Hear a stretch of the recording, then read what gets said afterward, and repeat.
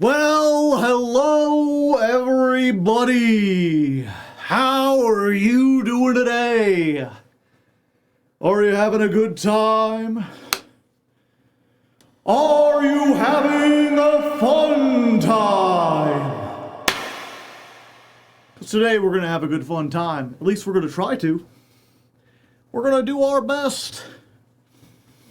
You missed the weather. You did miss the weather, just barely. But if you are curious, today's weather, we rounded off, we did Spoon Man, another song that has a man in the title, also one of my personal favorites. Very fun to play on drums. And also there's someone in the chat who's like, for a song called Spoon Man, there's not a lot of spoons. There actually are a lot of spoons. There's a person playing the spoons in the background. And if you don't know, playing the spoons, if you get like two spoons and you put them between your like thumb and forefinger, you can kind of clack them together and they make like a little like tick, tick, tick, tick sound. It doesn't stand out when you've got like an electric guitar and drums or whatever, but there's a part in the middle where everything kind of cuts out and you can just hear people on spoons like tick, tick, tick, tick, tick, tick, tick, tick. Just playing them as drums. And then we did The Greatest Man Who Ever Lived by Weezer. Which is, I feel like an underrated song. I feel like it had the potential to be like our generation's Bohemian Rhapsody and it just never caught on. Just a little too nerdy, I think.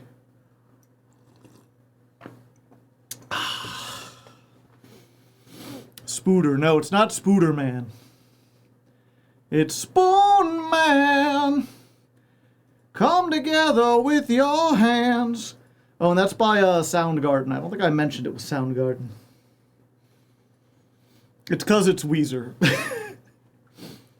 Weezer can never be popular. They just got that hobo-core aesthetic about them, you know? Let's see here. Is to the goal today becoming the masterman? The mastermind? We'll see. I was talking last time about how, depending on what deck gets voted on,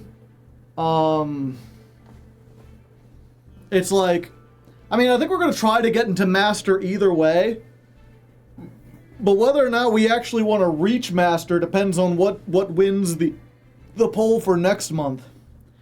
One of the options was DDD, and last time we played DDD, the deck before it did really terribly, so we ended up starting in like the equivalent of platinum.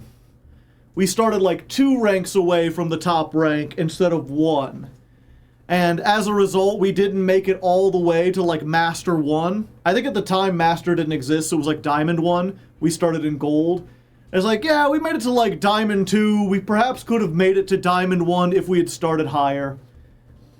And so one of the people in the comments was specifically like, it would be nice to try DDD again and actually start like in Diamond 5 so that we have the best chance of making it to the very top.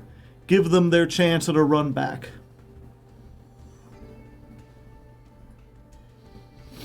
Someone just adding a note, just to add this, if K9 comes out in a couple weeks as predicted, Artmage K9 goes hard. Artmage is fun.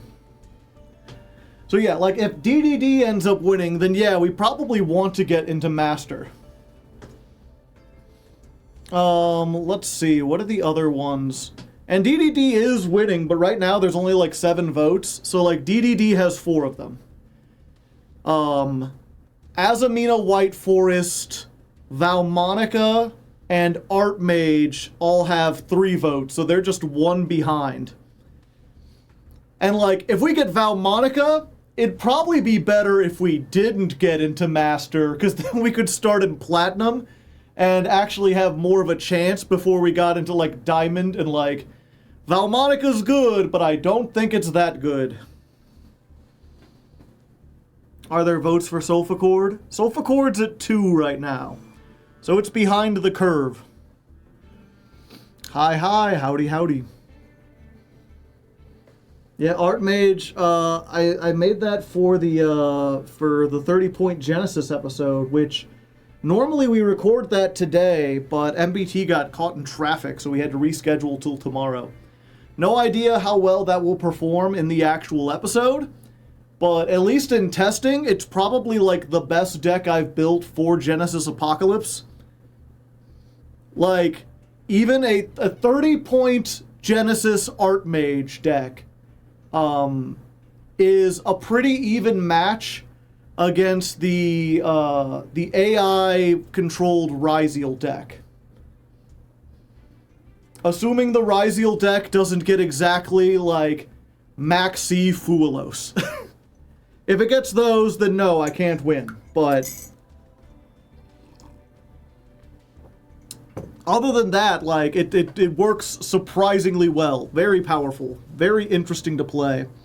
Good going second abilities. Even better going first.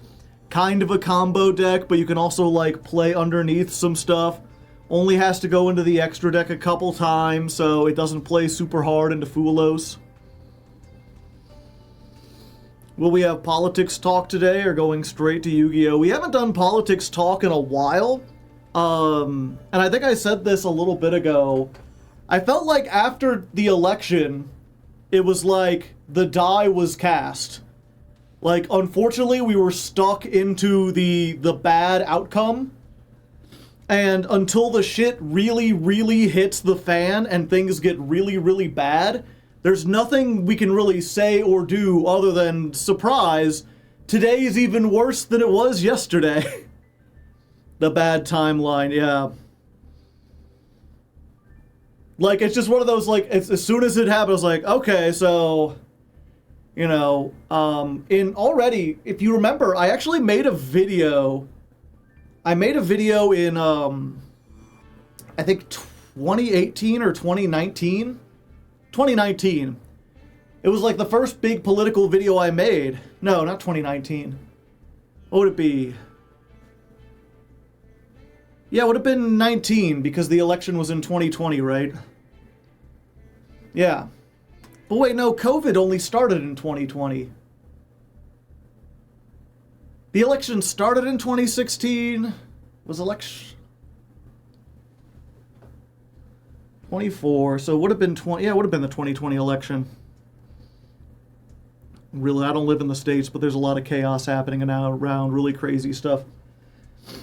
I forget. All I remember is in Trump's first term, I made a video where I was basically like, look, I don't like Biden or the Democrats, but Trump is using immigration enforcement not at the border, but in Seattle, Washington.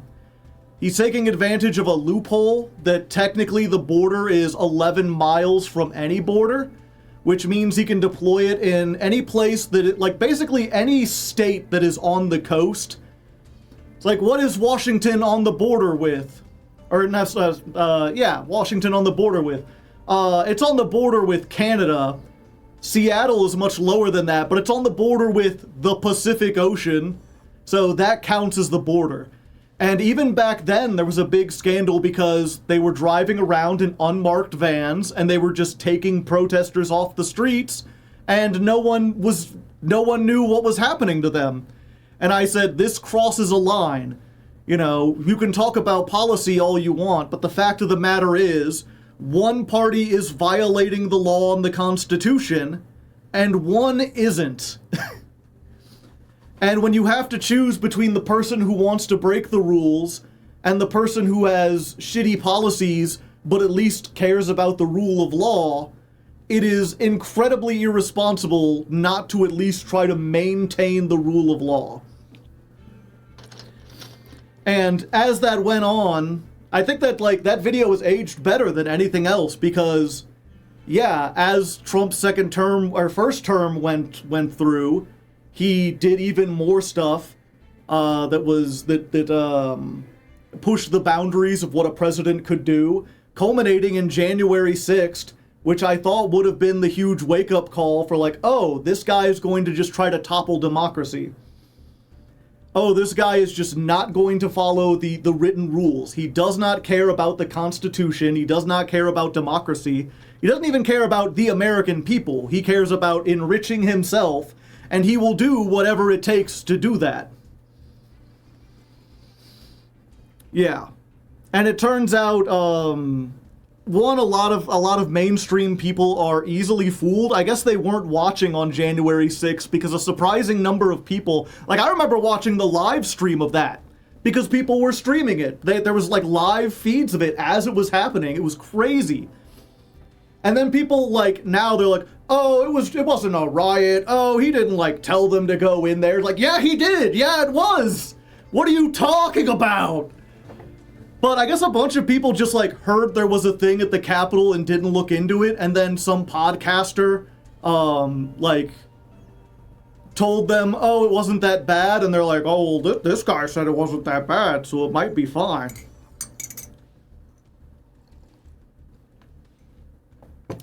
I have a hard time respecting the... I do not respect the DNC. I do not like Democrats at all.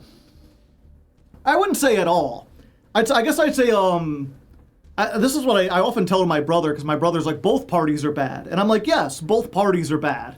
But at least in my eyes, the Republicans are like 99% self-interested corporate sellouts, and like 1% people who are actually like have principles, like actually have ideals and things they believe in.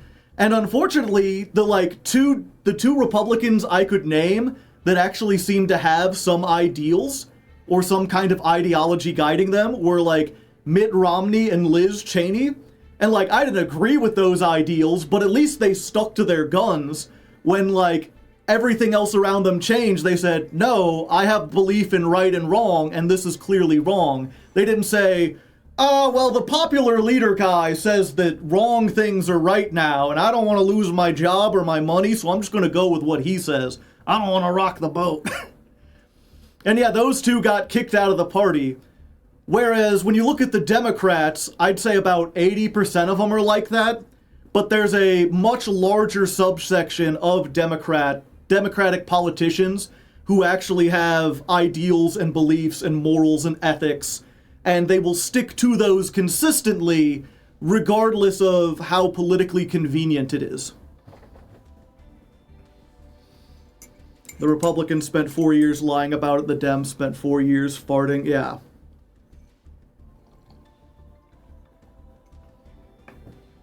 My grandfather's neighbor was literally there, and he was like, nothing bad happened. Like, what was it? It's like 100 cops got injured, and like several either died. What was it? How many?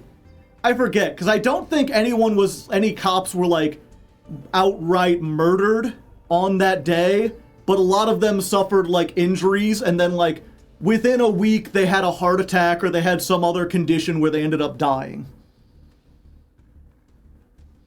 Trump seems to think he'll die soon and has no sense of accountability. Obviously, the guy at the insurrection would say it was overblown, yeah. Bernie is pretty cool. Bernie and basically all of the like progressive Democrats for the most part. Bernie Sanders, Ilhan Omar, AOC, Greg Kasar, Maxwell Frost. I know there's a couple more of them. Well, we used to have Cori Bush, who was the congresswoman from my state, my district actually, the St. Louis district. But unfortunately, because she's principled, she was one of the people like outright, like as soon as the Israel-Palestine stuff started happening, where she's like, this is wrong, they're killing civilians, this is a genocide. And then AIPAC came in, and they spent more money on the Democratic primary here than has been spent on any, all of the elections combined in the last, 10 years to make sure that a corporate Democrat who is perfectly fine with Israel and will never say anything bad about them, got elected instead. Mondami, yeah. Mondami's really good, but he's not like a federal person. Quite the topic to raid on. Yes.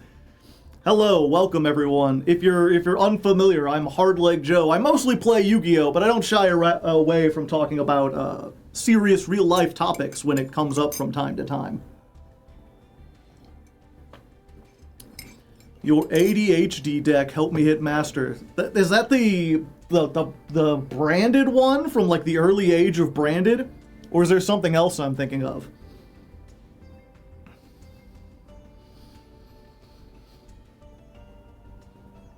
But yeah, so that was the point I was trying to get to, though, was that like I do not like the Democrats or the Republicans as like an institution, but there are enough people that I trust that are consistently ethical from the Democratic side that if I have to choose a side, I will choose the side that has some good people over the side that has like no good people. Do you think Trump will manage to get Greenland? I haven't the slightest idea. That's the thing. The thing about chaotic times is that when you're in peaceful times, the future, at least the broad macro level future stuff, is fairly easy to predict. Barring something like a natural disaster, like a tsunami or an earthquake or something, usually you can like plot out how a country is going to react for the next 5 to 10 years. But the more chaotic things get, the more rules get broken, the more power gets... Like, basically, we've consolidated all our power into the president. And because the president is very prone to, like, being emotional, like, whatever he feels like that day feels like it's the policy. Sometimes he feels more aggressive, so he takes a more aggressive stance. Sometimes he's feeling kinder and he backs away. He seems very prone to being influenced by whoever the last person he talks to. I mean, like, he's flip-flopped on Russia like a dozen times. He'll be like, Ukraine is really bad, and then he'll talk to the Ukrainian president, and he'll be like, what's up with Russia doing all this bad stuff? And then he'll talk with Putin, he'll be like, actually, Russia's good, what was Ukraine doing? And as a result, trying to predict what will happen and what's possible becomes impossible. Because, who knows? I would say, if you would ask me, like, during Biden's presidency, would Biden take Greenland? Would the United States have a foreign war? I would very confidently say no. He's acting like his reality show a little bit, yeah.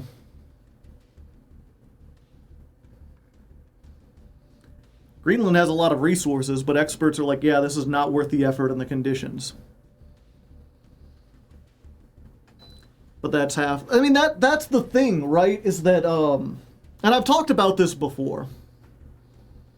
It is literally whoever talks to him last.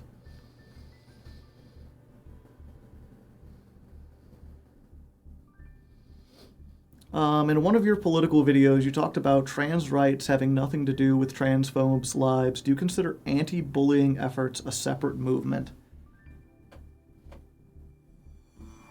I'm not sure what you mean by that. Is anti-bullying a separate movement from, like, Trans Lives Matter? Like, yeah, I think those... I mean, there's certainly some overlap. Trans people do get bullied a lot more, so anti-bullying would help. I hope he doesn't invade with an army and settle by buying it. Venezuela was 2 weeks ago, yeah. Yeah, and this is a thing. I think this is a statement worth getting out. I'm going to make myself slightly bigger here. I talked about this in a previous stream, and people were like, I'd never heard it framed like that. An important thing to understand about geopolitics is that when you're trying to get something you want from another country, there's generally two kinds of power. There's soft power and hard power. Hard power is the military. It's tariffs. It's being very forceful. You come in and you say, do what we want, or else. It is a policy based on fear and intimidation. Soft power is basically saying, hey, if you help me out, we'll help you out. Or in some cases, it's coming in and saying, hey, I've noticed you have a problem, let me help you. And the other country will be like, what do you want in return? And you go, nothing. I would just like to help you because I care about people, I care about cooperation. And that has a very strong psychological effect on people. If you go out of your way to help people for seemingly no reason, oftentimes that will endear them to you. That makes them think of you as a friend, as someone they can trust. It may be a little manipulative to think of it like that, but it's something I talk about oftentimes. Oftentimes when you talk about politics in general, there's this framing almost of like, okay, you can do what is the nice thing to do, or you can do the most efficient thing to do, as if those were mutually exclusive.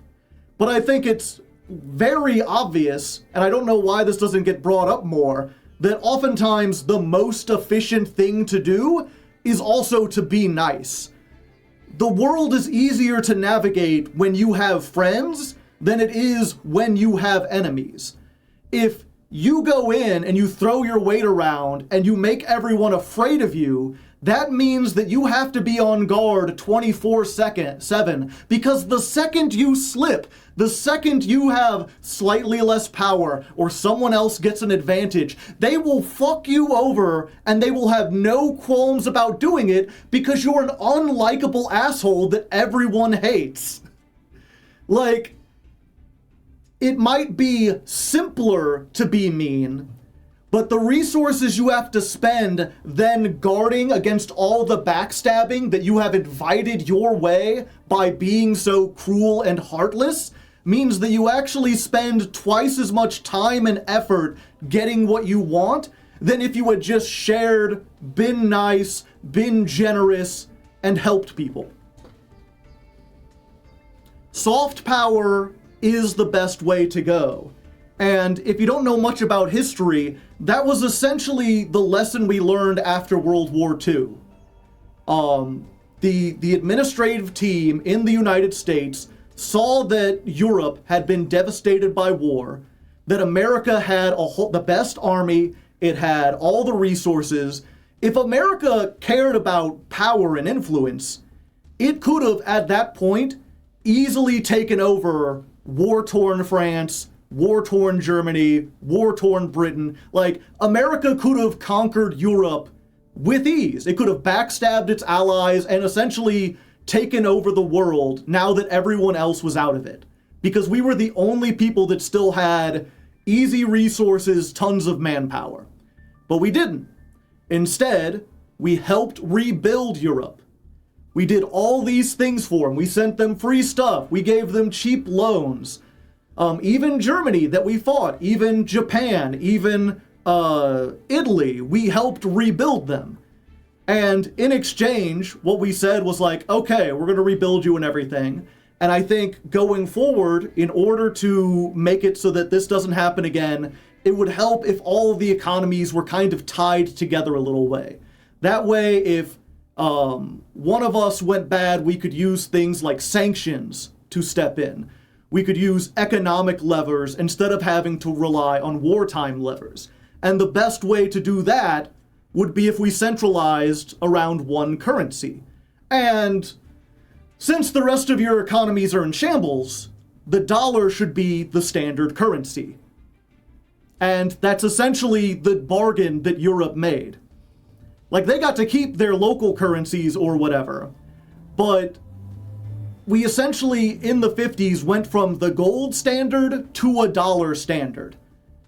The dollar became the de facto global currency against which every other currency was measured, and that gave us huge amounts of soft power. We had allies all throughout Europe. We had economic ties all across the global world. The only place we couldn't affect was Russia, because they were communist and they didn't really want anything to do with money. That was why they were such a huge threat to us. They couldn't be brought into that sphere because their economy functioned on a completely different level. And what Trump is doing now is basically throwing all of that away. He's getting rid of all of that. They've got all these, he comes out all the time and he's like, oh, we've been giving all these things to Europe and they're giving you nothing in return. And he doesn't seem to realize the reason we're a global superpower is because Europe allows us to be. Because we've proven ourselves to be competent, to be effective, to be financially stable enough that they can tie their interest together with ours, that they can be allies with us. And as those allyships break down, as the global economic order shatters because the dollar is no longer trustworthy, because allies can't be relied on to be allies, because any kind of consistent policy is going to be changed dramatically by the whims of the president, we're going to find in 10, 20, 50 years that America has gone from a global superpower to like 8th place at best. We have basically dethroned ourselves from the top, and the only question now is who will take that power vacuum? Will it be the Chinese century? Will India step up its production, fix a lot of the internal problems it has? Is this the time for Brazil to take off? Will Russia be able to reclaim some of its stuff? Having allies is woke.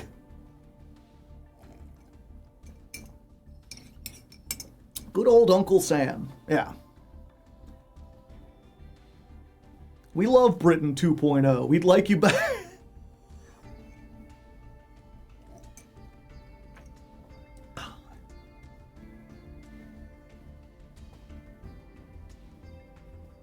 How would a state with no American currency work?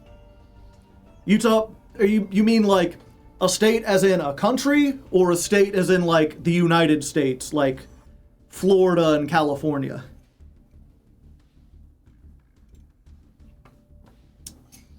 China and India are... Yeah, I mean, China's already a global superpower. It's just a matter of... There was a lot of talk leading up the last 10 years, the last 50 years, basically, like, how was this going to shake out between America and China?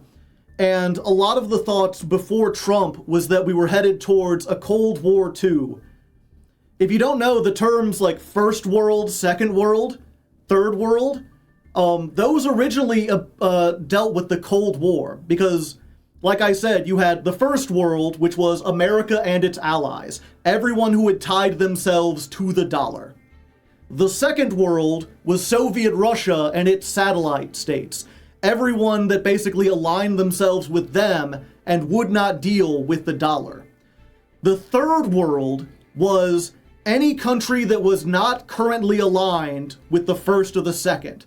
Basically the open territories, the places where either side could go in.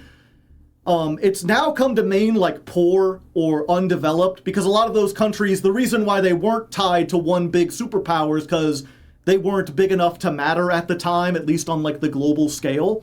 So it generally meant smaller, poorer countries. But when you think of like all the wars that were fought during the era of the Cold War, like Korea and Vietnam, those were third world countries where Russia and the United States were vying to see who would be able to influence it. Would we be able to bring them over into the dollar and keep them tied to the Western Hemisphere, or would Russia come in with communism and make it part of its network of states? And so there was this thought that, the 2030s, the 2040s, would see the world split into new lines, dollar or yen. Is it the Chinese yen? Is it the yuan? I forget what the Chinese, but yeah, like, do you align yourself with the United States or do you align yourself with China? And now with what Trump's doing, it's seeming like aligning yourself with the dollar will not be a good choice. The only people who will be aligned with the dollar are whoever we can conquer. Whoever we can force to accept the dollar through military might. because we do still have the strongest military. And that's when you see Trump with pictures of like the United States, Canada, Greenland, and parts of South America, all with an American flag over it. It becomes clear what the idea is. He thinks soft power is stupid. He thinks it can't work. He doesn't think that Americans can maintain their position over places like Europe or Africa using soft power. And so he wants to use hard power to take as much territory by force and basically just silo off the American continent into a small empire. And then what happens with the rest of the world, who knows? Will they develop into separate rival things? Will they try to like stop us from military conquest? Will like China just dominate everything and slowly run us out of resources? The Don Rowe Doctrine, yeah. Hello, everyone. Yuan, yeah, I knew it had a Y in it. Don Rowe is really funny. Maybe you just think soft power is insufficiently masculine, yeah. I love your shirt, thanks. I like this one too.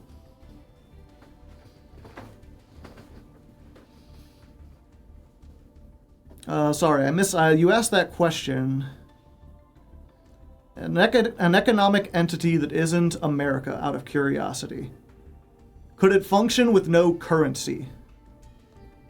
Oh, no American currency? Yeah, without American currency. I mean, they can have their own independent currency.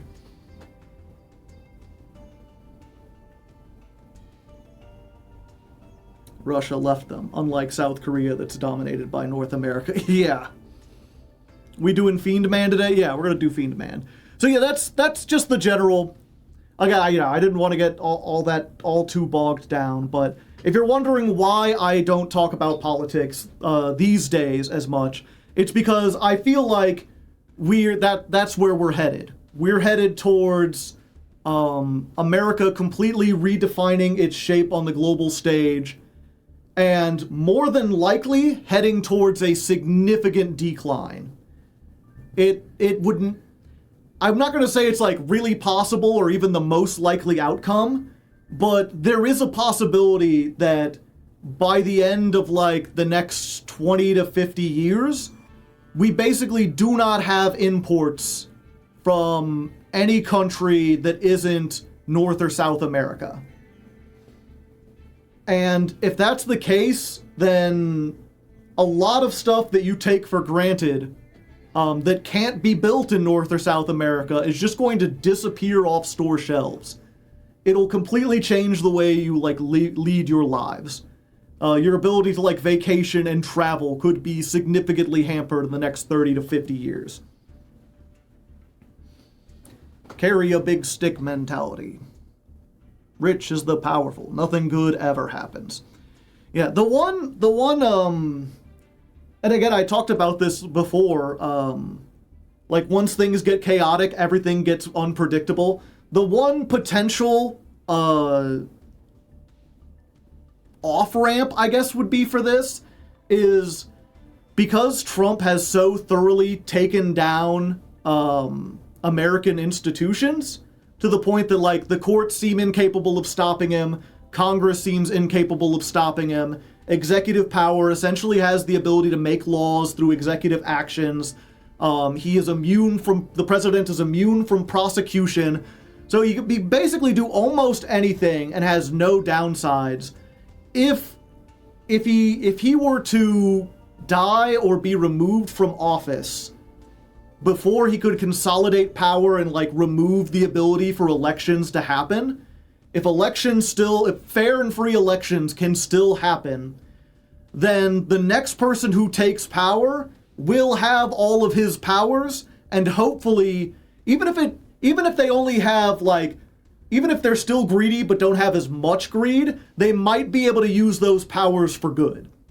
They might be able to like completely revamp the system because he's given the president so much authority that you could like rewrite the Constitution at this point almost. I mean, then it's JD, huge improvement. Yeah, but the thing is, there's the one big removal, the option that you have as far as taking the president out of power is impeachment. If J.D. Vance is president, he does not have the charisma to avoid an impeachment attempt. If public opinion sways hard enough, and I think it could easily sway hard enough against J.D. Vance, he could be removed, someone else could be put into power. Like, everyone hates Vance, yeah.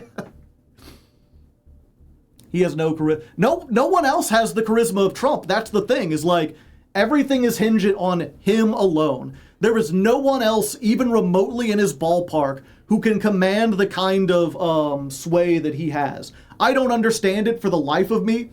I remember in his first turn, he's like, I could shoot someone in the middle of the street and I would still have people cheering my name. And yeah, he could. He could literally go out and be like, I'm removing your health care tomorrow. Don't worry, it's to fight the woke left and communist. The libtards will be crying tears until their tea. And there's a huge section of his fan base who would be like, yeah, I love to own the libs. Who cares about healthcare? I'll be fine. Thoughts on Marco Rubio? I don't think he has it. And yeah, don't instigate violence. I should be absolutely clear. Do not instigate violence. When I said if Trump dies, I meant by natural causes, which doesn't seem unrealistic because the guy's like a shambling corpse. He's looking worse than Biden in his term. I don't understand how Trump is seen as charismatic. He almost seems like an idiot. One of the big things also that's surprising, because my dad still watches network TV. He's very much against Trump, but he still feels the need to like tune it. He's like, I like to tune into Fox News to see how things are going. He's like, and it is utterly surprising. It's like when like Renee Good was shot, Fox News didn't talk about that. They talked about like, oh, ICE had a confrontation with protesters and some liberals are mad. When Trump goes on and has like an hour-long rambling speech, they show like 8 seconds of it. They show the one line that makes him look good, where he's like, God bless America. And they're like, President Trump is so smart. Like, it is the most propaganda-ass propaganda you have ever seen. It is absolutely astounding. And unfortunately, there's a lot of old people that just watch Fox News and they don't care what anyone else says, so they don't even know that like he's had such a big mental decline. And there's even more, unfortunately, like young people who are like, I don't trust the mainstream media. All I trust are about 4 podcasters that are all owned by the same group that gets a bunch of money from Russia, but there's no way that they would be untrustworthy. I don't think Trump has had a Biden debate moment leg. Did you see him talking at Davos about like he's in this he had this big meeting over the weekend in Sweden to talk to a bunch of European parliaments, and several times during the meeting he gets Greenland and Iceland mixed up. Like he forgets which one he's talking about. I don't watch his speeches, it's painful. Like, I just see some of the, like, pieces or whatever, and he's like, it's just a big icy rock out there. I don't even know why they want Iceland so much. They could just give us Iceland and it would be fine. But the liberal Democrats, you know, they stole the 2020 election. I should have been president 3 times. Like, he's saying this to, like, a bunch of Swedes and, like, French people. Like, they don't fucking know or care about fucking that. It's next on the list. I'd have to be that guy. Sorry. I always get Switzerland and Sweden mixed up. I don't know why. They're like not close to each other or next to each other.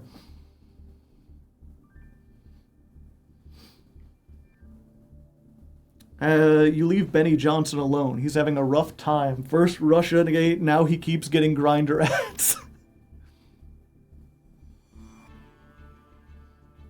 Imagine telling Swiss people in German-speaking parts of Switzerland, if it wasn't for us, you'd be speaking German. Yeah. It's like, yeah, they know. That's why they did all these nice things for you. He can only do rally. Apparently he's going on a tour to speak about affordability.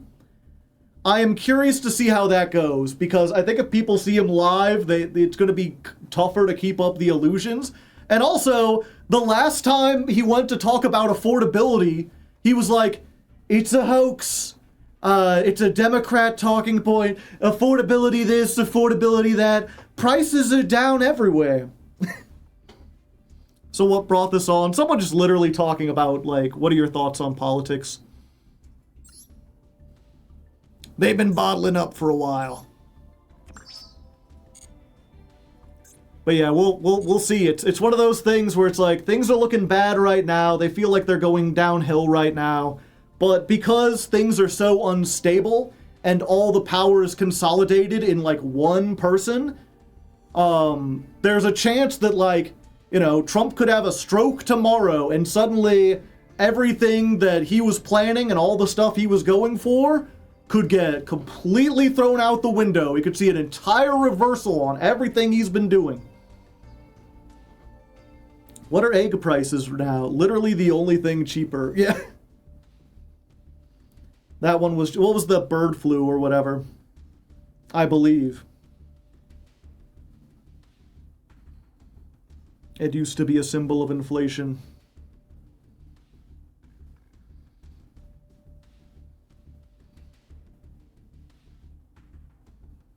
What the heck is Trump planning on doing? He wants to, if you haven't been paying attention to the news at all, he's been talking about invading Greenland. He wants the United States to take over and own Greenland. And he's been saying, like, the thing is, he says so much and he flip-flops so often, it's impossible to know exactly what is, like, law now.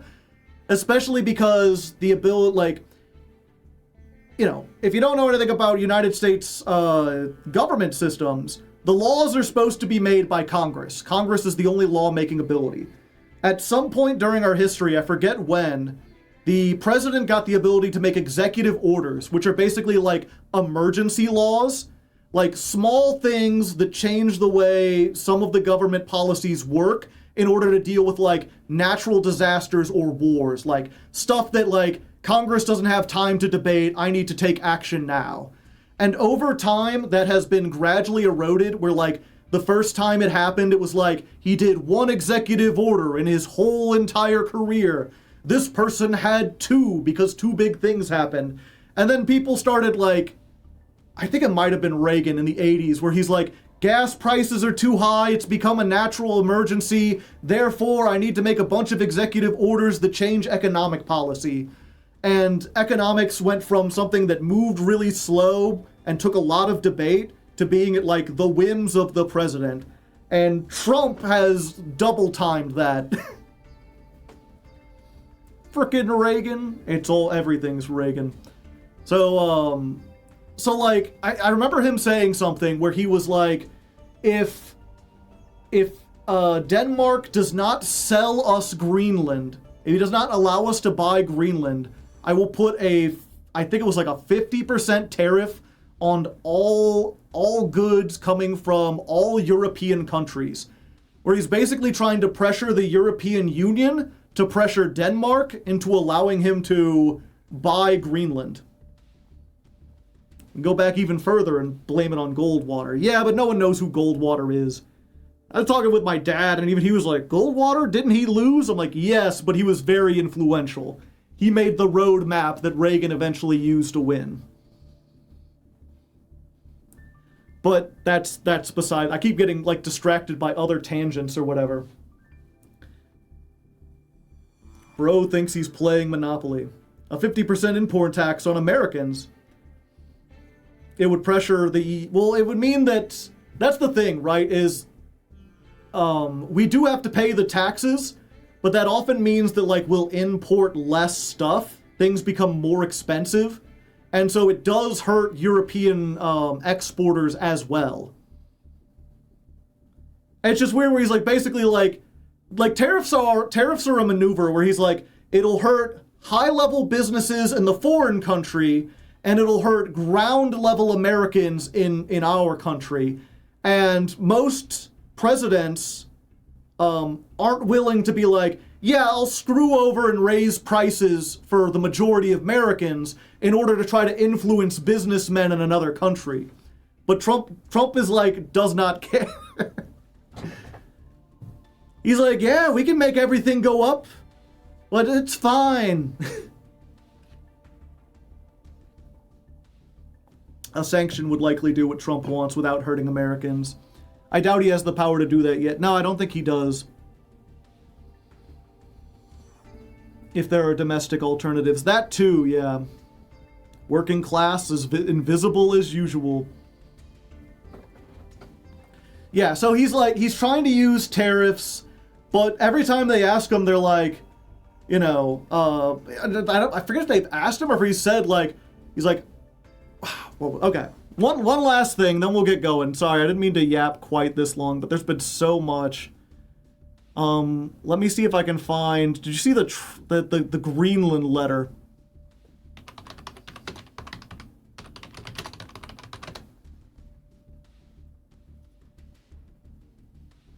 It was, yeah, I remember this got posted in oh no, sorry, his letter to Norway. Wait, what? Yeah, wait, why is he writing to Norway? They don't own Greenland. Oh, because he's upset at the stupid. Yeah, because they're to the ambassador of Norway. And this, I remember this got posted on the Discord, and a bunch of people were like, this has to be fake. They're like, I do not believe this until you can get a whole bunch of, like, legit news sources saying this is true. He confuses the two countries again. Yeah, but it says, so this is to the ambassador of Norway. Dear Jonas, considering your country decided not to give me the Nobel Peace Prize for having stopped 8 wars plus, I no longer feel obligated to think purely of peace, although it will always be predominant, but can now think about what is good and proper for the United States of America. Denmark cannot protect that land from Russia and China, and why do they have a right of ownership anyway? There are no written documents. It is only that a boat landed there hundreds of years ago, and we had boats landing there also. I have done more for NATO than any other person since its founding, and now NATO should do something for the United States. The world is not secure unless we have complete and total control of Greenland. Thank you, President Donald J. Trump. Give him a Nobel War Prize. He thinks that it's on. I just love he's like, well, you didn't give me the Nobel Peace Prize. I guess I'm not peaceful, so I might as well be war hungry. That has to be fake. It's been reported by several at actual places. You got Reuters talking about it, but like, and that's the thing, I don't think a lot of his supporters understand that's the way he talks, that he would do that, like, every sentence of that is like fucking absurd for a different reason. That whole thing, like, I forget, it reminds, someone was like, that's like the, oh, I wasn't racist, but you called me racist, so now I've decided I might as well just be racist. It's like, dog, I think you were racist the whole time. I think you were just looking for an excuse. Like, plus, he has not stopped 8 wars. I don't think he stopped a single goddamn war. I don't even know what 8 wars he's talking about. He claims, like, I stopped the war in Israel and I stopped the war in Ukraine. He's counting those two, and those absolutely are still going on. Denmark cannot control the land from Russia and China. Russia and China, one, have made no indication that they want Greenland. I don't know how China would even get to Greenland. What, are they going to go up over the North Pole to the Arctic Circle? Russia can kind of do that because they have a fleet up there, but China doesn't have a northern fleet. But even if they did, there's already an American military base in Greenland. Greenland and all NATO countries have a pact with the United States. If China invaded Greenland, or Russia did, we could already send troops to defend them. We wouldn't need to pass a single law or anything. That's part of the NATO treaty. We do not need to own Greenland to defend it from military conquest. They're an ally. And then he's like, why do they have a right of ownership? Like, because they've lived there for hundreds of years at this point. It's only that a boat landed there hundreds of years ago. We had boats landing there too. It's like, by that logic, fucking Spain and France still own huge swaths of America, not even to talk about the Native Americans. I've done more for NATO than any person since its founding. There's talk now, I've listened to a couple like far left podcasts, people who absolutely hate NATO because it like helps capitalism. It helps spread and maintain the capitalist world order. And they're like, I'll say the only thing I like about Trump is that he's done more to break apart NATO and make it weak than any other president. That'll be the one silver lining of his term, is that if he can destroy NATO utterly, that'll really help, they'll really pave the way for socialism to take over. So it's hilarious that he's like, I've done more to help NATO, like NATO is weaker under you than it's ever been. Even your enemies are like, keep doing what you're doing with NATO, buddy, we love it. The world is not secure unless we have complete and total control of Greenland. Secure from what? I mean, that's the thing. If you're like, we need to stop them from invading stuff, so we're invading you. Like, who's gonna protect us from the United States? If you're the one invading people, we don't need your protection. We need protection from you.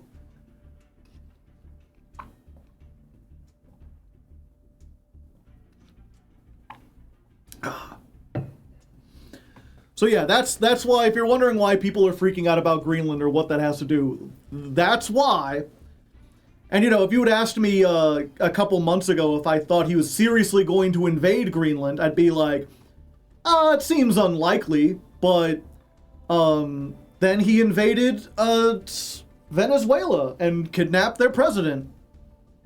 Still no idea who's in charge over there or what's going to happen. Things are moving so fast between that and the still unreleased Epstein files and like ICE basically being the Gestapo in Minneapolis. There's so many things happening. It's like, I don't know what's happening in Venezuela.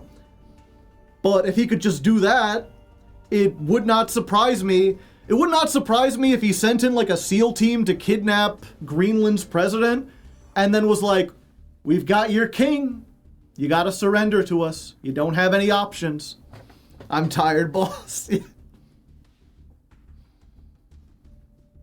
The Golden Girls made a joke about the Greenland. The Golden Girls is still on? Yeah. I didn't expect us to be the bad guys in World War III. But that's another like, I didn't think this would be a likely scenario 10 years ago, but now I can absolutely see something where it's like, well, if we take Greenland and we take Iceland and Europe decides that our unchecked or our aggression can't go unchecked, who knows what'll fucking happen? Oh, hi, Marks. Yeah.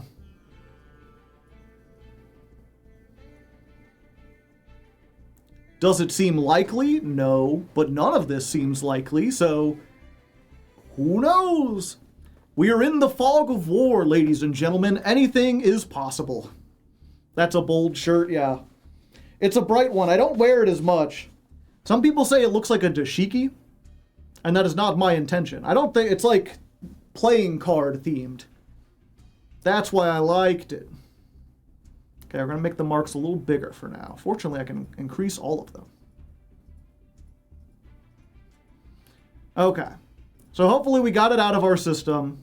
Again, my apologies to those of you who try to avoid that kind of stuff. I know it can be stressful to talk about and think about, but it's important. It's important to know what's going on, even if you don't like thinking about it. And just personally, it's nice to get that kind of stuff off my chest, because I don't know how many times there's been a stream where like I saw something on the news and I was like, I don't know how I can focus on Yu-Gi-Oh! When this shit is happening in my country. But I found a way. Is Critter an honorary Mark too? No. No, he's just chilling out with the marks. The US pays the bills for NATO in a massive way. Yeah. They also benefit from it. Having all those allies and everything. But again, that's going back to the soft power thing. One time you should set aside a day to do nothing but talk about politics because it gets very interesting. I never wanted to be a politics streamer because I feel like 24-hour streaming about politics and to a lesser extent 24-hour news is part of the problem. I feel like the reason things get so polarized is because when you stream about politics like every day or even every week or whatever, oftentimes it's breaking news and then trying to form opinions without full information instead of getting the full story and then talking about the ramifications now that you have all the information. You get so many people who are making judgments based on what they think might happen instead of what has happened. I was thinking as a one-time thing. I might at some point, especially if something big happens. You'd be the most tolerable left-wing streamer. Yeah, maybe. I don't know, I go back and forth. It's the age-old thing of like, on the one hand, I feel like I have some pretty good takes and I feel like I'm pretty calm. On the other hand, who am I to tell people how they live their lives? Like, I'm not like super college educated. I'm not as smart as a lot of the other people who are out there doing political stuff. You know, it's when I was writing scripts for a while, I would send them into MBT's wife. MBT gave me her email because she's like a political scientist and she's like, I'd love to read over these. And like every time I talk to her, I feel like an idiot. She's so goddamn smart and she knows so much about politics. I'm like, shit, man, fuck. I got so much wrong. But I try to improve. But like the fact that I try to improve, I feel like is good. And the fact that like I have at least enough self-awareness to know like I'm fallible, I'm not perfect. That makes me better than so many grifters who come in here and know as much as me or less than me, but will say it confidently and then try to sell you something. Jillian's the GOAT, yeah. You need to be radicalized. I've already been radicalized. I'm totally radical.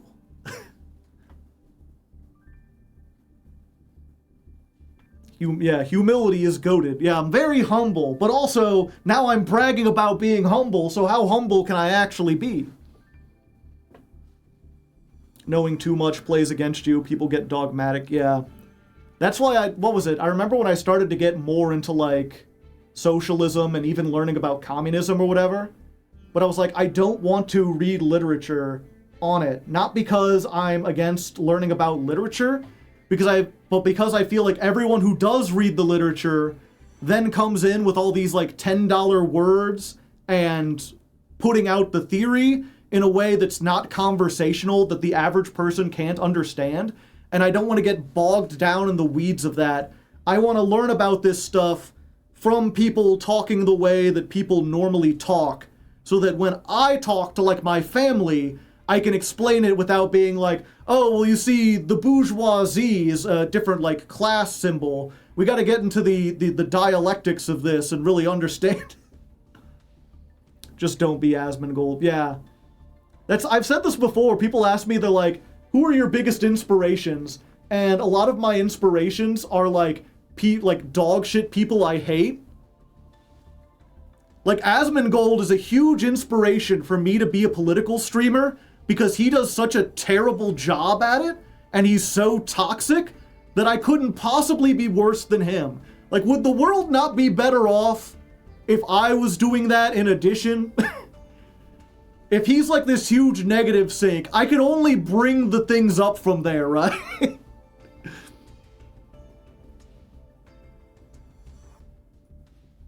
Okay. Anyway, y'all ready to actually begin this? Let's clear it out. Let's fill yourself up. Cats with the chat, or cats in the chat.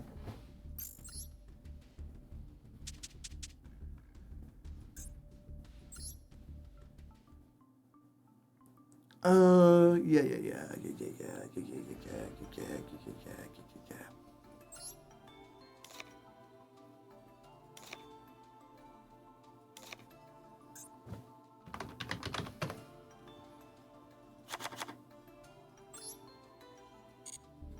It's man time.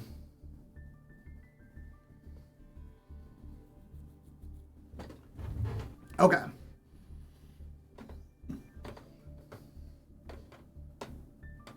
And here we are, everyone. Oh, I need to turn on the thing.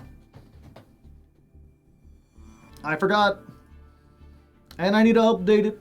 Stream number 6.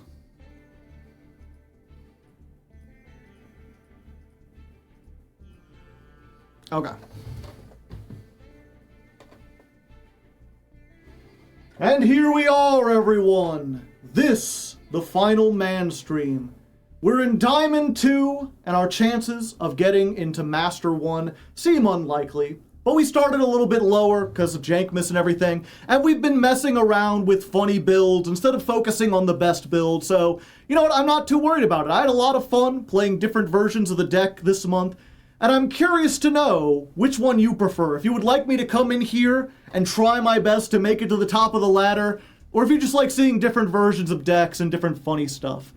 Speaking of funny stuff, I do not have another mark for you today. There just aren't any other famous marks that I could get. You know, we've got all of the ones that are here, all of the ones that we could possibly use. So I think we're just going to leave it with this. Oh, hi, Mark. And we're going to jump in with the new version of the deck we have, which is Mansmith, which is probably the best version of the deck. It's either this or the Prime Man, the Manite, or whatever we ended up calling it. But considering how poorly that one did, I think I'd like to switch to this. And it's the same theory we've seen a whole bunch of other times. You've got the Fiendsmith stuff, you activate it, they imperm it, then you can activate, or not imperm it, but they Ash Blossom it, and then you can activate your man cards without having to worry about anything. Alternatively, you start doing man stuff, they hit stuff with a Ghost Ogre or Imperm or whatever. You could take 2 monsters, put them into Moon of the Closed Heavens, and at least do the Fiendsmith combo. So there's not like a whole lot of synergy, but simply being able to play 2 very small, concise engines that don't interfere with each other, along with like 15 hand traps, is often good enough. Also worth mentioning that we put Infinite Impermanence in here, and we took out the 2 Dominus cards. I feel really bad because everyone told me those were good. They, in theory, have a whole bunch of synergy with the deck. They can be really powerful. But in practice, I found that they were more often dead or a detriment than they were helpful a lot of the time. It sucks to have spent so many UR points on them. Maybe someday in the future we'll be able to do this. But for now, we're just switching back to the age-old Imperm. And this is version 7, the 7th deck, as we hop onto the ladder and see what we can do. Primite was fine, but not amazing. Yeah. Okay, 1/14. Dawn of day 6 plus deck 7. Marcus Aurelius would be cool.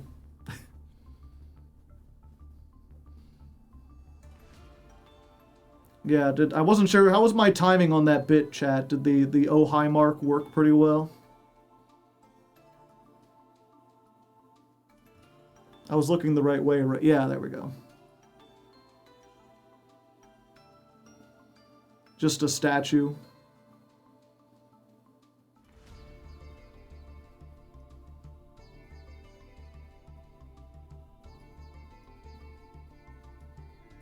Put them all in a folder so I can move the marks at once.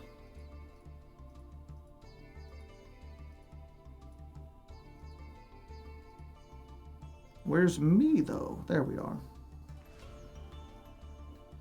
Pretty good timing. Yeah, I was like practicing it before the stream.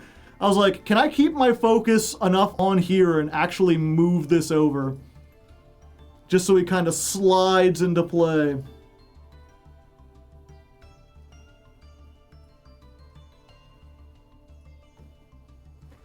There we go.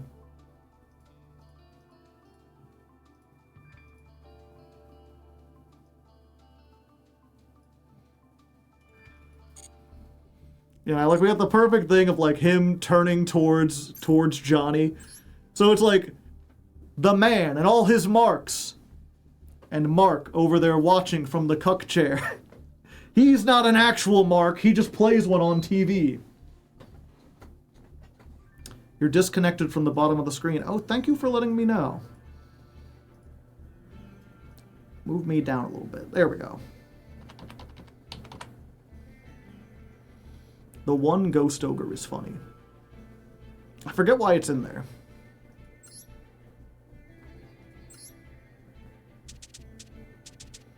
Starman doing all the things that we want to do. Is this actual 7? Yeah. I was like, how do we get 7 decks in 6 streams? And I forgot this was only like half a stream and it was terrible. I'm gonna saw this boat in half. Let's look at how the vote is doing real quick. So 1, 2, 3, 4, 5 votes for DDD. 4 for Art Mage. What was the other one that was doing really good? 1, 2, 3. Still only 3 for Valmonica.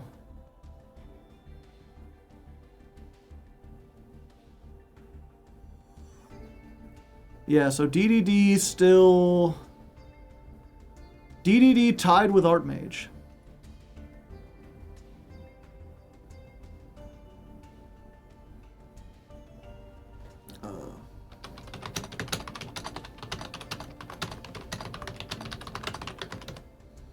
Is the poll still open? Yeah.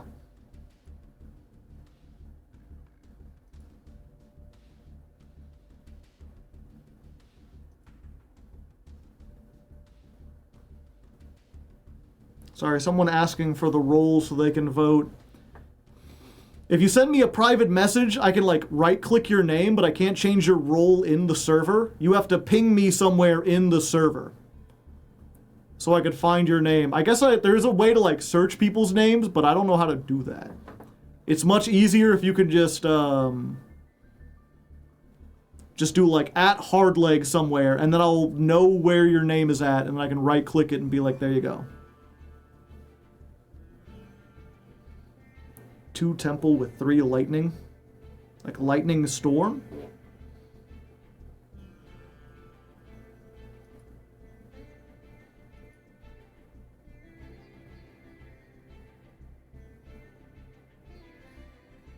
Oh yeah, I didn't even get to, Okay, one small other little piece of thing. I talked about this briefly on stream.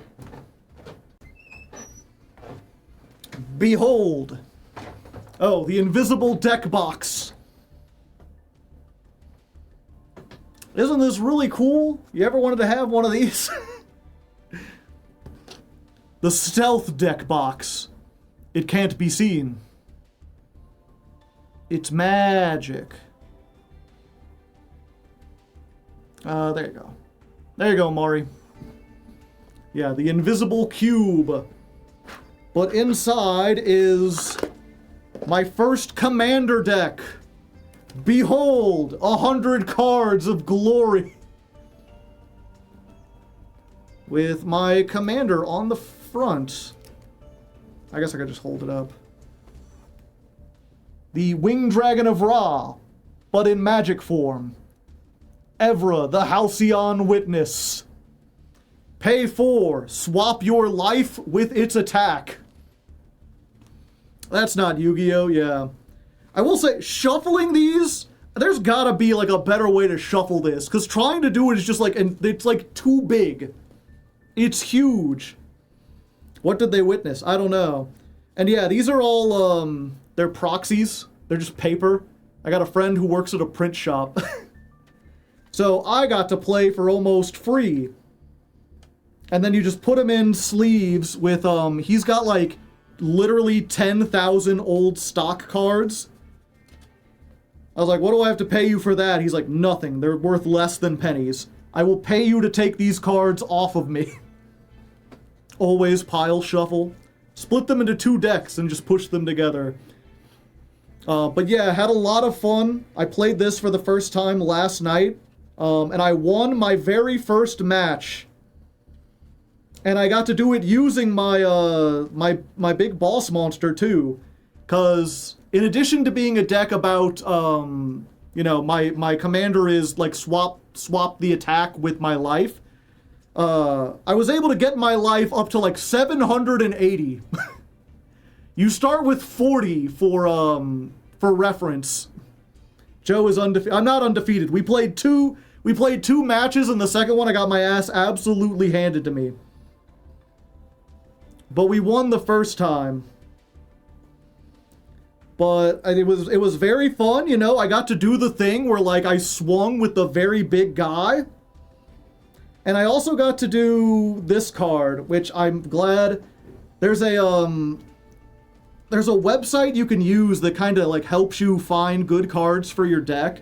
But this is one I found just like doing research. I got to play this and like everyone at the table was like, what the fuck is that? Storm Herd. It cost 10, which is a lot of mana. But basically create a token, a Pegasus token, for each life that you have. X11 tokens, where X is your life total. I got to activate that while I had 137 life. Right after someone did like a big board wipe, like they played everything, they're like, okay, this board is too big, wipe a lot of creatures. And I was like, all right, time for the horse apocalypse. I summon 137 horses. Of course, with magic, monsters can't attack the turn they're summoned. So I'm basically just like, my field is full of 100 horses. If you cannot stop my 137 horses, I can attack both of you for game next turn. And then the next turn, fortunately, my friend Frank, he's like, he had a card where it was like, each player picks one card and they put a token on it, like a loyalty token. Or not token, a loyalty counter. Like, everyone picks one card they control and put a loyalty counter on it. Destroy all other cards. So I was like, no, the pony apocalypse has begun. Horse genocide.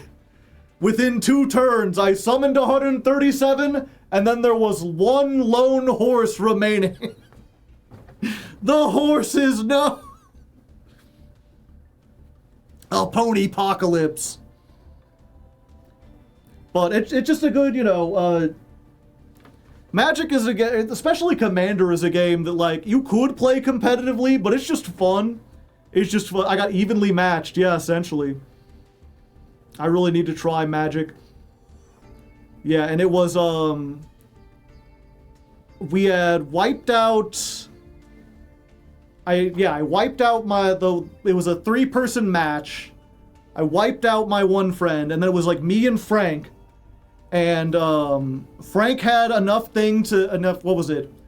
There's a mechanic where if your commander deals 21 damage, then you lose no matter how much life you have.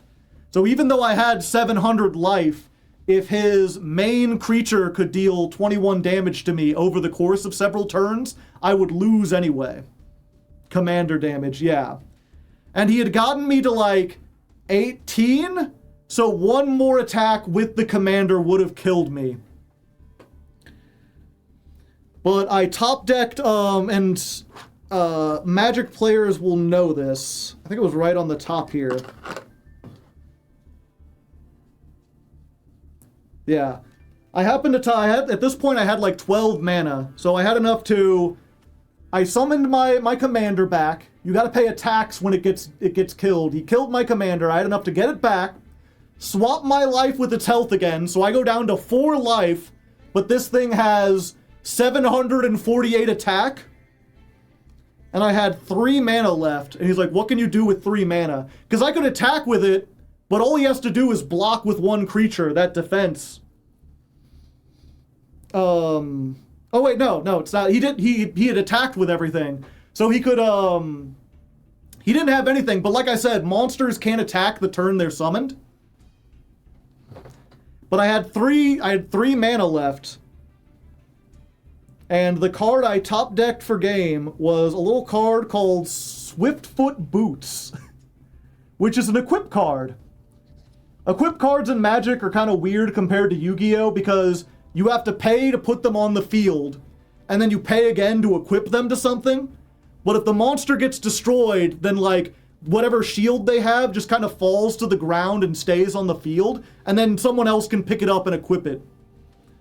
And yeah, Swiftfoot Boots only cost 2, equip for 1, so the 3 I had left could do it.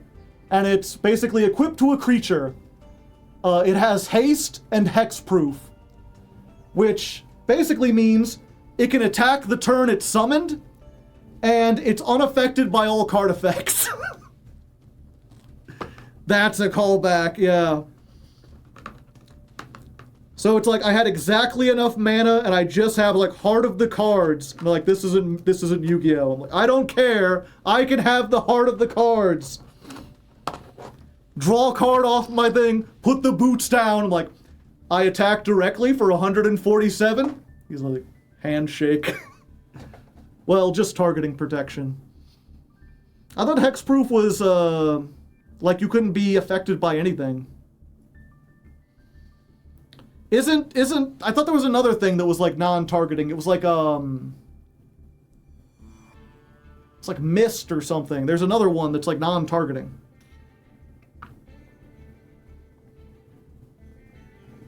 I'm still learning a lot of these. Chain Magic Cylinder. Shroud is the one that you can't be affected by anything. You cannot also... Okay. Gotcha. Too many keywords in Magic. It's the only thing I don't like. That and... The one thing I will say... That's really different, that's hard to get used to, is that, like... In Yu-Gi-Oh! Cards can be really complicated, but worst case scenario, at the very most, if you have if your opponent has 5 monsters on board and 5 continuous spell traps, you have to understand what 10 cards do. Maybe they'll have a card in the graveyard, so that's 11. Field spell, 12. I guess if they have the extra monster zone, 13. But Magic, if you don't know, they don't have, like, field zones. It's very, like, just play stuff on the board wherever, man. The field is just a place. And so, like, especially in that second duel, my friend switched over to another deck that was, like, he had, like, 12 cards on the field that all did, like, they all had simple effects, but they all interacted with each other. And I had, like, removal, and I'm just like, I don't know how to parse what the, like... Which gear in this cog of gears is the one that I actually need to take out? It gets really, really complex once a bunch of stuff gets on the field, and because you can have theoretically infinite amount of things on the field, aren't there chains like you can trigger almost anything whenever? Yeah, I'm pretty sure like the way their stack works is that you can activate, like if they do something, and then you do something in response, and then they do something else, you can activate a 4th thing and be like, I'm going to do this, but I'm going to place it in response to the first thing you activated. You can, like, choose where in the stack to put it. And changes in the stack can be retroactive at times, yeah.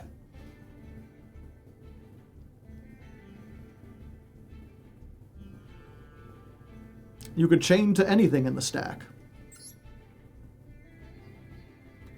But realistically, that almost never happens. I think we, like, we made, like, a stack at all, like, 5 times in the entire course of 2 duels.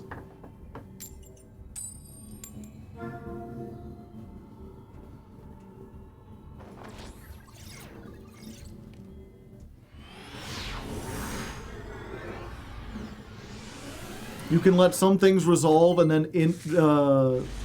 interrupt the stack as it's resolving. Ah, I see. Ah, okay. Yeah, we'll do Fulos. Okay. This is the all-maxi hand. You can add one level 8. This card is banished. Okay, so this is Mitsurugi, probably? Player, my arch nemesis. Oh, buddy. Another one. You summoning out of the deck?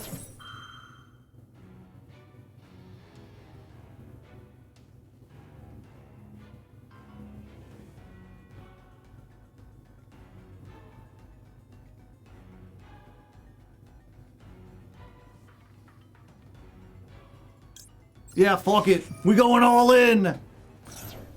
Drawing 3 makes me wanna pee. Oh, I gotta go to the bathroom real quick. I'll be right back, chat.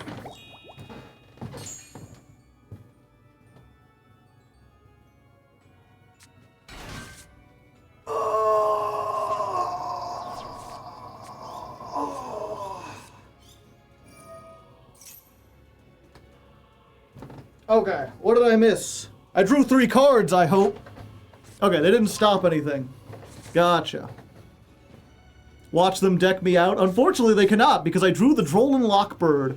So if they start getting to the point where they could deck me out, I can just do that.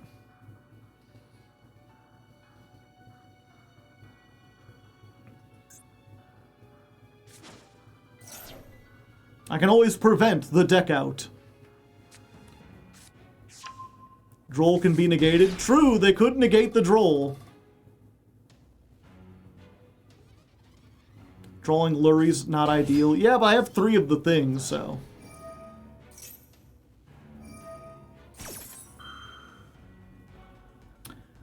Yeah, you know what? I'll go ahead and Ash the Habakiri.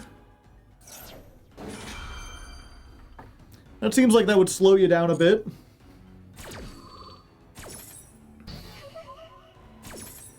Wait for the second Droll to chain to their called by. If they had a called by, they would have used it a lot earlier than this, brother.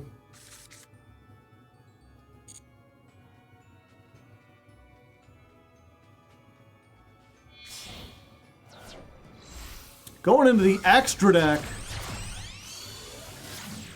Very brave.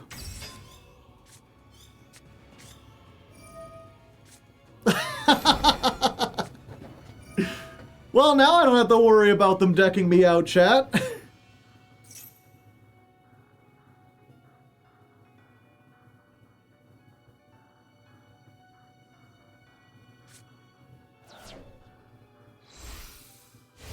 Droll thyself, now.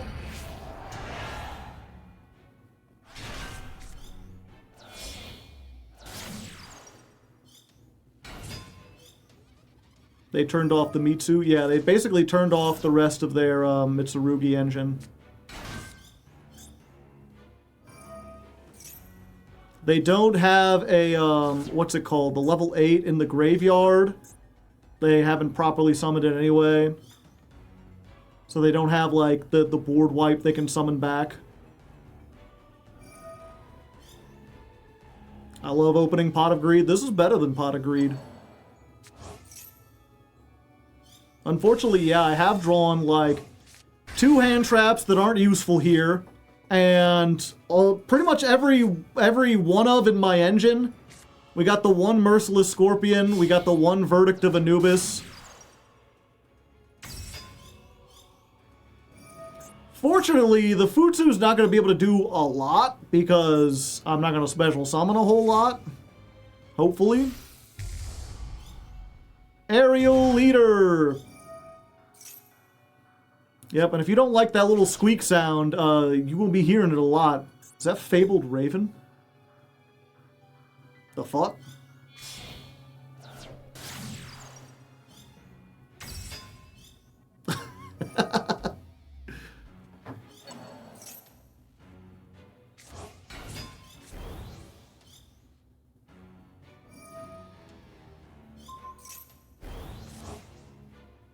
Yeah, we're still activating from like 3 or 4 summons ago. Because they haven't summoned out of the extra deck in like 3 or 4 summons. It's every time they do, it has to go Foolos, Droll, Maxi, Droll.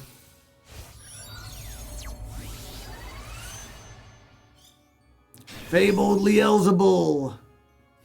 You contribute any number of fabled monsters, and if you do, take control of that many face-up monsters your opponent controls, but their effects are negated. I see, I see. Let's Anubis. We'll get the Mayan.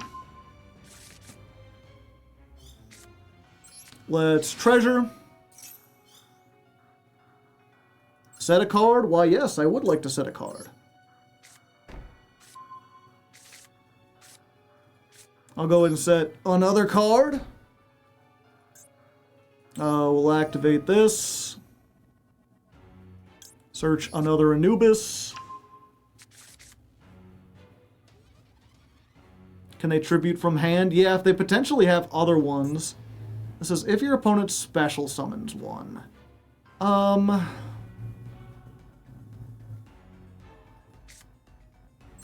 Yeah, let's see if they go for it.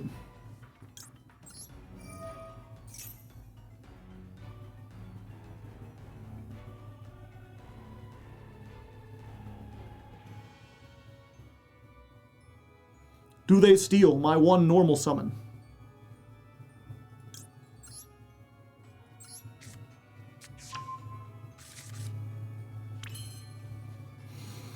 What do they have in the graveyard? They could bring back Habakiri, they could bring back this and get another spell trap. I wish there was a way to destroy this without going for the special summon, but I don't think there is.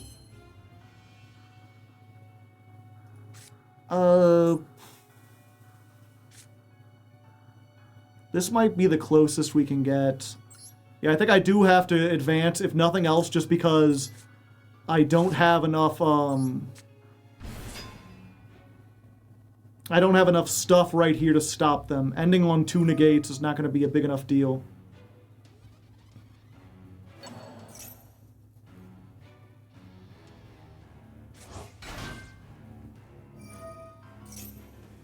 Add a Mitsurugi spell trap.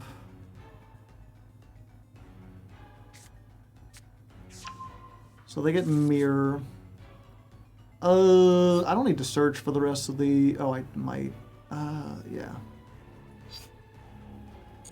Yeah, we don't droll yet.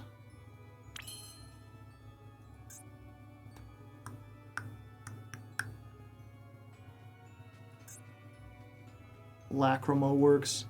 Yeah, we could use this just to try to get this. If nothing else, it baits out the Liazelbub. And then... if they bait that out, that basically makes it so they can stop nothing, and we can get into Wave High or Desiree without them, like, doing anything about it. They still don't even know we have a Fiendsmith package. Oh, it doesn't even give up the battle phase because I have to do it in the main phase. Okay.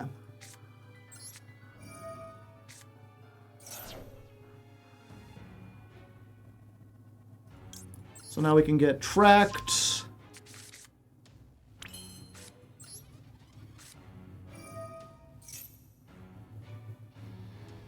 Yeah, just add the other Fiendsmith. Send Lurie.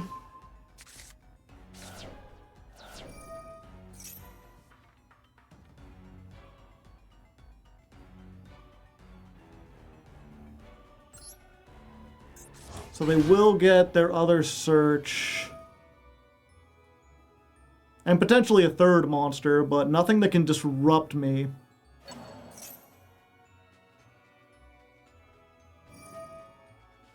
Oh, I stand corrected.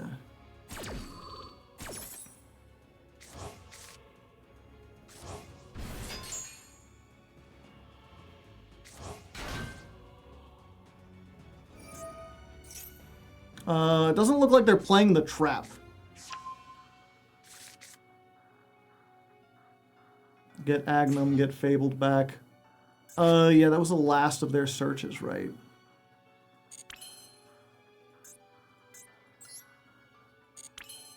Ooh, I could fuse right now. No, I think I need to do this.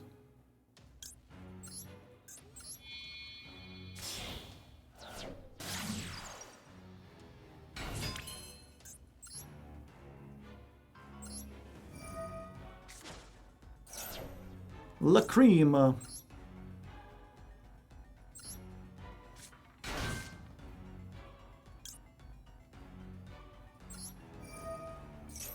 Yep, we're just deck thinning.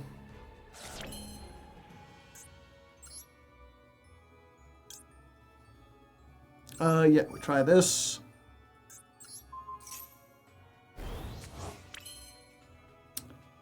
Why did I do that? Why did I do that? That's the wrong thing, buddy. Gotta bait Agmum.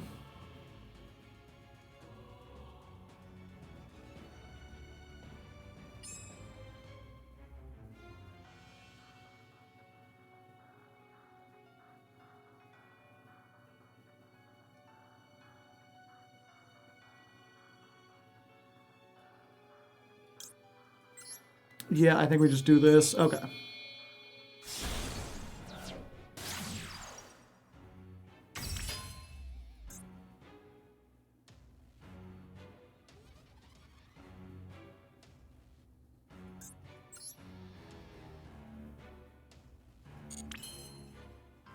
Yeah, so they just steal it.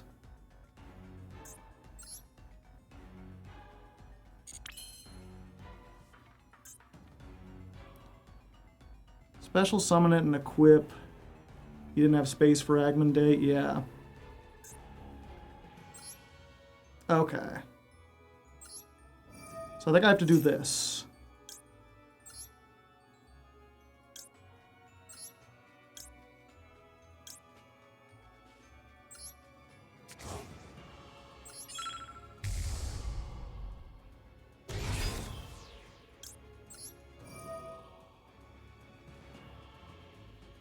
I'm so stupid. Why am I so stupid?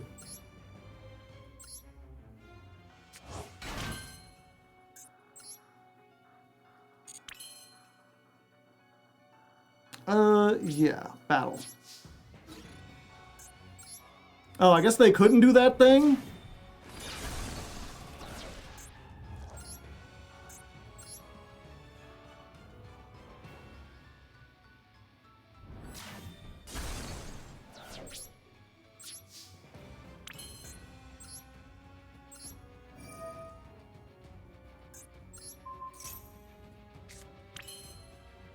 Not what I meant to do.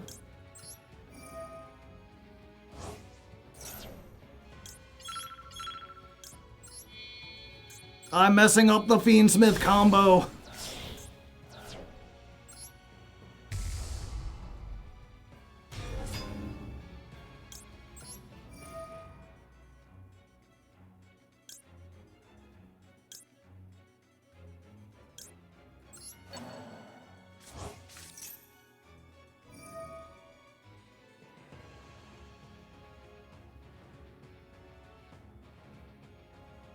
I did get there. Unfortunately, I can't equip anything because I've already used both the equip effects.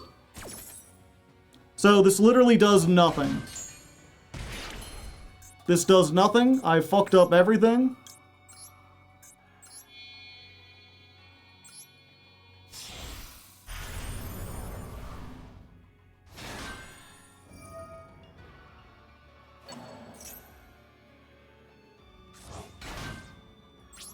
Mistakes were made.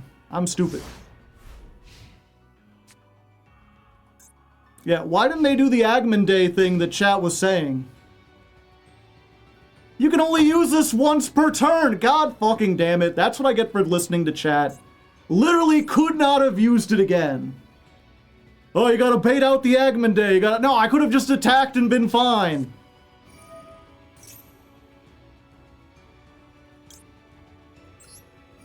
Agmundate is a soft once per turn.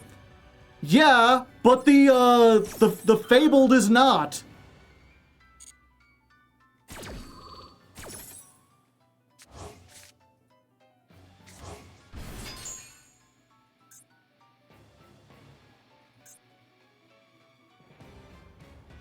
Can only use... Oh, it's this effect. Not these effects. Okay.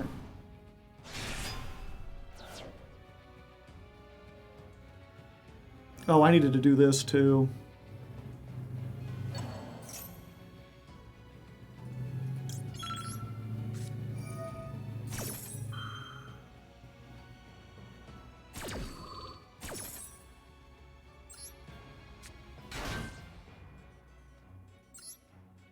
You gotta summon it first, then set. They clog their field. Okay.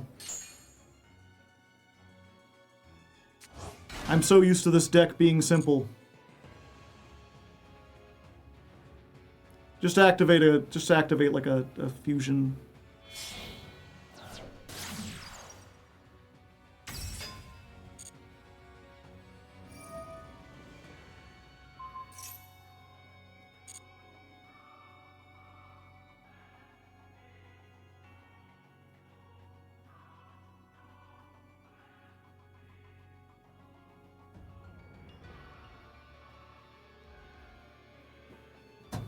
Streamer misplay, synthesis, moon secret effect.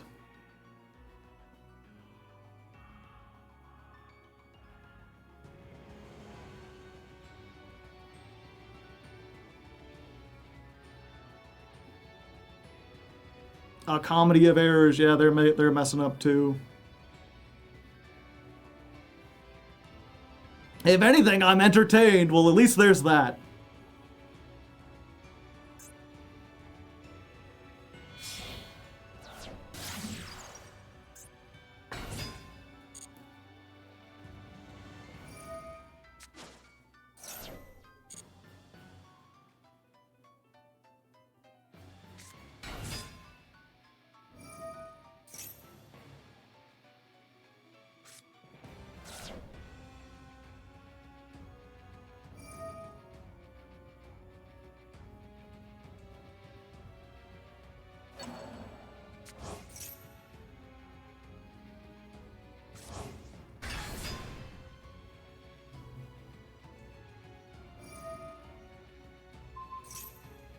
Okay, it looks like they've messed up too.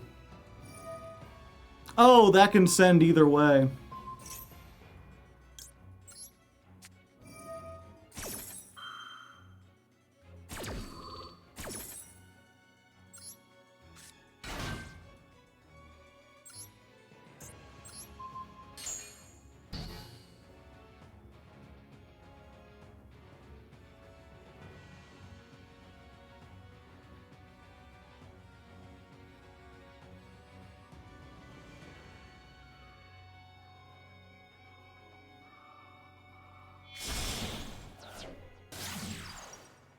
Is that a second? No, they've shuffled it back.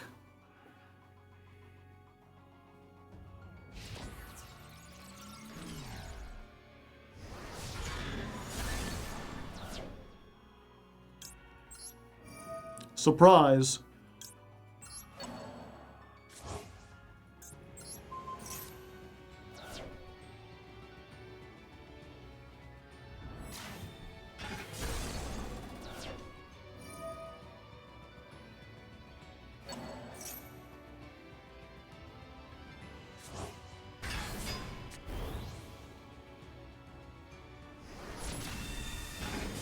It does piercing too.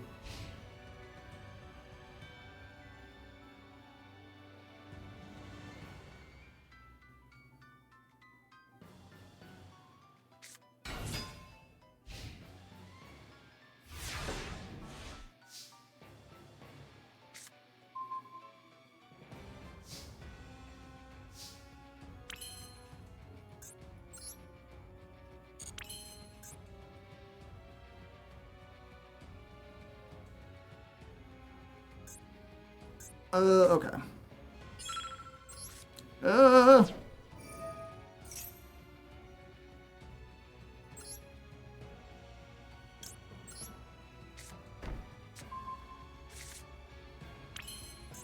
How do I not have enough traps to activate this?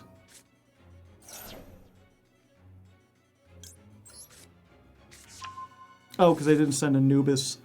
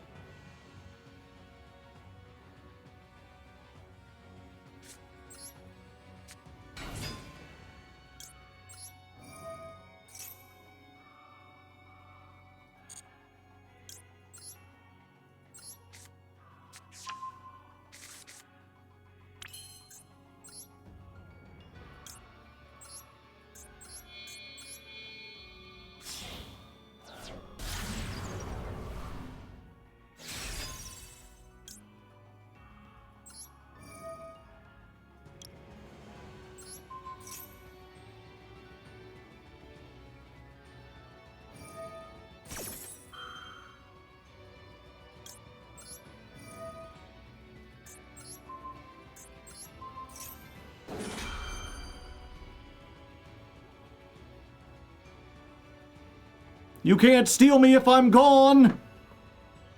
When I'm gone, when I'm gone. You're gonna steal me when I'm gone. Why can't I? Why can't I? Do I not have 3 traps in the graveyard I have? No, it's all purple. Fuck.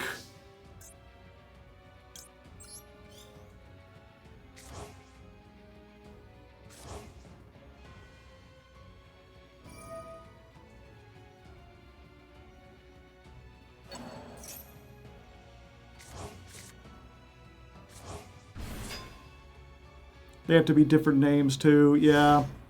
Anubis isn't as good in this version of the deck. I was really hoping I could get 3,000 on.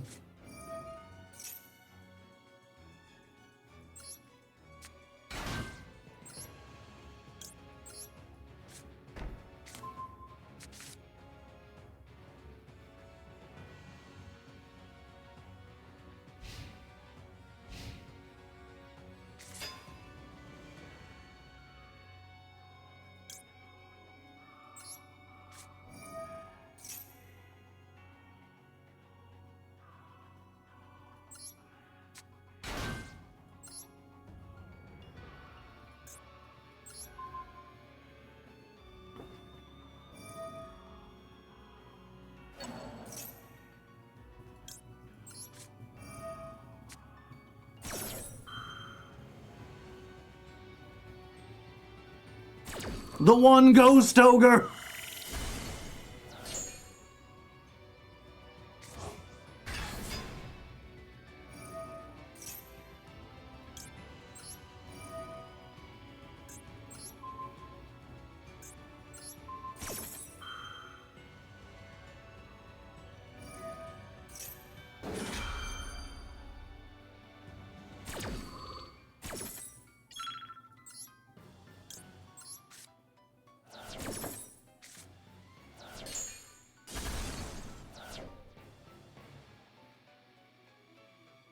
And now I don't have enough spell traps.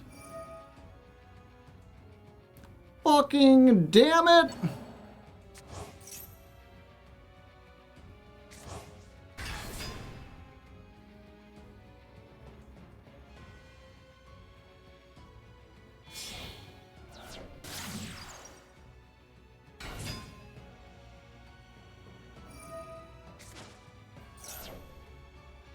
Also, what the hell happened to their Mitsurugi engine?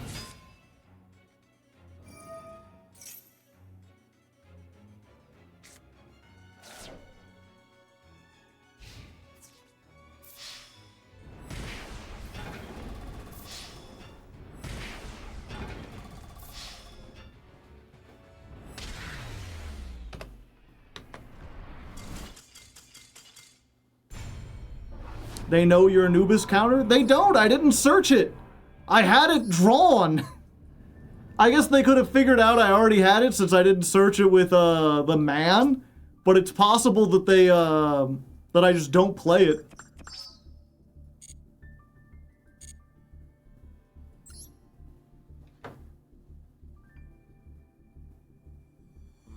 They probably just knew it was there. No, I don't want to lose a rank. No, come on. Second duel of the day, and I'm already doing terribly.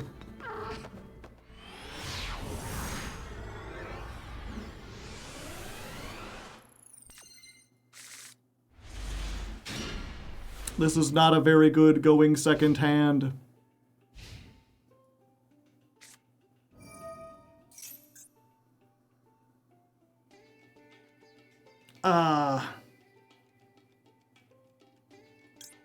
Yeah, we have to stop that.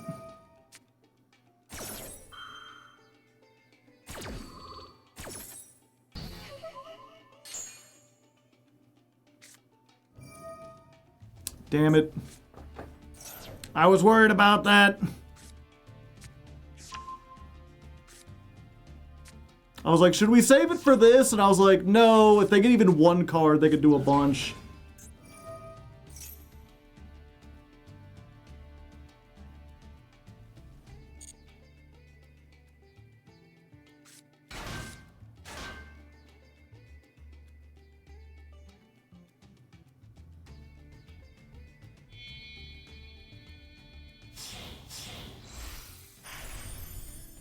Gaga girl!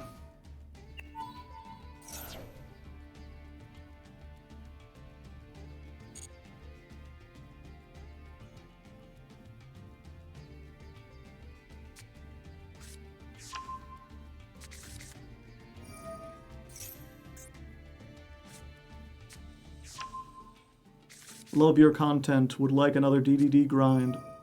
We'll see what the patrons have to say.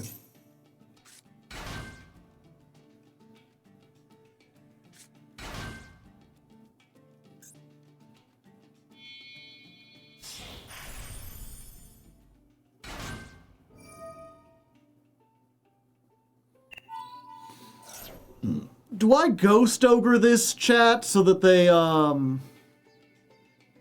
have two Ixies to like overlay into the Utopic?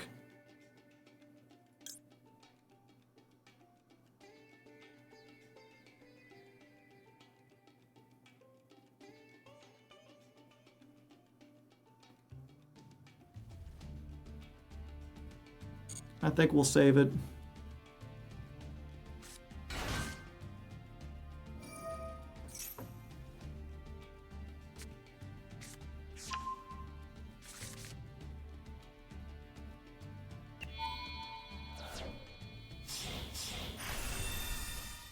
Oh, I thought they would go for the other one. Cannot be destroyed by battle. Neither player is at the end of the damage step. This battled. You can detach one material instead, and it has two. Yeah, they're making UFD, which I didn't think they made anymore.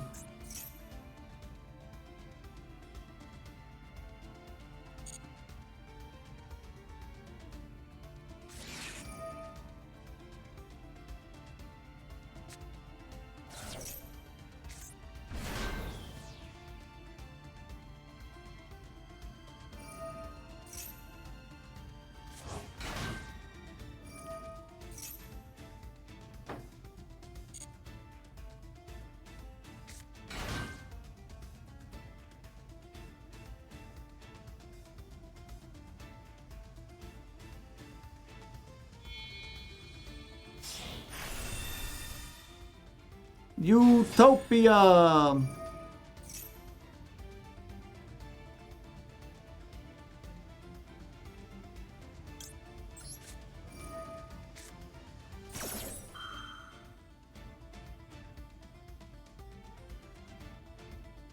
Only evenly can help us now. We don't play evenly.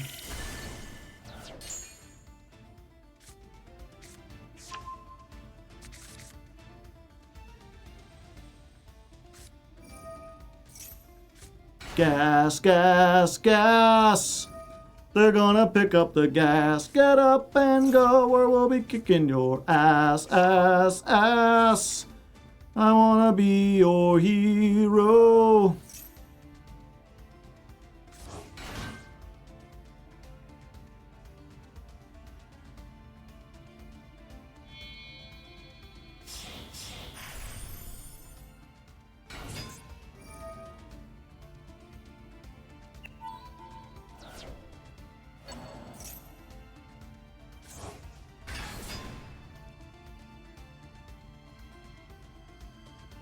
Yeah, I think we lose on this one, Chad.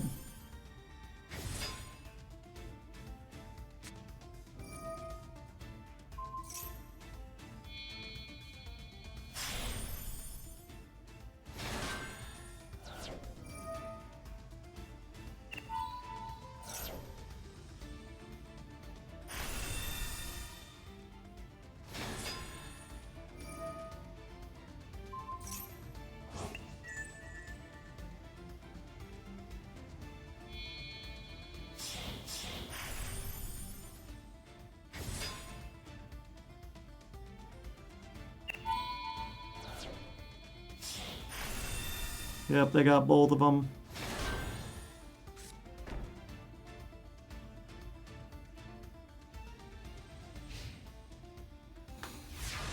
Yep, unfortunate. Just in time, buddy. Just in time.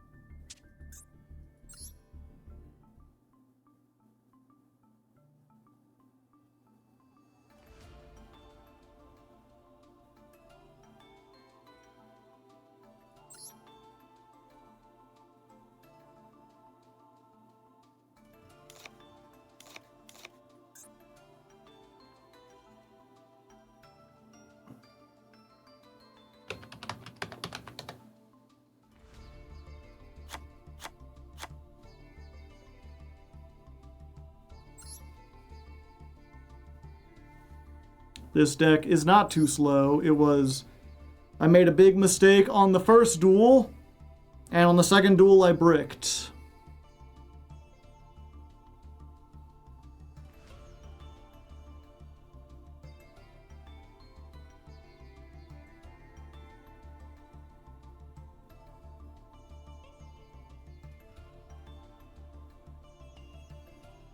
Yeah, it's like activating this relies on me,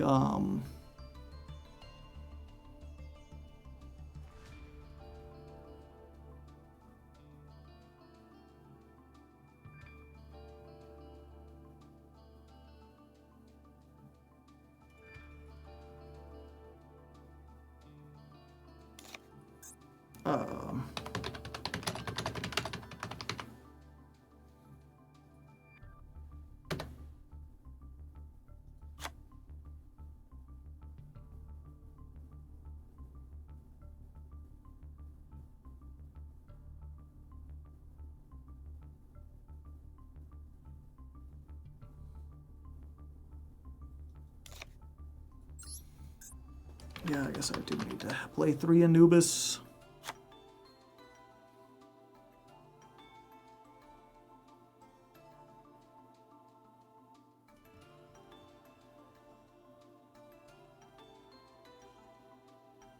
Thrust package, what would I replace for Thrust?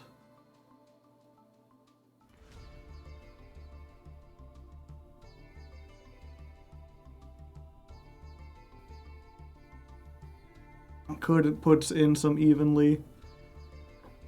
You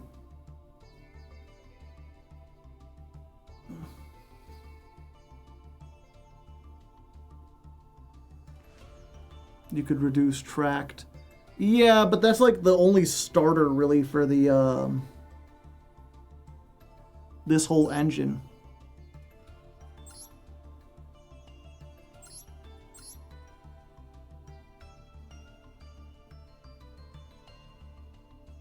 Cut Spider. Spider's really important.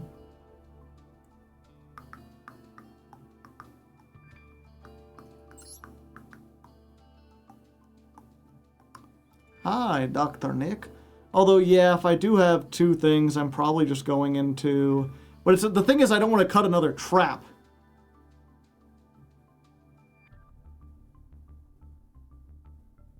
Circuit plus man is the link too. Yeah.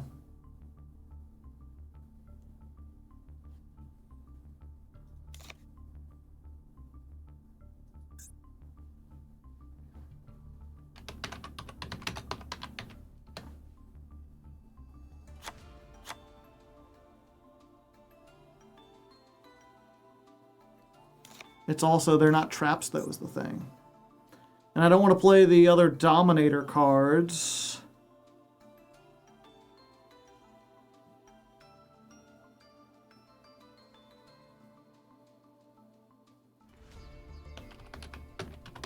Do I?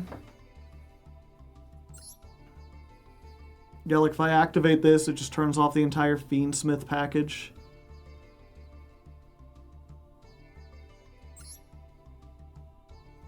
Just run one attack. Well, part of the whole idea is that Daruma can reset the traps. It's not useful going second. Maybe throw in like an evenly, but then if I go first, it's a dead card.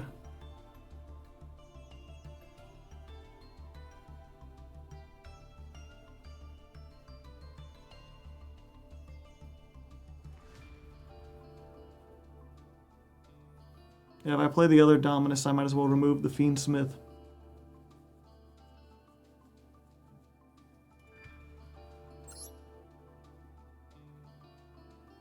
And play Song of the Dominators. The thing I feel like if I did Song of the Dominators, then I would want to put Tract back in, because then I can't activate Engraver anymore.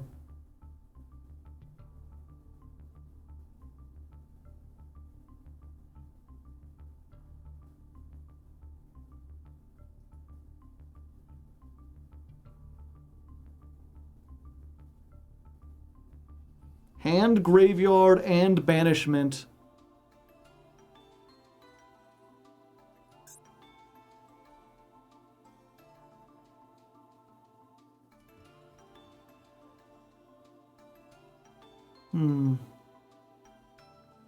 The problem we had last time was not enough traps. That's why I'm specifically trying to think of traps.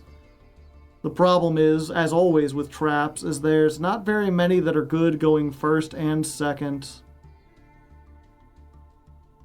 To be fair, we only had 2 duels. True.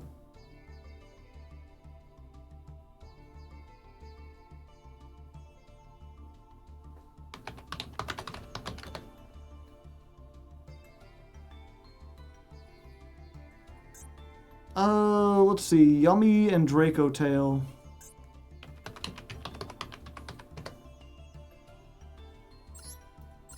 Fire. Dark. What's Phimena? She's a water. This is an earth. That's a water. Okay, I was trying to think of, like, will Bestials help?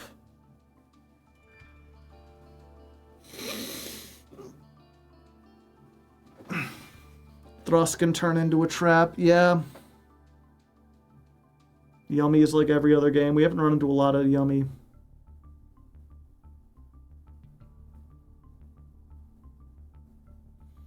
The Fiendsmith trap, that just puts another Garnet in our deck that already has like 1, 2, 3, 4, 5, 6, like 7 Garnets. Does Bestial slow down Yummy? Yeah. No Dirt Spider. No, because if we have 2 cards, we're going into Fiendsmith line. Lord of the Heavenly Prison doesn't really help us.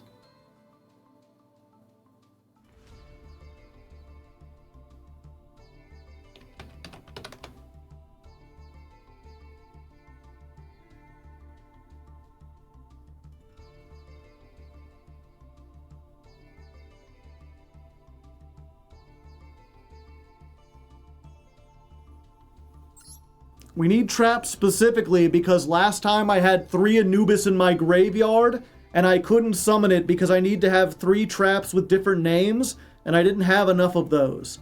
That's why we want more traps. Adding the Kashtira package, adding like triple tack doesn't solve that problem.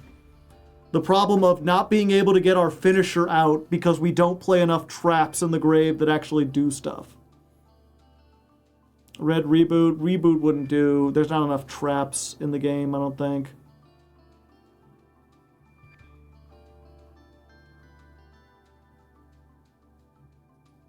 We literally just took out Statue of Anguish pattern. Pay attention. And I just explained it a second later. Add floodgates? I could add floodgates. I don't think I'm desperate enough yet.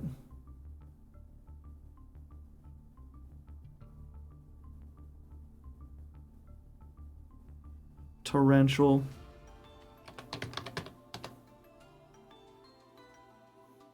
Okay, let me look exactly. And or traps. Any traps.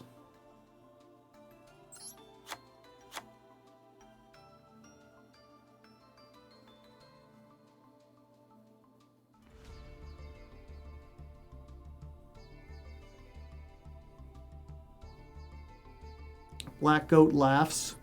We don't have any way to, like, mill it or get it into the graveyard.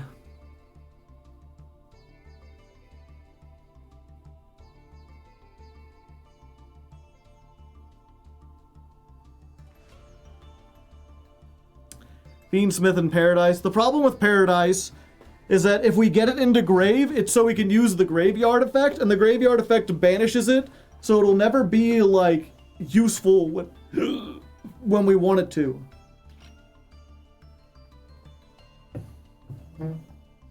Is Judge any trap? Yeah, it's any trap.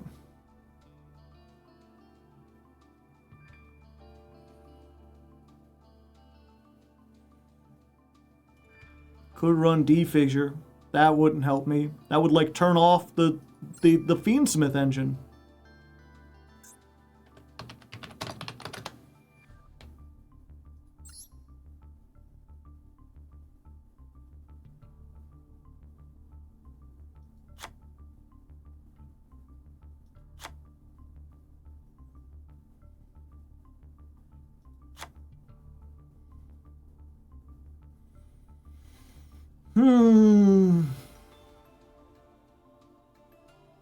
Have we tried a reasoning version? Yes.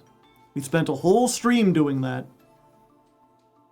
Yeah, the problem is, like, this is then we're on 5 cards that are useless going second, and I don't think we want to play that many.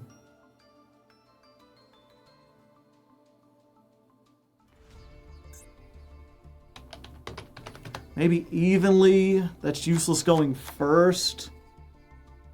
Why do I have 6 evenlies?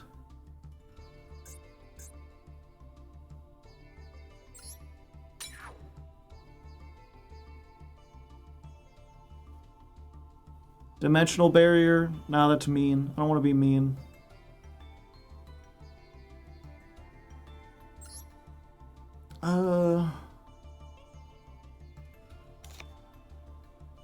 Yeah, I think we take out those.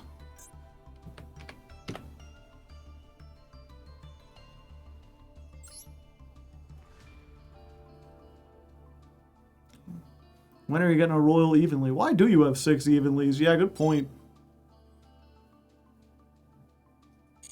I wonder real quick if I got a bunch of extra SR somehow.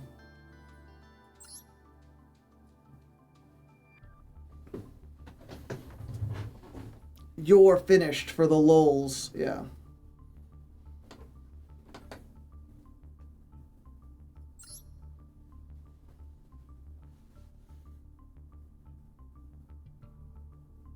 Okay.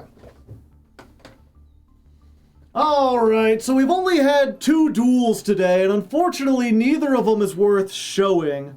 The first one was like a comedy of errors when I made a whole bunch of mistakes, but most notably I realized that we're not playing enough traps in the deck for Anubis to be live most of the time. I had like 3 Anubis in the graveyard and I couldn't search it because I didn't have enough trap cards with different names. I was basically just on the snakes and I had to hard draw the imperms if I wanted an extra one, or like resolve the counter trap or something. So we've got to play more traps in this deck. The problem is a lot of the Dominus cards we were playing before have very bad interactions with the Fiendsmith specifically.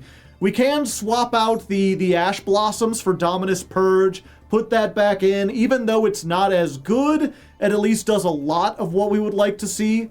And then in addition to that, we put in 2 Solemn Judgment, which is only really good going first, and 3 Evenly Matched, which is only really good going second. These might be a little bricky, only time will tell, but it gives us some very strong power traps that can help us in certain situations. In addition, we also took out some of the cards like Called By and Cross Out.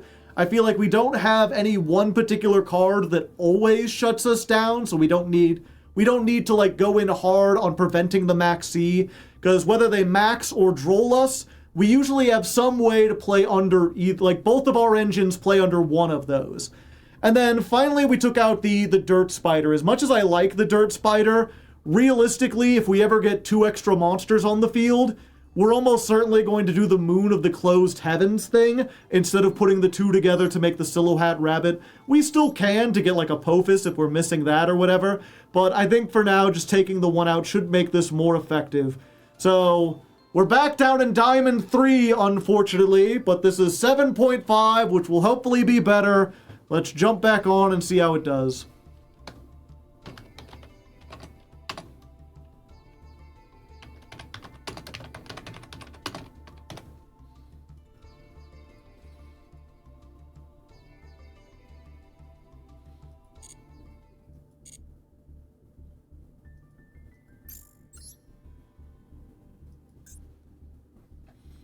The Dirt Spider served us well.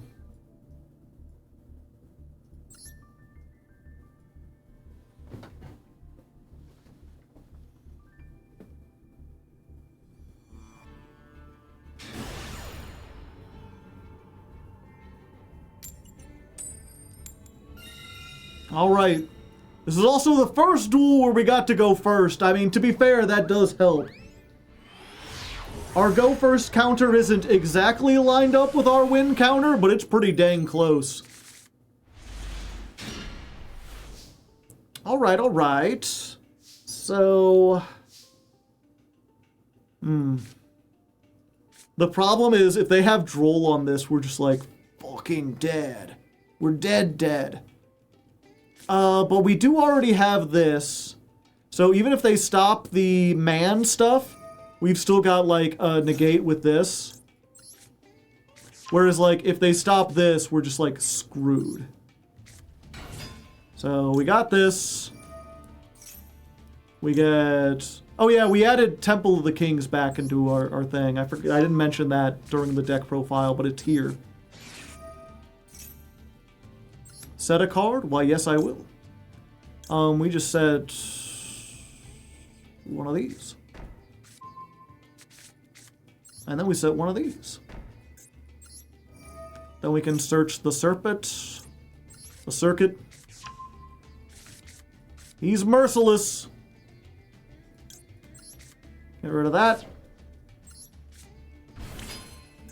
Let's go ahead and get the Temple of the Kings. It's been a while since we've done this combo. Go, Temple of the Kings. Allow me to activate 1 trap card.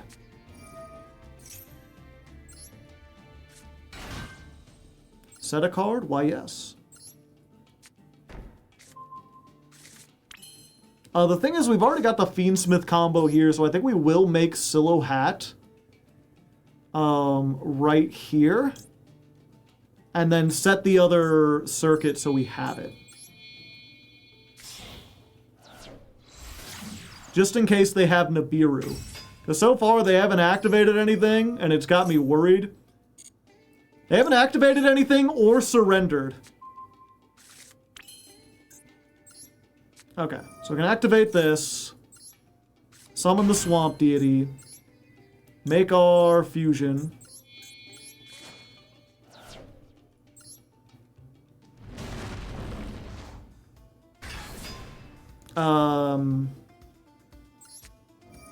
Activate this. We don't want to set those now, otherwise we would have no room for this. Tracked it up. We're being attractive. And then we'll just do full Fiendsmith combo. You know full Fiendsmith combo, right? If you don't, you gonna. We'll just fast forward it. You go. There's a million videos showing it. I've showed it. We'll be back when it's done. You can't use Rabbit as link material. Gotta leave the link open. Thank you for the reminder.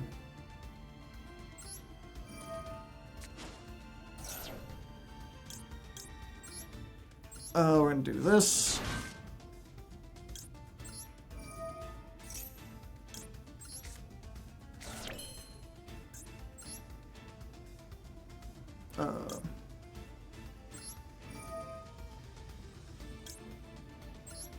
Put Lurie back. Hello, Mr. Engraver.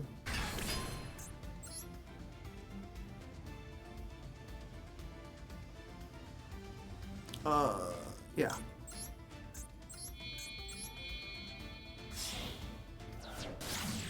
I think because I'm specifically afraid of, like, Nibiru and its like, and its ilk, we're gonna go for the Lacrima line.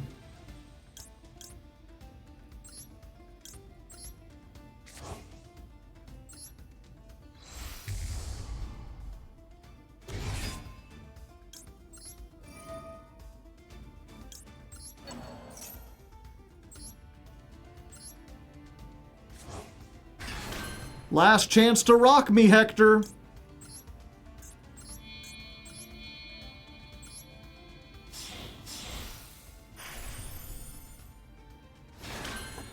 The question is, do we end on 2 of these or 1 and a solemn? Is it up to 2? Oh, it's up to, okay. Even better, I thought I had to set both. In that case, I'll just sit this. Although, I can't use this as link material. Yeah, someone has pointed out. And I can't set that.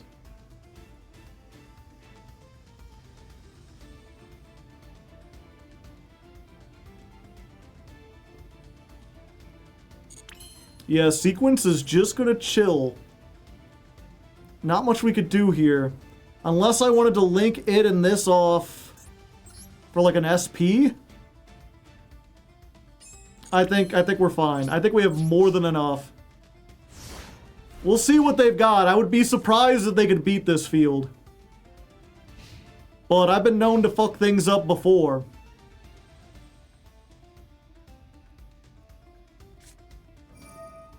Alright, well, that's something we can't respond to. Tistina. Oh boy. Alright, well they removed the 2 useless parts of my deck, so I appreciate that. Now I have plenty of room for all my traps.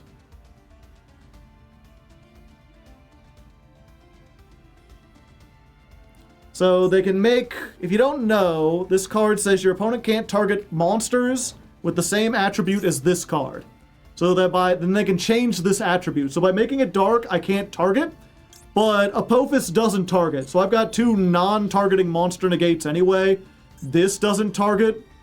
It is before the end of the main phase. Oh, I'm in defense mode. Okay, so, oh, and I can't target it. Well, we can do this. Let's go ahead. Let's summon this first.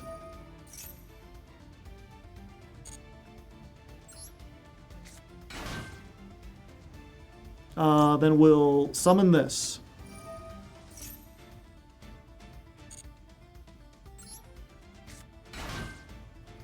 Negate the effect. And then at resolution we can target. So we can pop that.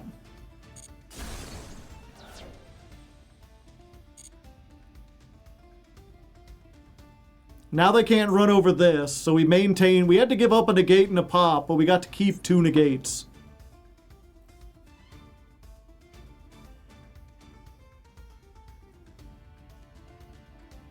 Please no evenly. If they have evenly, we have Solemn Judgment.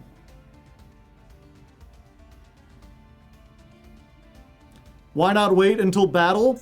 Because Apophis, the swamp deity, can only be used during the main phase. I have learned that mistake many times. I'm like, I'll just wait until they go into battle and then I'll negate them. It don't work that way. What about a second evenly? If their hand is 2 more evenlies and then like the 2-card starter, they've earned it. Congratulations. They are the better player. But considering how hesitant they are and the look on their face, I'm willing to bet they didn't open with two evenlies.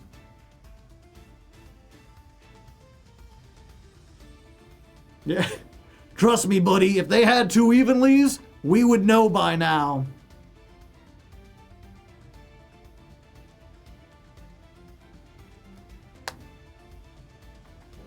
Their hand is 3 pieces of Exodia and a cheated Pot of Greed. They just gotta get lucky. Joe can see the opponent's face and soul. Yeah, their name is their face. See that? That's their expression. Okay. During your main phase, you can send one to Stina. Then if your opponent controls monsters, you can special summon.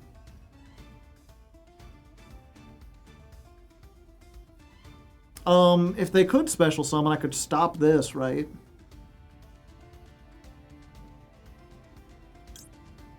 It's not letting me. So I guess we just stop this.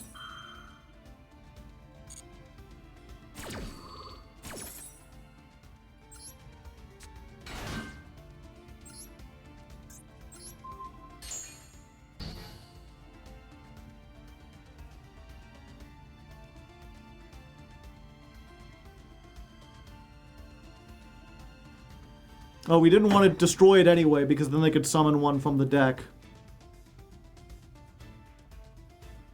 I would have just judgmented it so I didn't have to read it. I do not mind reading.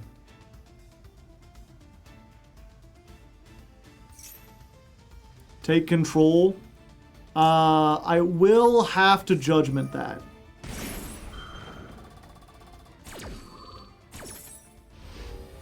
God say thee nay. They really want to get rid of this, so I feel like that stops the other 2 cards in their hand. They played that surprisingly well, but I guess I shouldn't have expected worse. If you're in Diamond as a Tistina player, you know what you're doing. Unfortunately, I just had all the best cards. 228 duel. That would be 99, I think. Skip most of my setup. They put up a darn good fight.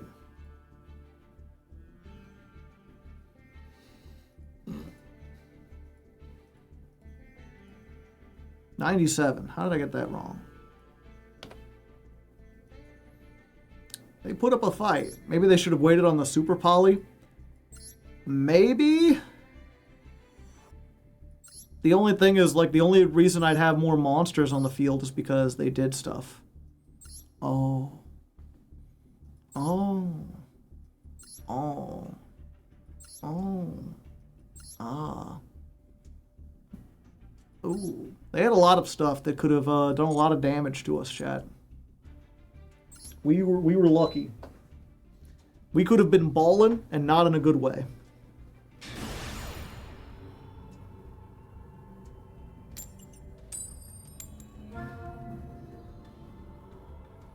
Loloi.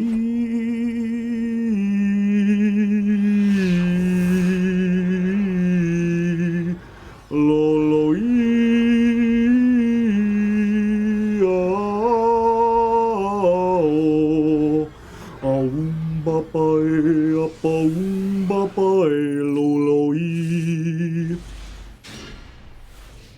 That's what I assume their name is. That they're trying to be like mystical or something with it. The alternatives are too terrible to comprehend. This would be a pretty good go first hand. I mean, minus the Temple of the Kings. I do not think that Imperm is going to be able to stop them. The Eater of Millions field. What? What? The fuck? My connection didn't fail. I'm live right now. Hacker? I think they're a hacker. That might be a hacker. We found him.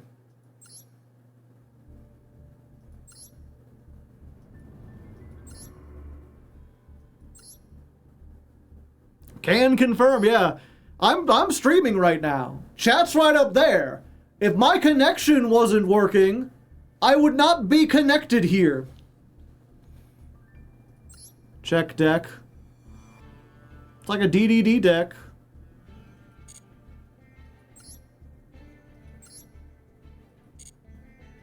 Can I do I report that?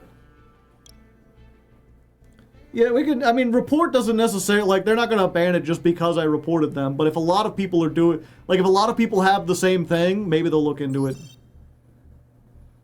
Yeah, I'm like fairly certain. That seems very suspicious.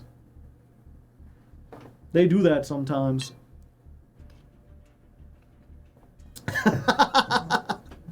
Dark contract with the internet provider. The ultimate DDD card. Duel 98 versus a hacker. What does the replay show?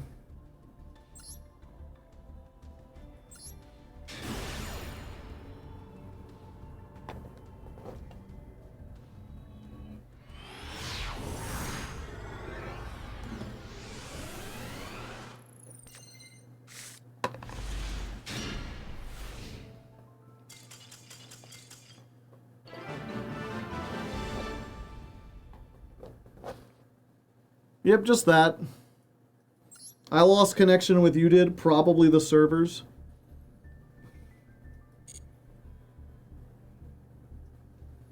In-perm the link too. Yeah, I might have. It's a conspiracy. Reset the game or something. If it happens again, I will.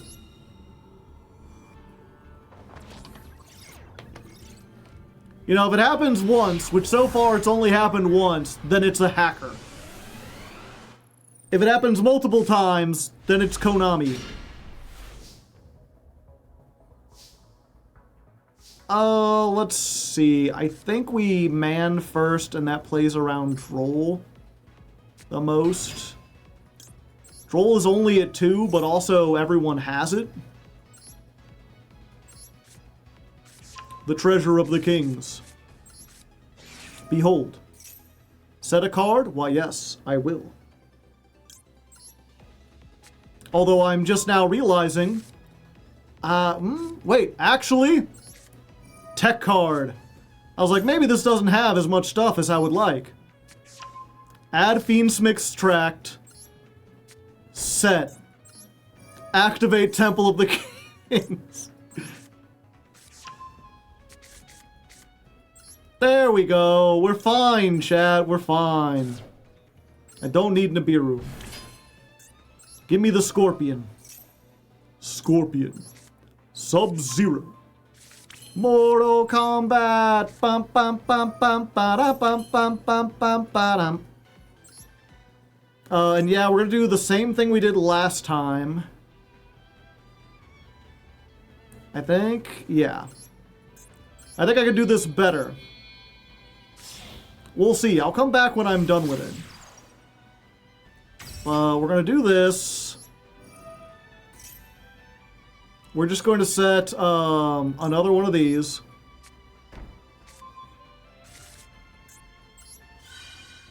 We activate the Serpent.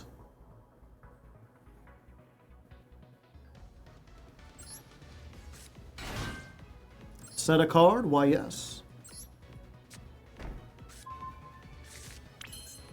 And then we're going to activate this. We're going to make Apophis the Serpent.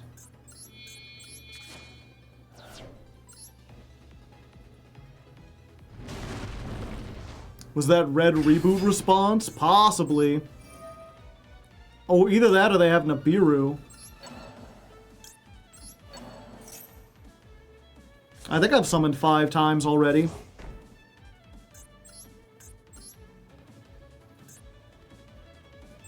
Red reboot isn't real, Chad. It can't hurt you.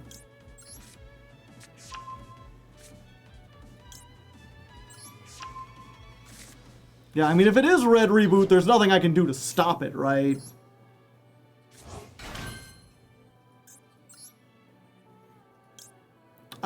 Yeah, I think we still just do the same thing.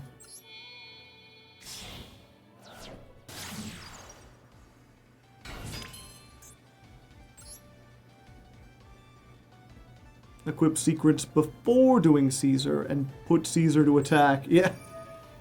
Well, this time I'm not even making the sequence, right? I just special summon Engraver, then I summon the other Engraver, and we make it that way.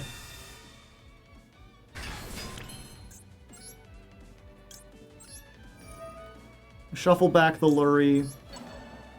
We don't even need to go through all the fusion summoning shenanigans or whatever.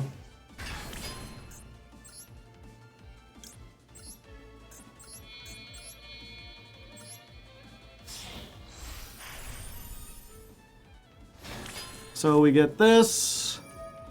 We activate Anubis. We get another Mayan. What else can I make? Make Moon of the Closed Heavens with these two. Alright, let's see what we got. We built a pretty good board, but it seemed like they had a response specifically when we activated Apophis. So they might have red reboot.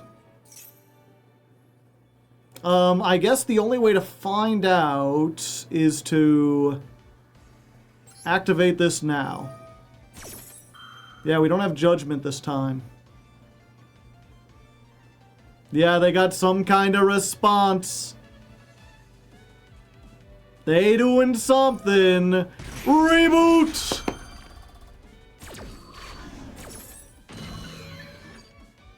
Ah! Set a card, yeah. You better kill me. You better make it hurt. Solemn Johnson don't like much of that. So they do get to do that. Anyway, here's Droll and Lockbird.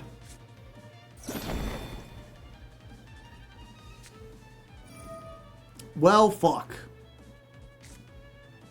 Ultimate Slayer. Send the Myriologic, so that's gone. Then they can negate another card. And if they have the Tempai Dragon, I'm just doomed.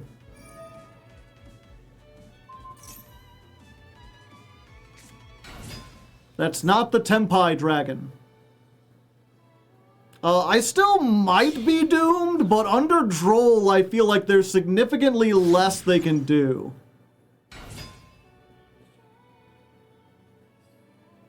Unless the cards in hand are like exactly linkage.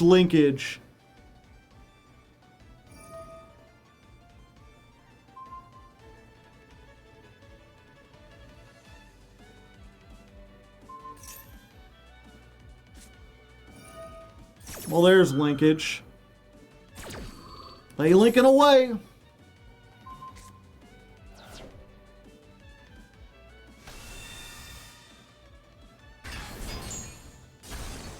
So they blow that up. They get 0. 0 attacks the rabbit. But the rabbit persists! It cannot be destroyed by battle. Then they get a ray and a non-ray. And they get to blow up Johnson! Why would the Yuri defy God like this? Y'all need to go to church! That's stupid. That's stupid, don't include that in the video. Hayate, okay. They hit. They send something to the graveyard. God killed by woman. No man can defeat me, but I am no man. That wasn't in the book, by the way. If you control no monsters in the main monster zone. So, even if they, like... Even if they then go into... Kagari and get back the linkage, which I don't think they can in the battle phase, they can't do it again. So I'm still living. Send that. They can get it back. They have activated 1, so they can get, like, the linkage back. If you set Verdict of Anubis, could you activate it with the OG temple? Yeah, probably. Just says one trap card the turn it was set. No, my rabbit! They banished my rabbit, chat! How rude!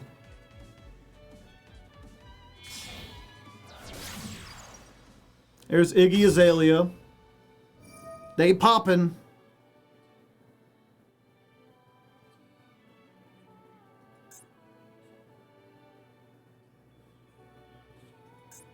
They have less than 3 spells in the grave. No, they've got like 4. Okay, so they got rid of one Apophis.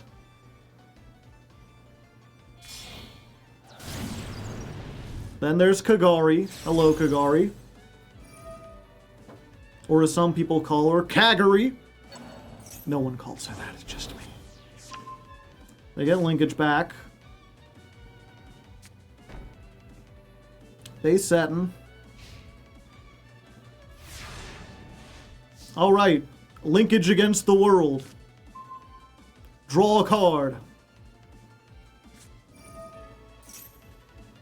I mean, I might as well.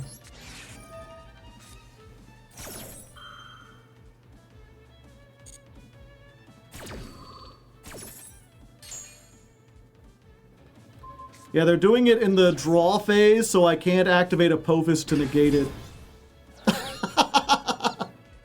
Funny joke!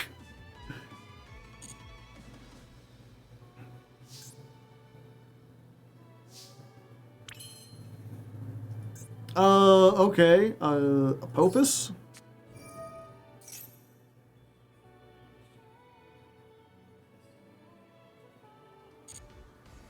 Hello there. Let's summon the man. The man with the plan. Let's get the Verdict of Anubis. That should be very good against your spell trap based deck. Oh, you haven't stopped me yet, eh? How would you feel if I were to redo the time here? Howdy, howdy.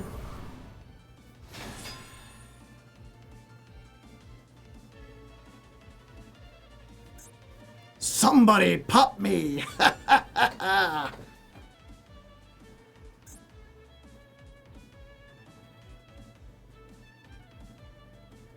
Non-targeting. Shuffle back to the deck.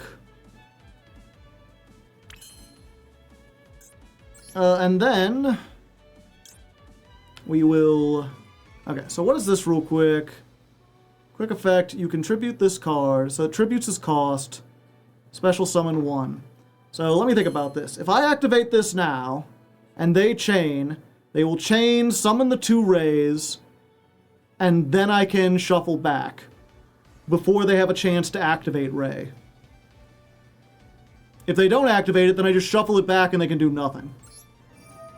Yep, let's go ahead.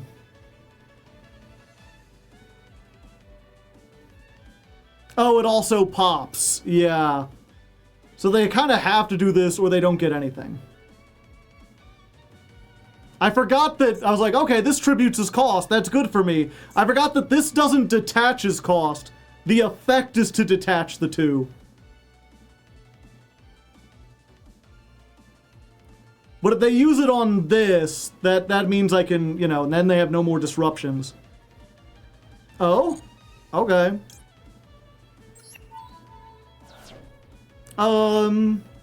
Yeah, I don't want to detach that.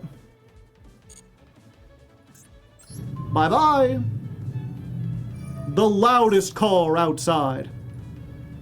Oh, Ray comes back. Okay. Thank you.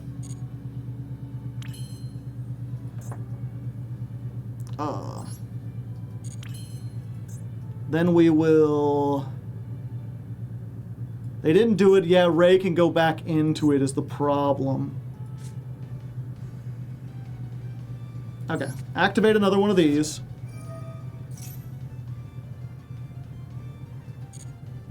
Set a card.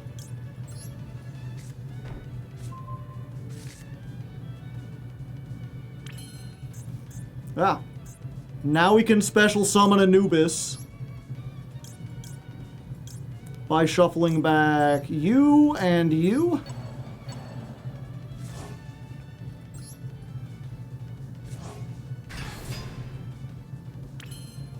And then I can do the same thing here, right? Oh, why can't I activate this the turn it was set? That's fine.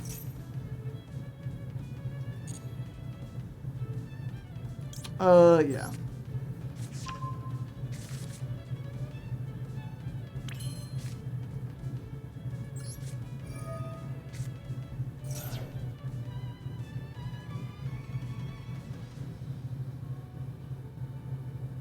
They can't make 0 again? Oh, okay.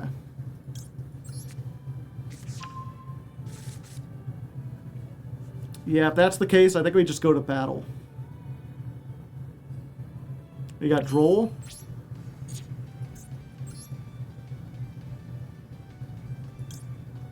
Now, you know what? We do this. We force it out pre-battle.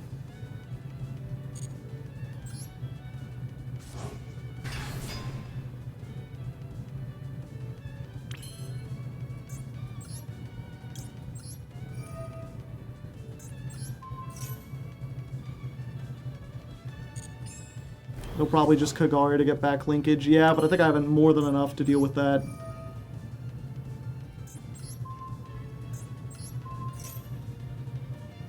Yeah, you gotta tag out here.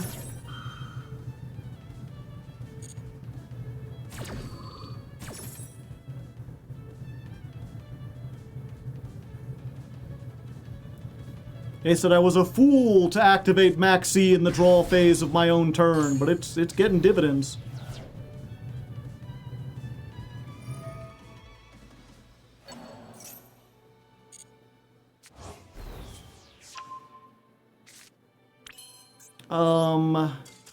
And yeah, they just surrendered.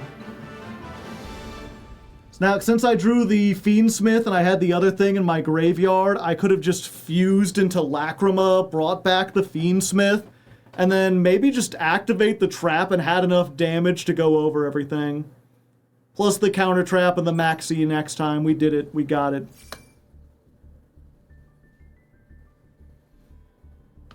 Worth seeing us play against Reboot, though. That was funny.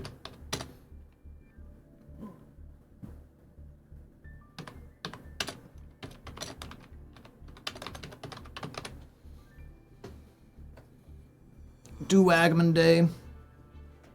You had game, they were at 4K. Oh, I forgot Red Reboot cost half your life points. Togex. An agile monster. That thing don't look very agile. You're like, no, it rolls up into a ball. Yeah? And how's it gonna roll with all those spikes?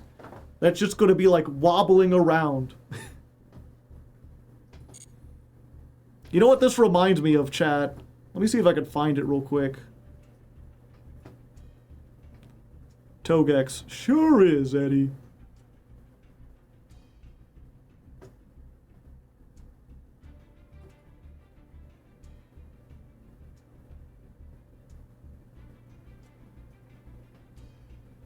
Yeah.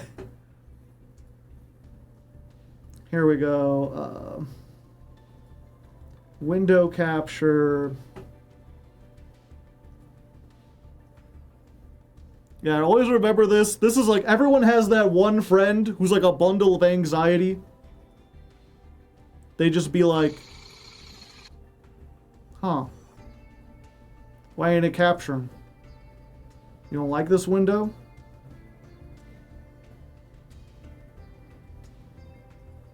Game capture?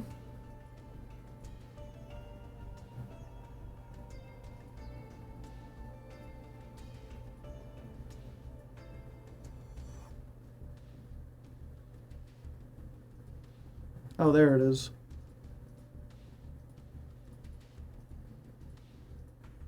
If I could center it.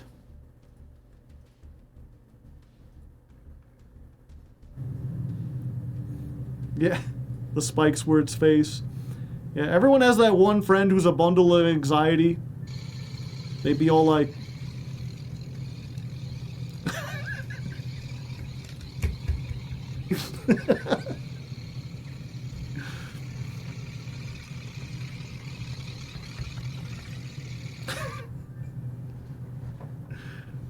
Kill it.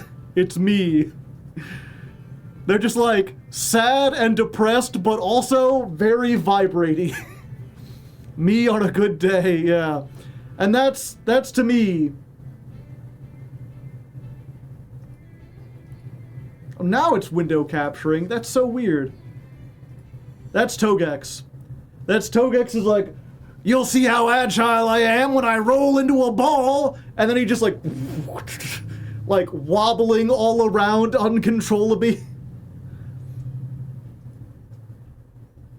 While I'm here, do I have any funnier things?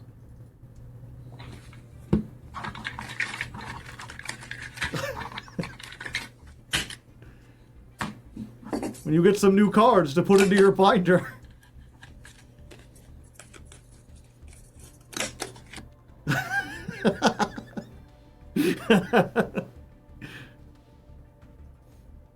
There's an entire group of people out there that say the Altor 9 is the worst pistol in America.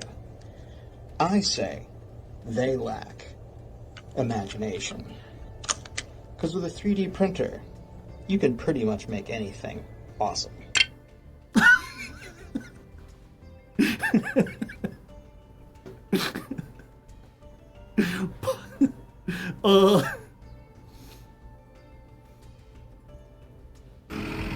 That's what happens when you teach your coworker how to drive a front end. Who's a big boy? I'm a big boy. Who's a great big boy?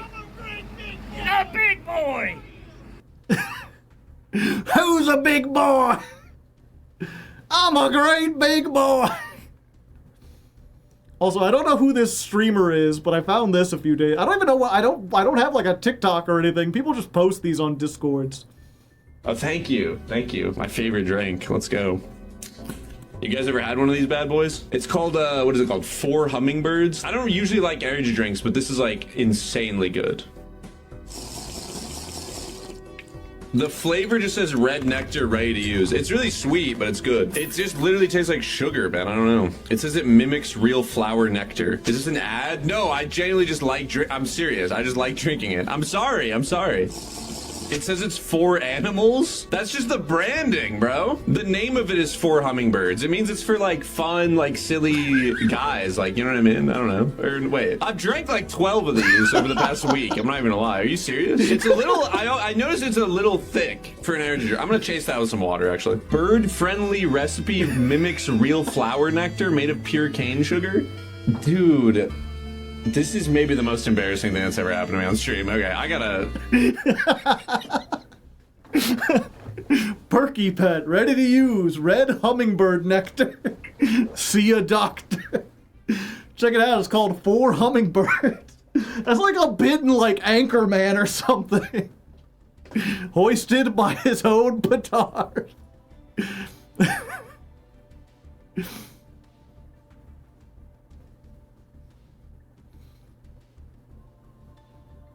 Hospital. I'm pretty sure you'd be fine.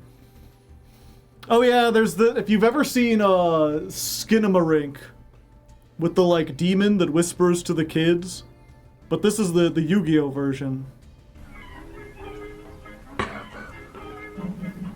Run into the tunnel. You have to go as fast as you can. You can trust me. It's real. It's real. Full speed, Kevin. Into the wall. The tunnel, I mean. Into the wall. I mean, the tunnel. Looks like Markiplier's saying. You could trust me, Gage. Just run into the tunnel.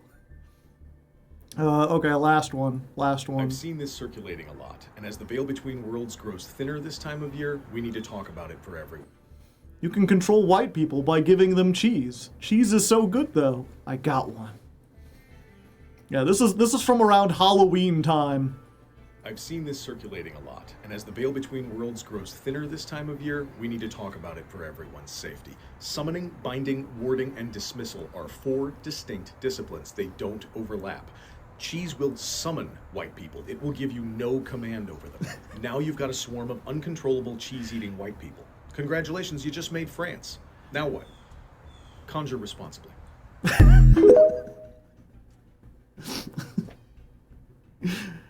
You got yourself a France situation, chat.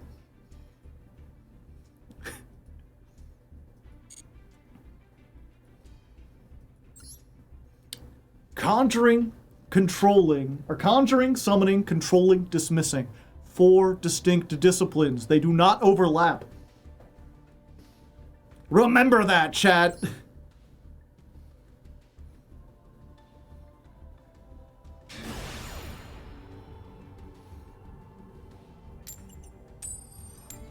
All right, duel 100, and we've got, this is our 50th time going first, so, you know, probability's acting exactly as it should on this run. And considering our win rate is slightly over 50, you know, I feel like we're not too bad. So I remember when I picked this up, people were like, Solemn Judgment got hit to 2, why is that? You're about to find out why Solemn Judgment has been hit to 2.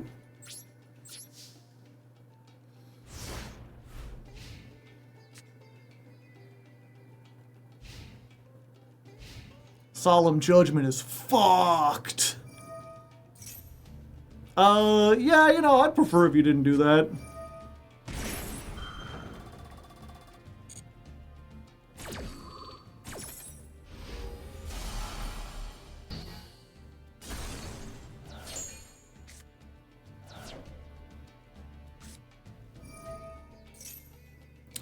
Yeah, you know, I'd prefer if you didn't do that.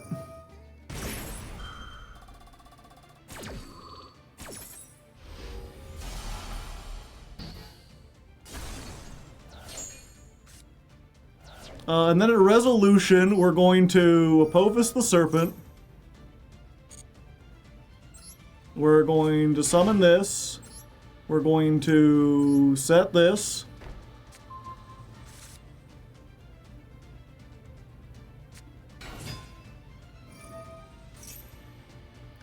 Yeah, I'd prefer if you didn't do that.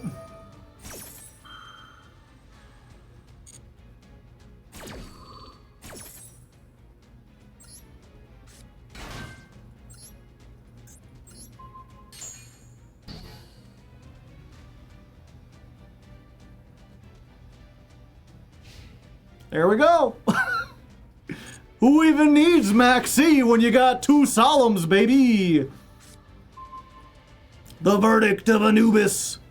Unfortunately, it doesn't progress our game plan or anything. But, you know, that's all you need. When you got the power of God on your side, nothing's unstoppable. I can't believe that worked. You've just got to be confident. You've got to go in there and be like, I'm stopping the first thing you say. Do not care. Bait means nothing to me. I can stop anything. Duel 100 versus Draco Tail. Get gone.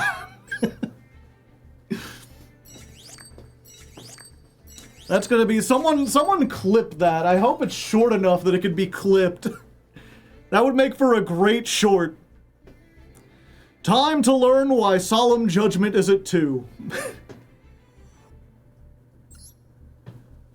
Can I play Branded? No.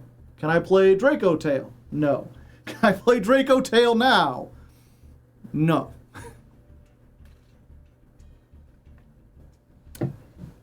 I would prefer if you did not. How's the short business going? Not very well. The problem with the shorts is that, like, I kind of need to wait until the next episode comes out before I can release it. Otherwise, I mean, I guess it's fine because the audience for shorts is different. The problem is, right, someone's gonna watch the short of the solemn thing and be like, why the fuck does he have all this shit on his side of the field? And then it ruins the joke. Okay, we're going second. We have Imperm, Evenly, Dominus, Purge, and the Scorpion that is glued to our hand. You know, if someone was listening to that statement and they didn't... Yeah, we'll do this. Someone was listening to that statement and they didn't know Yu-Gi-Oh! Or weren't watching the screen, it would sound very strange. Plate sound. We got craps. He got charters. We can do this if we believe we can. They got blue eyes and they're a farter. They can do this if they believe they can. Clap, clap, clap, clap, boom.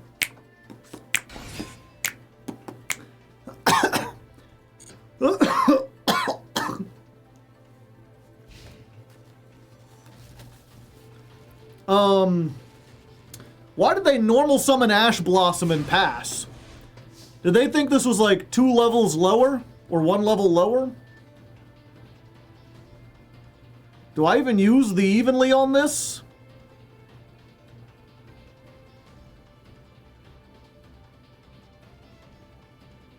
You just go to surrender out of humiliation? I mean, that might be the thing to do. You fucking what, mate? They blinking. Oh no, they not. Yeah, it's like, they get rid of the Lordly Load that doesn't do anything.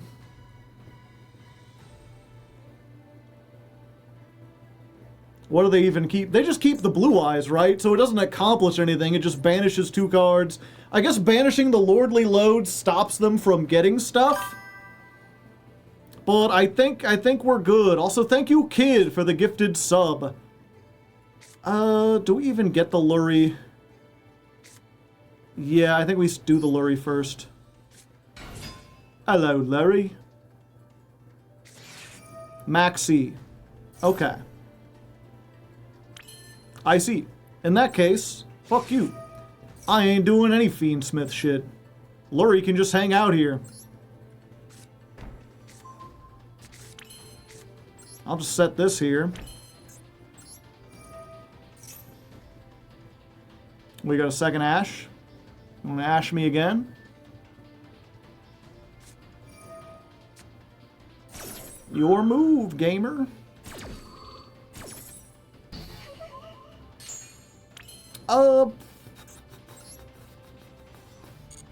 Do I give them 1? They didn't do anything that last turn. Of course, I can't use the Imperm if all they have is a normal monster. I think it's worth it to clear the field.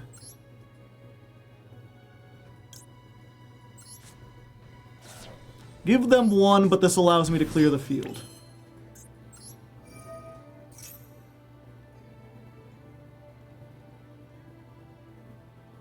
What could they have? Ghost Ogre? Veiler. Veiler would actually be pretty effective here, because that means I can't clear the Blue Eyes. And then Blue Eyes just walks over me next turn.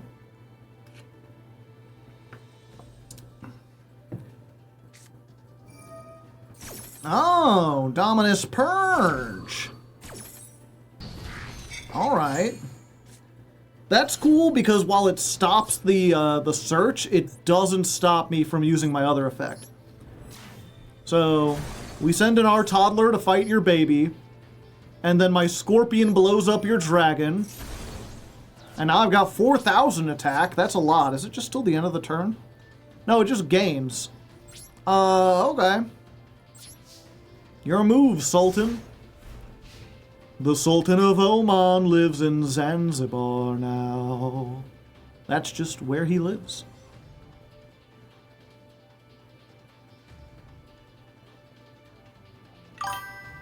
Kid, thank you for the second gifted sub. And if you did not get one, you have evaded once again.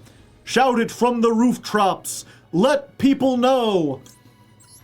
And then question, what's a roof trop? Is that like a caltrop for the roof?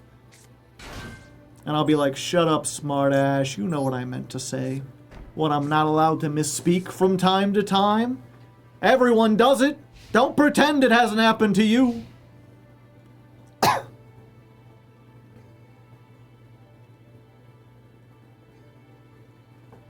If they give 2 more, they've given 200 gift subs. What a guy. Yeah, we just hit the double or nothing. What up, Chungo? That is a nice lordly load that is negated now.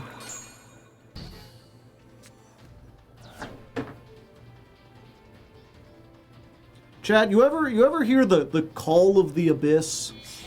Are you familiar with that phrase? Yeah, and I think we just stopped the other one here, right? I don't know what the last card could be. Just don't summon into the Imperm Zone. Don't summon the Imperm Zone. Put it right here. And there we go. We did it.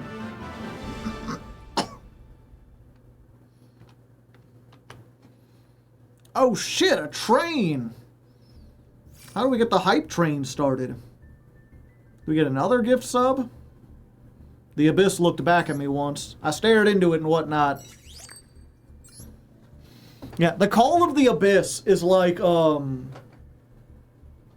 it's like when you're standing on top of something really high, and even though you're not like suicidal or anything, there's like that part of you that's like, what if you jumped? What if you just like fell off? And like, it's not like a scary part, it's just like, yeah, wouldn't that be neat? Just jump off, buddy. It's a common phenomenon where people are like, I don't know why it is, but whenever I'm like doing something dangerous or in a place that has the potential to be dangerous, there's just like a part of your primitive brain that is like, it would have had to been Maiden for them to do anything. Yeah, and even then they're pretty bad. I'm definitely afraid of heights, so it's not my thing. I don't know what it is lately. It's like I don't use slurs in my everyday like parlance or whatever. For one, because I don't like talk to anyone hardly, but even if I did, like I try to be as polite and nice a guy. The closest I say is like fuck or whatever. But lately it's like whenever I'm on stream, like chat, like my opponent does something, and I'm like, you dunderhead, you Neanderthal, and something in my brain is like, call them a slur. And I'm like, why am I thinking that? It's like the Call of the Abyss version of like standing and looking off into the abyss, except for like your career. It's Goblin Joe, yeah.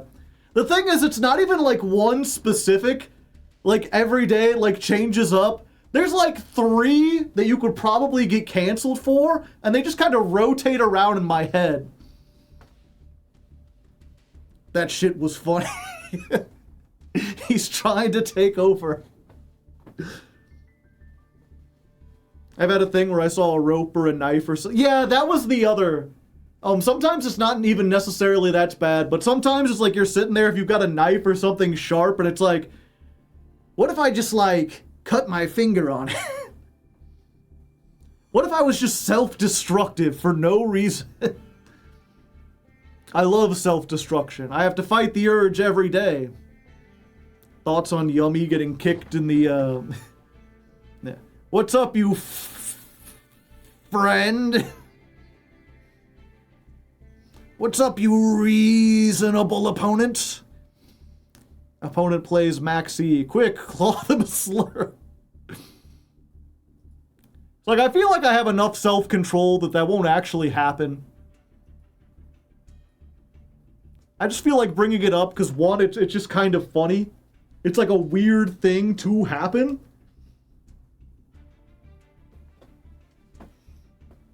And then, like, I guess if it does happen, you know, that's the thing, like, even if I have this later on, like, that won't be an excuse. It won't stop me from being canceled. Frickin' Max Seer.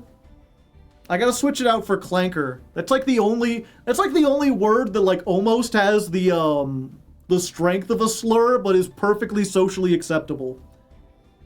Unless you're like exactly in a neuro stream, maybe. Rocher. Birdie baby, thank you for the prime hype. How goes it? Pretty good. Yeah, at least 4 or 5 people have asked me to talk about this. So, real quick.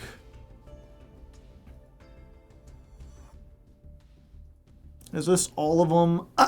Yeah. Like, I should preface this by saying I don't play the fucking TCG, so I do not care what the TCG ban list is. And also, I don't have a whole lot of insight because I'm unfamiliar with the meta now. I don't really keep up with the TCG meta all that much. But if you missed the TCG ban list, they banned Herald of the Arclight, Barrier Statue of the Torrent, White Binder, and Harpy's Featherstorm. Which is a thing of like, yeah, Arclight probably had to go. Its days are probably numbered. It does just a little too much. But I think it was on Jaxel's video, he's like, the problem is, right, because they knew this existed, there's a whole bunch of ritual support that specifically like, you know, send a card from your extra deck to the graveyard and do a thing.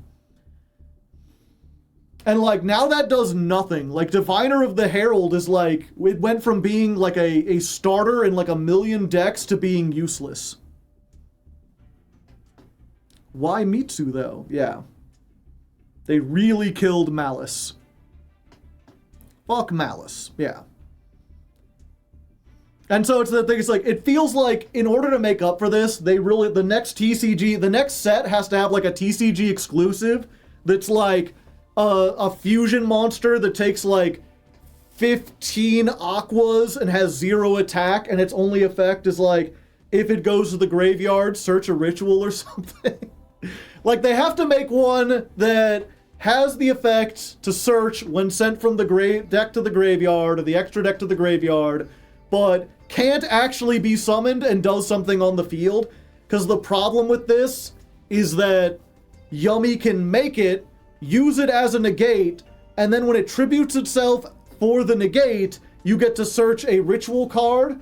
So it's like Nibiru protection that searches you Mitsurugi cards. It just does too much on one card. White Binder is like that good. Malice is terrible. It's not like a bad performing deck. It's just no one likes it. It's not fun to play against. It doesn't feel like a Yu-Gi-Oh deck. The mirror isn't even good. It's like, in the mirror you have a 75% win rate going first, so it's just a coin toss most of the time. They have Ashlands, but Ashland doesn't search when it goes to the graveyard, does it?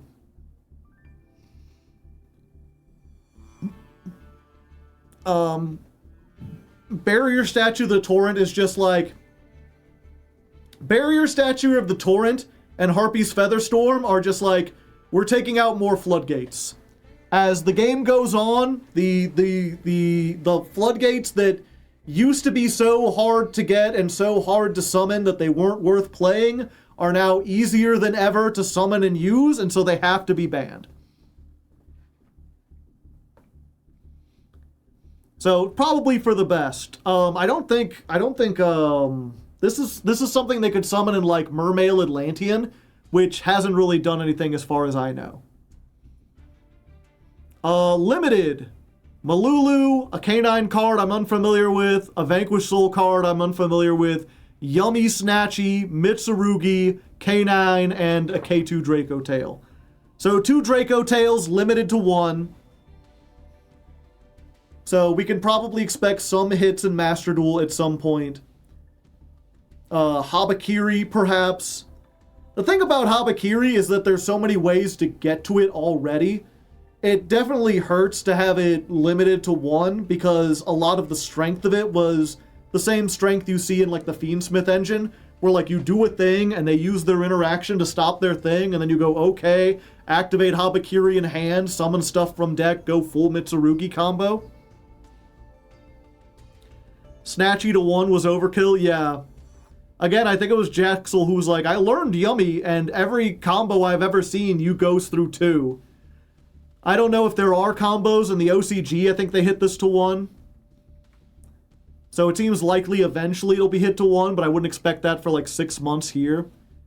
But that's what a lot of people were saying. Right now, one of the best decks in the TCG is Yummy Mitsurugi. Banning Herald of the Arclight hurts that combination of the deck specifically, and pure Yummy, because even if you weren't searching Mitsurugi cards, this was still a negate and a floodgate that you could easily make. There's not really any other like level 4 synchros that do a whole lot. So that cuts them off, and then making this a one-of in addition to that, like, now it's unsearchable in Yummy, and you're unlikely to draw it. So Yummy Mitsurugi probably isn't a thing. People argue it shouldn't be a thing, so, you know, that's fine. It's bad in Master Duel, though, which is funny. I don't know enough about Yummy in Master Duel, because I've been stuck in the dregs of, like, Diamond. Probably be seeing all those Canines and Vanquish Soul cards in Master Duel, yeah. And then they semi-limited Droll. Droll to 2. They're doing the same thing. I see a lot of TCG players treating this the same way I treated the, like, Maxi goes to 1 in the OCG, where it's like, okay, you're stepping in the right direction. It should be banned, but 2 is better than 3. I'll give them that. And then they've unlimited Black Dragon Collapse Serpent, White Dragon Wyver Burster, Trident again, Change of Heart, the Crystron card, Snatch Steal. Snatch Steal and Change of Heart both going to 3 seems a little crazy, but I guess stealing isn't as good as it used to be.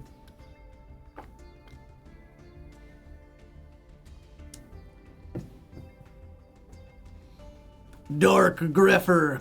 Not as good as it used to be.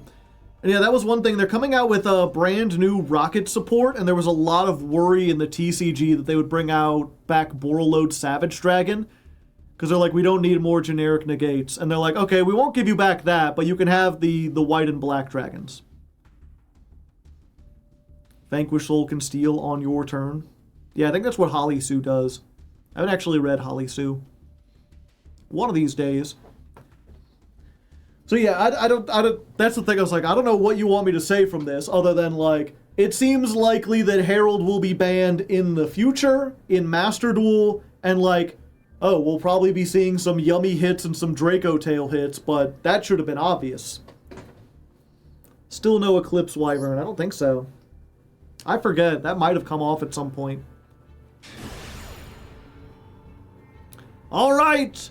Win, and we go up a rank. I'm not going to put on the sunglasses because all we're doing is getting back to where we started today, which is not as exciting. Haha! Ho-ho! This is glued to my hand, man. Just absolutely glued! Okay. Treasure of the Kings. The Dutchman's Treasure. Plastic. What can you activate in response to that? They've probably just got like a Max C or something, right? Set 1. Okay, if they do have a Max C, let's get this out before they have a chance to do anything.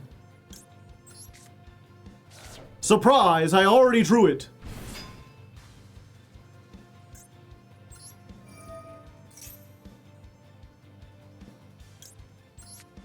We're gonna get this. We're going to activate. We will get Anubis.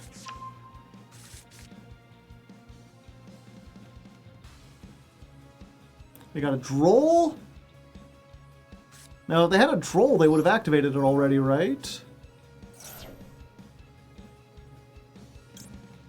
What the hell are they doing? They waiting for me to commit? Okay. So if I normal summon Lurie, and this is a Fua or a Maxi, they activate it, and I pretty much have to pass my turn. If I get this, I can get the counter trap, and then those don't do anything.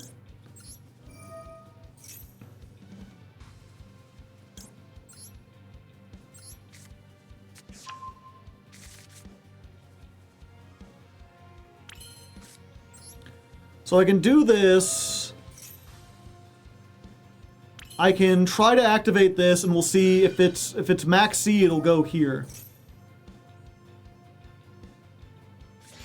Yeah, okay, that's what I was thinking. So we just let them cycle. I think I'd rather keep the protection and the big monster. We don't need the snake. I'll just let them cycle for one and be like, okay, I've got 1, 2 Omni Negates, I've got a counter trap for spells, and I can stop a search. I could maybe make... No, if I make this, then I don't have these. Yeah, we just end here. Solid opening under Maxi. Could have snuck a rabbit in there. We wouldn't have had the... Like, we've already got both of these, so there's nothing. Okay, we can't stop the Habakiri, unfortunately.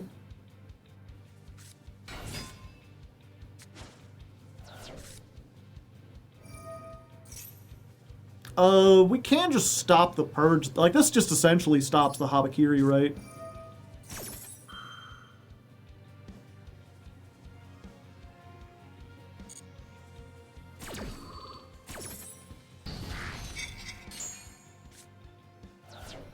Unfortunately, that was our only unknown, so now they have perfect knowledge of everything else we've got.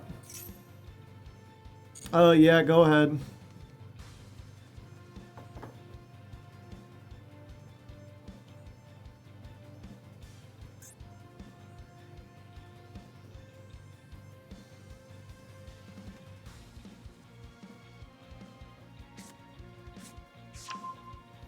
Like, we just negate the Snatchy.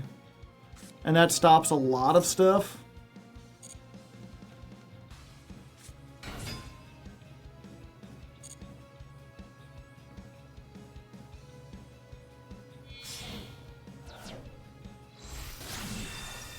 Snatch.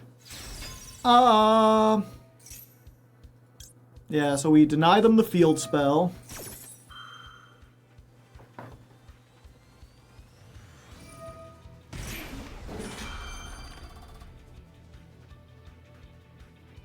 Oh, I didn't know they could chain both at the same chain.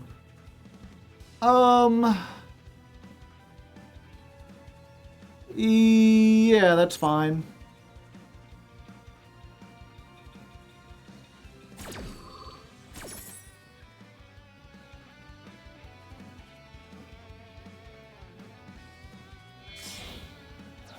Like, now they do get the field spell. But now the Yummy Way does nothing because I negate that on resolution. So they can't tag back out. They've got a 0 in attack mode, and they don't get the search.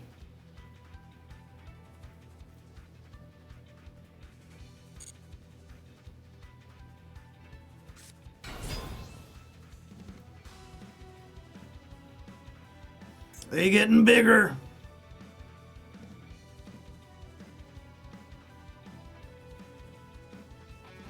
Yep, that's fine.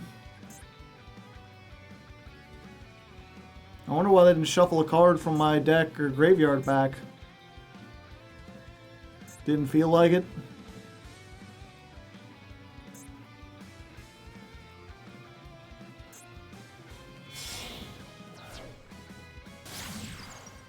Sprite Elf.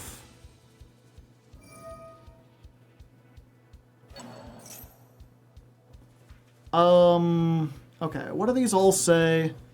Control a Link 1 monster or a level 2 Synchro. Control a Link 1 monster. They don't have a Link 1 now. They have a Link 2. Yeah, I think we do this.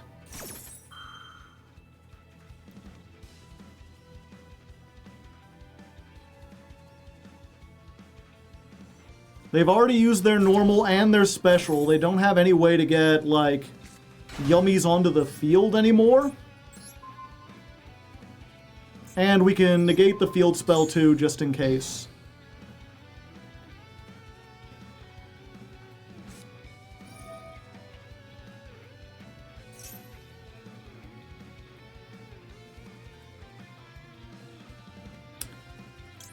Yeah, I think we used the last one. I just gotta hope they don't then have, like, Raigeki or Triple Tack or something. Yeah, we'll just wipe the field.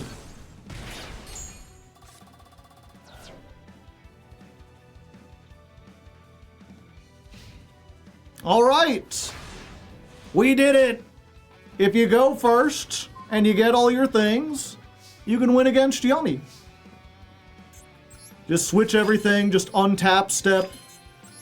Move all our traps. 91, battle phase, let's go. 1600. 2000. 2500. And then we go in with the man. For not quite game, Apophis has to come in and clean things up. But you know what? We still got it. We got it there. We're good. We rank back up into Diamond 2. Oh, it's been a long day. We've been here for 3 hours and just now getting back to where we started.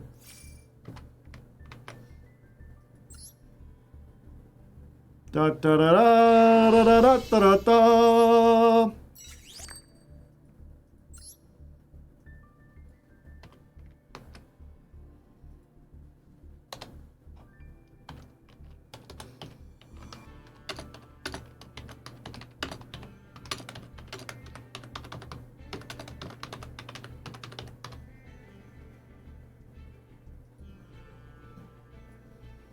Are you running Redoer? I am.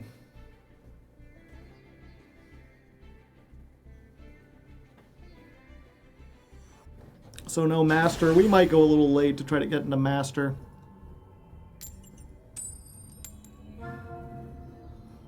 How's the vote doing? It's voting time again. Open your votes and let's pretend these voting times could vote us all again. Yep, draw phase, Maxi.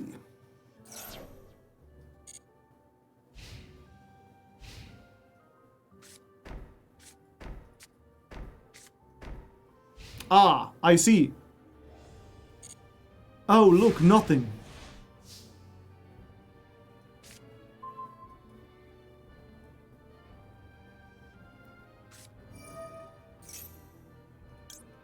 Surprise!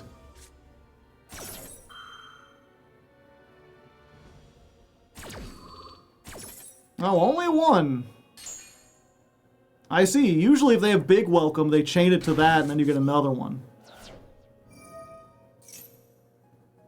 Add a labyrinth card.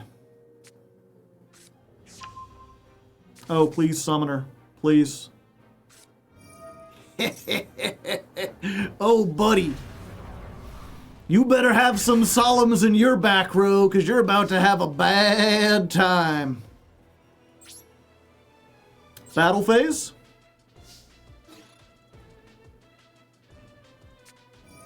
Ah! Uh-oh. They knew! They were prepared! Touche, salesman, touche. I still got the man, though. Hopefully none of these are in perm or anything. Okay, doesn't look like it so far.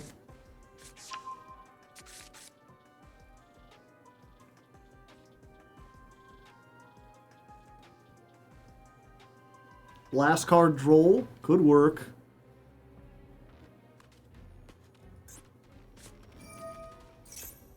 Simultaneous equation cannon. Just to get rid of the man?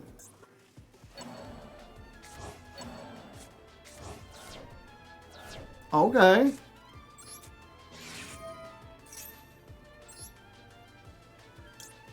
Unfortunately, we don't have a second thing.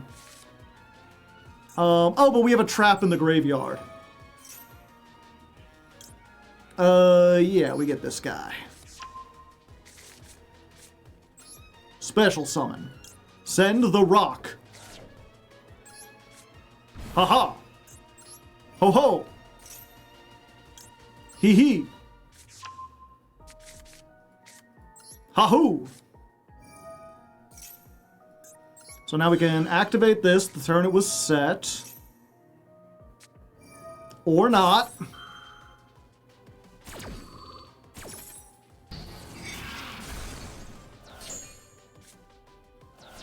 Alright, that puts us in a bit of a tricky pickle.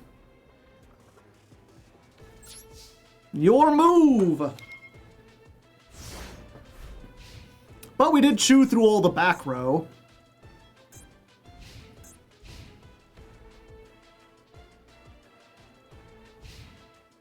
Alright, that's what you like to see.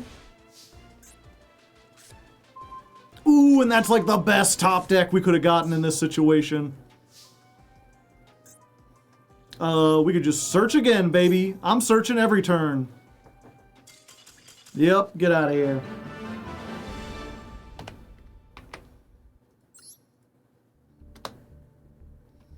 $333.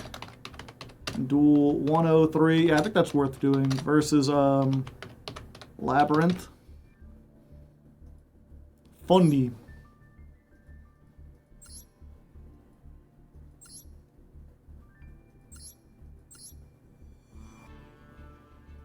Playing the one of, yeah, that's they knew. They're like, no, no, no, no, no. No, no, no, no, no. Simultaneous Trap-holic. Is this the regular art? Or is this like an alt art?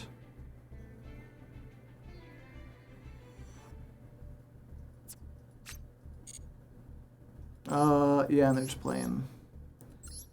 Weird that they're playing these because one, like 6 cards in your deck are things you want to activate from. 9 cards in your deck are things you want to activate from your hand. 10 if you have this. I guess you're always setting it, but also, don't you want your traps to destroy? This doesn't destroy, does it?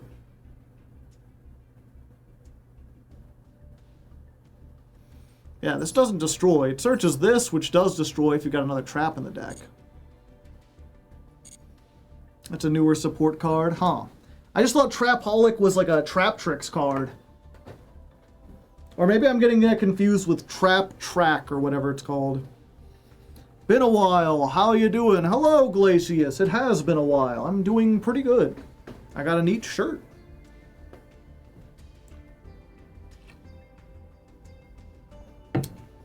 Trap Trick.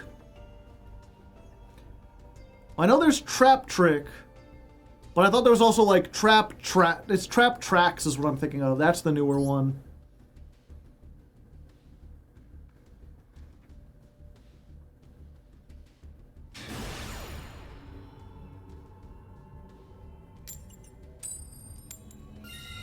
Dun dun dun dun dun dun dun. Well, this is an old joke. Only the old Legos will get it, but no one is special like our opponent, chat. They are uniquely special. They've got first edition goggles because we are up against Rabu. Or I'm sorry, Rabibu. I mean, that is funner to say, but I thought it was S Rabu. Also, this is just glued to my hand. Just like every duel, it's there. Please don't Ash, please don't Ash, please don't Ash, please don't Ash, please don't Ash, please don't Ash, thank you.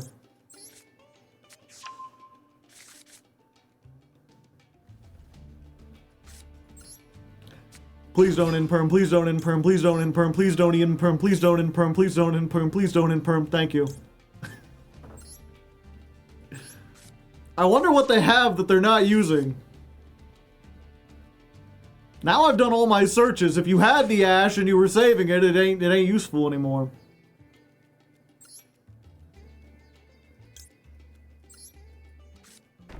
A solid gold Rabibu.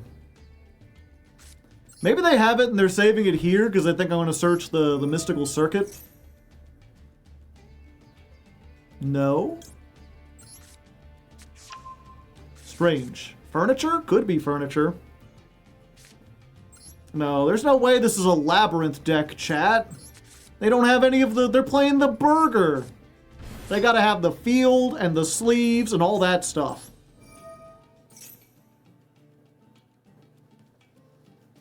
Okie dokie. We'll grab this.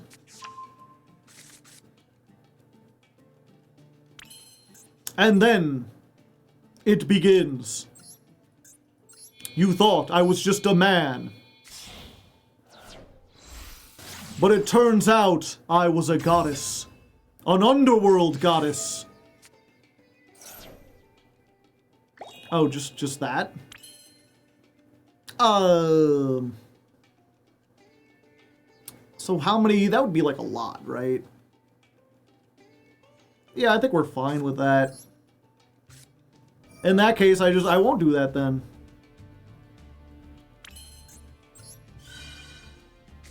I'll just continue what I was doing before.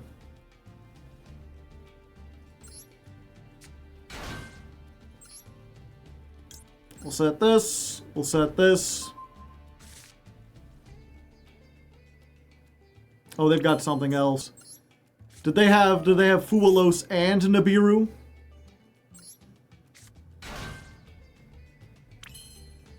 I mean, if they have Fualos and Nibiru, there's not a lot I can do.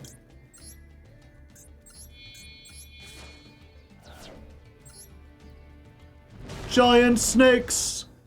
Ha ha! Alright, they did not use it.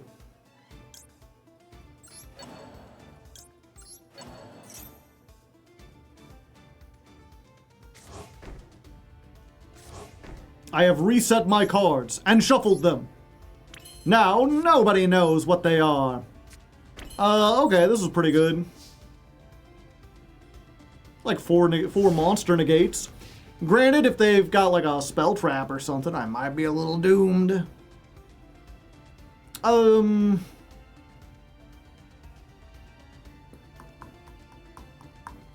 Yeah, I guess we do this now. Moon is there for good luck, exactly. She's the mascot.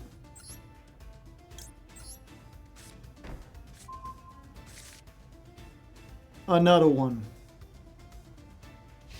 Protect the moon!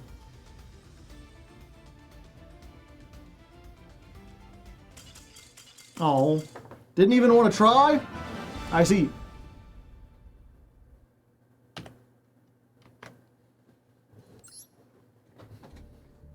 Double in perm scares me. They didn't even know I had double in perm.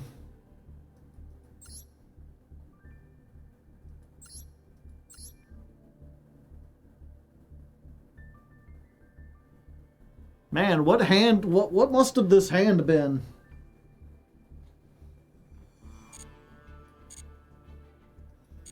How am I doing on the dual pass? I forgot to look. 86, we're getting close. They probably had a Lancia.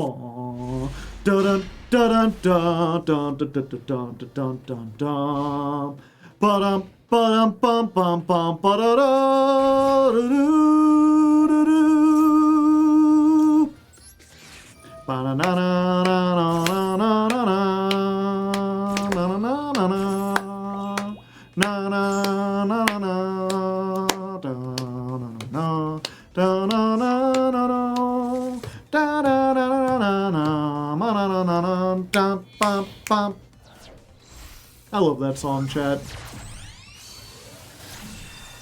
Snatch! Savior of the universe. And the Nibiru already in hand, yeah. It's pretty good. Up! They get to peek!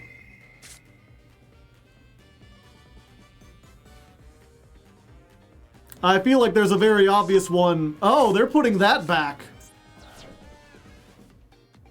Can they get to the Herald before 5 summons?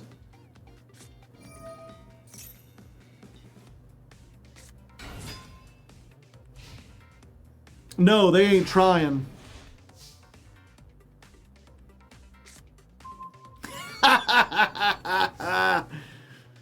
So, the thing about that, buddy... Battle phase. He's like, I know you don't have it. I put it back. There's no way it could be here. End of battle phase. Sorry, I'm just too much of a gamer. What can I say?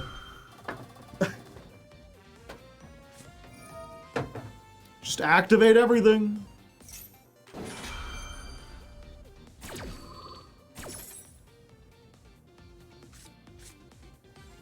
What can I say except you're welcome?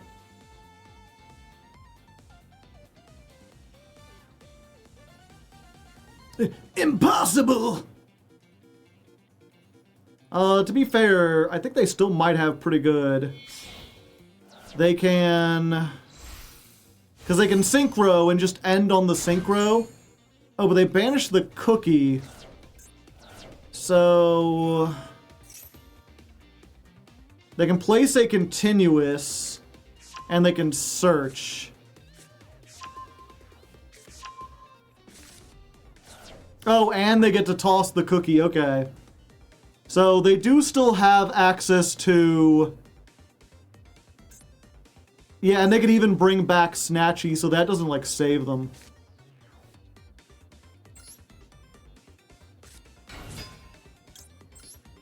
Yep, they've still got a whole lot they can do.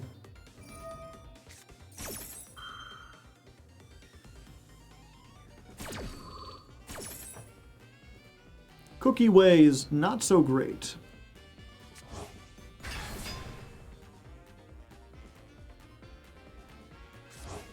What did we actually manage to banish? Oh, I don't know, they're face down.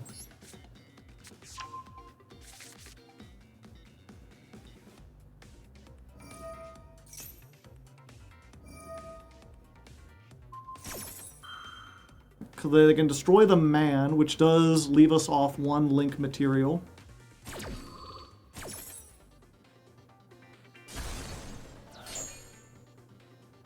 And then they can synchro again. And if they do synchro, target 1 card.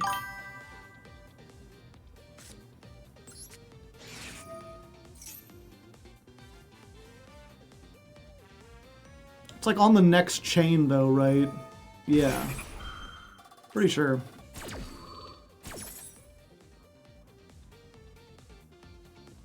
Yeah, so I do still get to set a card.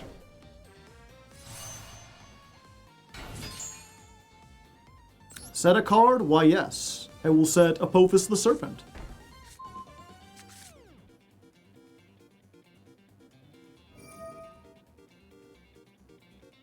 And then will they just go for that trap to stop me from summoning it? Or will they go for the field spell? They go for the field spell. Okay. And then what they don't realize is I have this.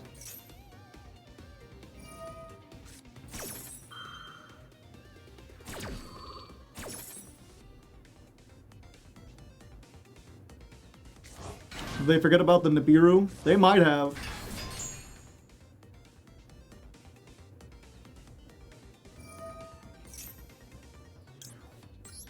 Howdy, howdy.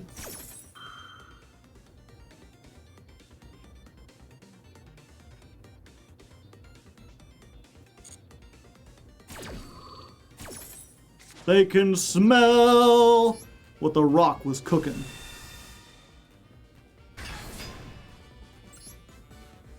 Very tiny token.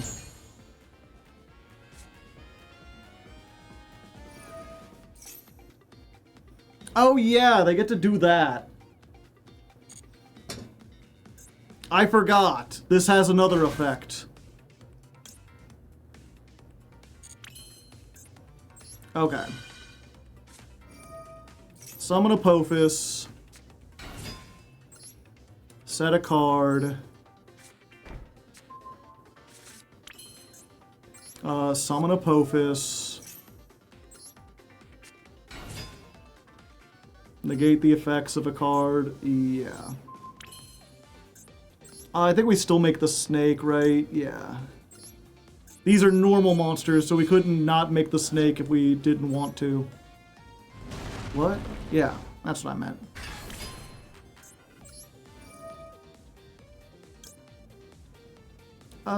Yeah, we get...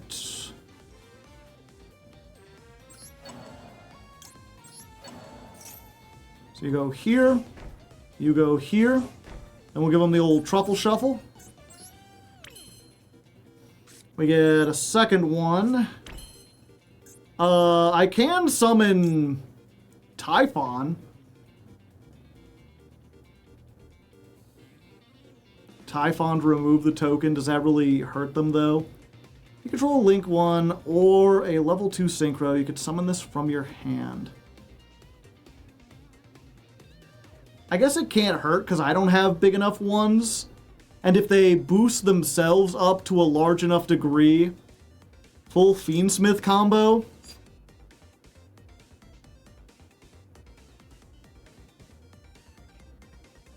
I think that is worth it. Yeah, actually, full Fiendsmith combo is probably better.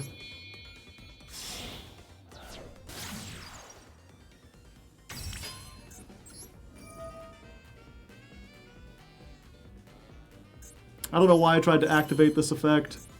Secret effect. You might be Link material at some point.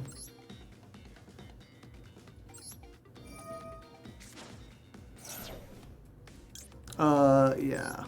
See if I can remember this. We go her. We use her effect. We send the engraver. We use the engraver. We shuffle back the moon.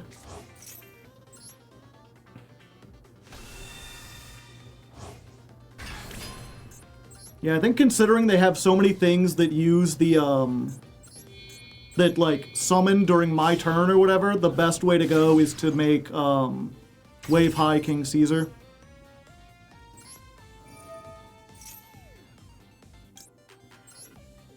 So we put back you and you.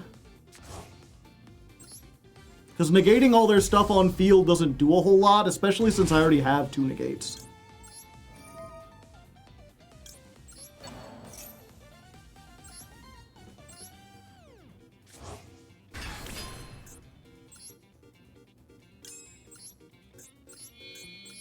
Everyone in chat, wave high to King Caesar.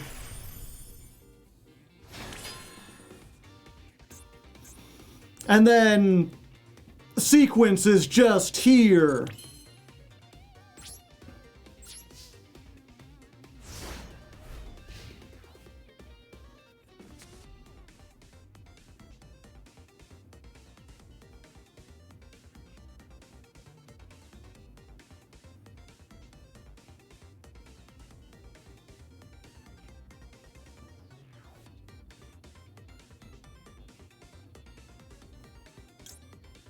Okay, so as soon as we get into the draw phase, we're going to do this.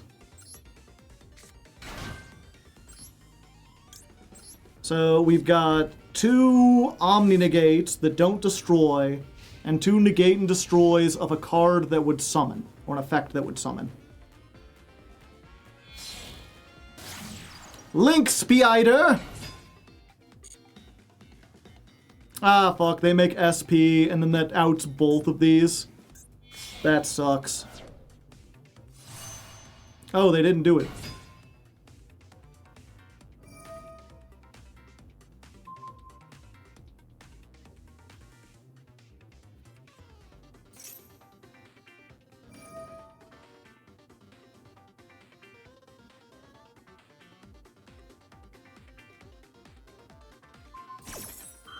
Temple of the Kings. I've seen a lot of people doing that.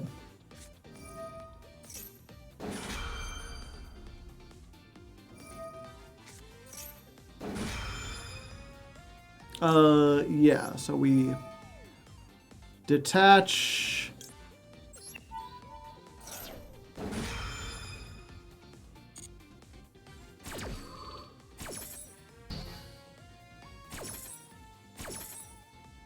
That summons this. And then we can negate this on the field.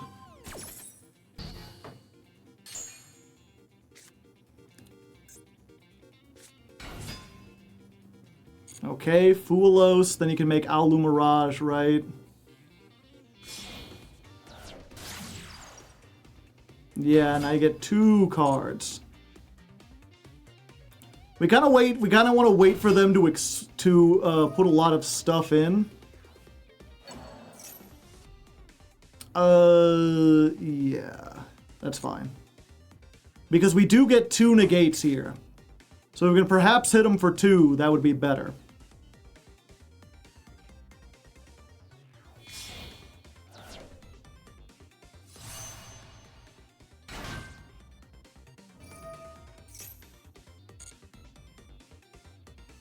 And there's no point in doing this because they can just tag out.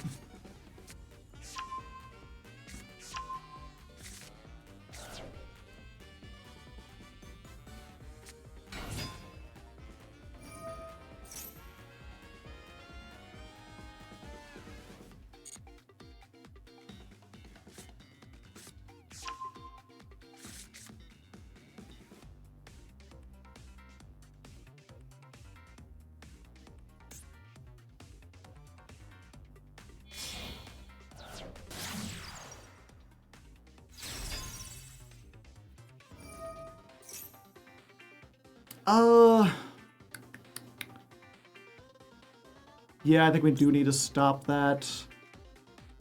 No, then they just chain to Synchro.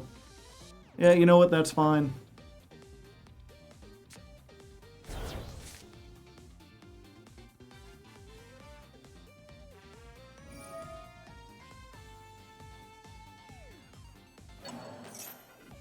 He can't Synchro here.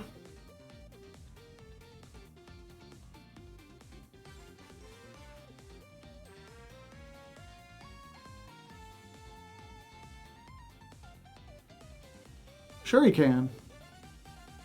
Oh, now is the time to stop? Yeah.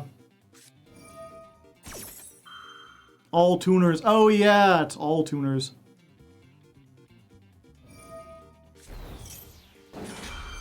Fortunately, this does choose on resolution.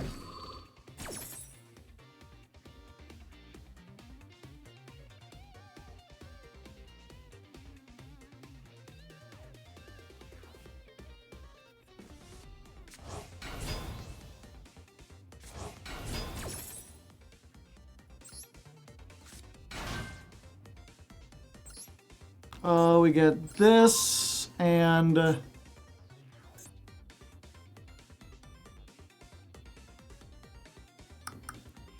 yeah, I think this gives them an advantage.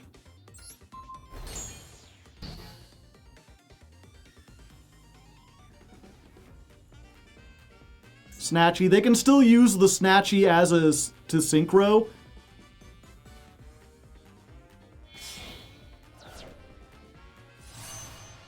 Like, these can just, like, you can treat a Link 1 monster. Marshmallow can get, like, a bunch of stuff for him.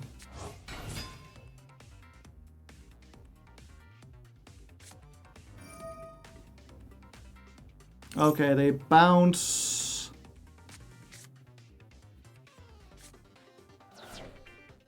Okay, they're just doing that.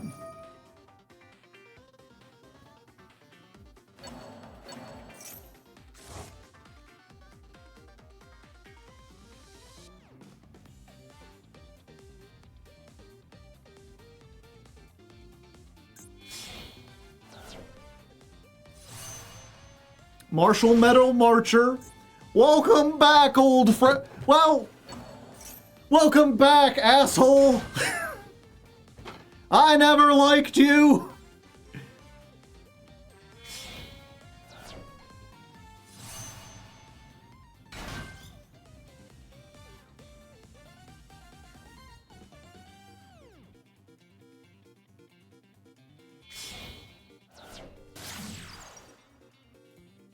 Sprite Elf. I feel like it should have restricted the... Yeah, if this deck was like, you could only summon lights or you could only summon beasts, I think it would still be really good. It just wouldn't be this good. This is a hard once per turn. Oh, they already used it. You gotta be shitting me! Who plays Raigeki? Yeah, I ain't activating that.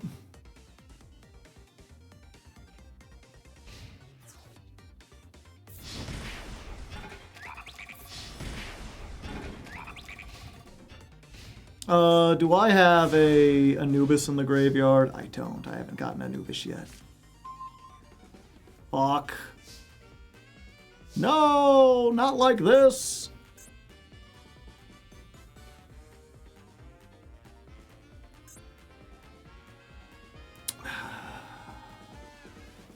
Yeah, I think they got it, unfortunately. I do have one hope, chat.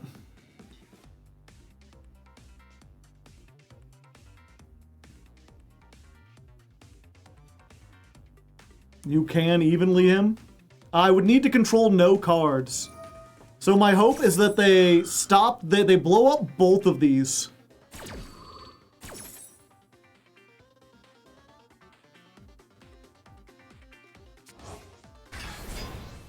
You can set evenly, you have Temple.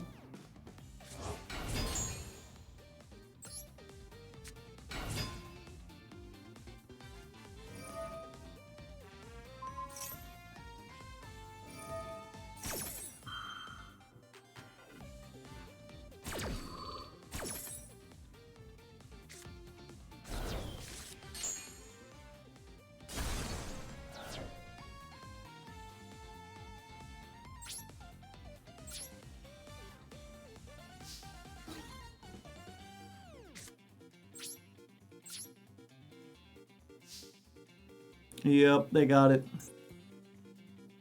Yeah, evenly for 2 wouldn't have done anything.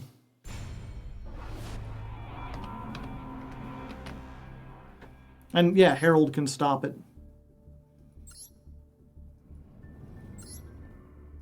Yeah, also I haven't been able to, like, every time, let me read it again. Yeah, just the one of Raigeki. Sure. I was doing so good. I was like, yeah, how are they going to be able to beat over this and the one of Raigeki?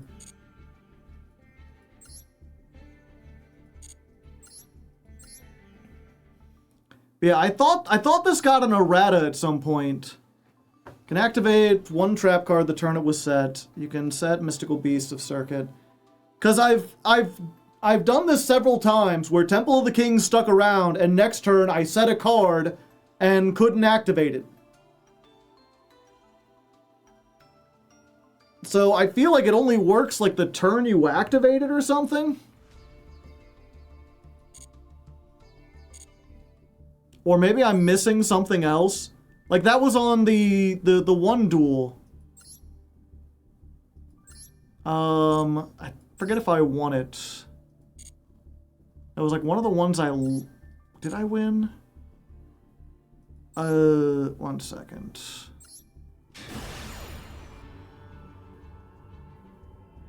It might have been negated face up. I don't think it was.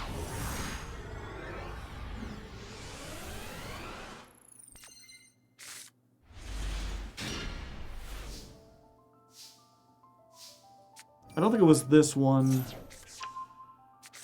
Wait, did this even get to 3? No, this didn't get to 3 turns.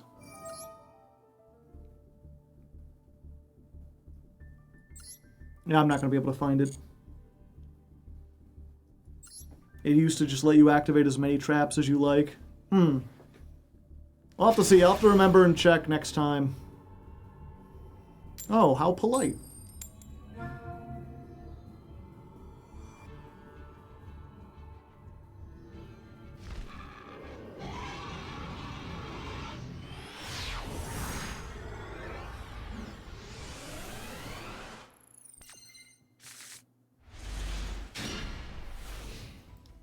Hello, Scorpion. Welcome back to my hand. I should just, at this point, I should just throw, like, Scorpion from Mortal Kombat up behind me. If Blue Eyes goes full combo, I don't think there's anything I can do to beat them. I'm gonna go get the air fryer started. I'll be back, Chad. Let me know what happens.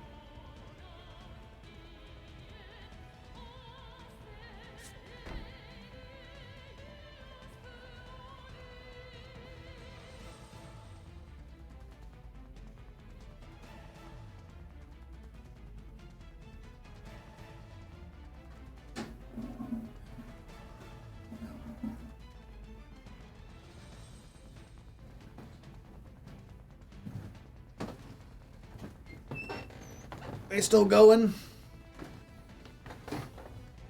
Yeah, they still going.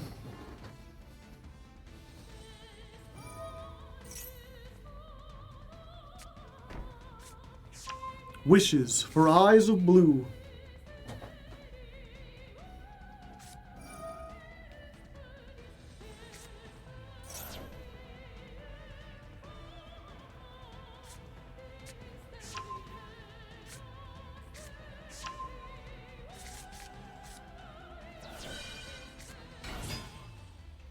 Yeah, the only problem here is that they usually end on the level 12 Blue Eyes card that, like, is not a negate and destroy. It's a negate and gain a bunch of attack.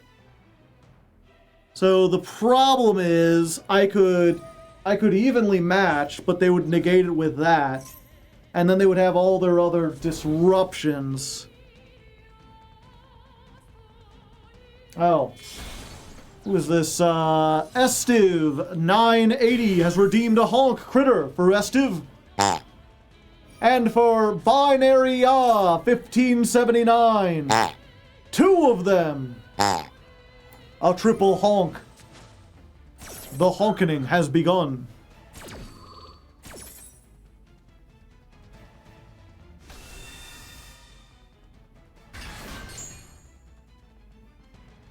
Yeah, we'll have to get the rest of those after the duels, obviously.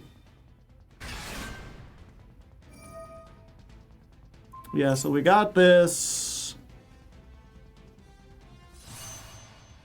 Stardust Cipher Divine. So divine. Okay, I draw a card.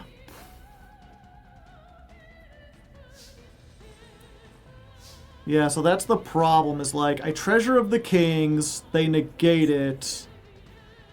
I don't know if they searched the trap, because I left the room for a short while. It doesn't look like they searched it at any point.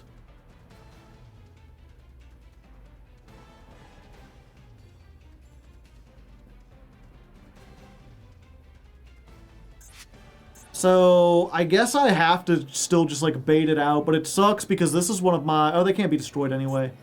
Okay. So, yeah, we go to Battle Phase. We go to End of Battle Phase. We hit them with the Evenly Matched.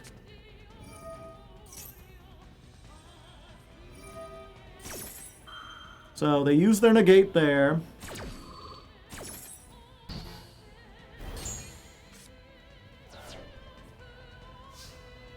Then we activate Temple of the Kings.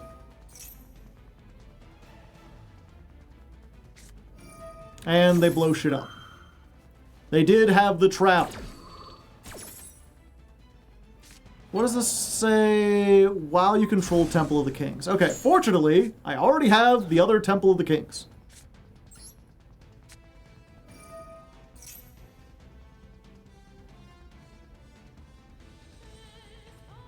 So we can Temple the Kings. We can special summon this.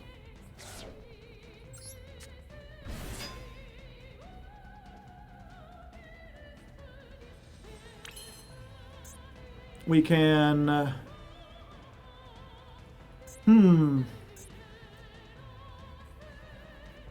So I could search in other things. Use the trap first. Oh yeah, I can negate them. Okay, 1 second. So we set... We activate this, because this is only a monster negate.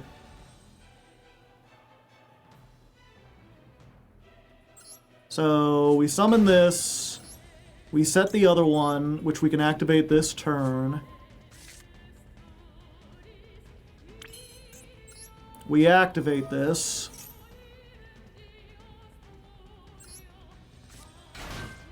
We use this to negate you.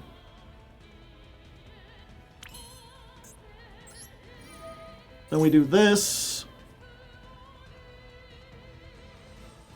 If you got a Veiler or an Ash or something, okay.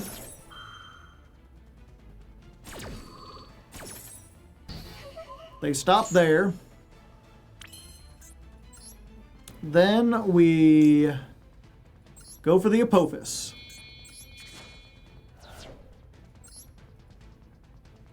Hello, it's me. I'm the problem, it's me. And we set these two. They Veiler. Alright, there's only one thing that can save us now, chat.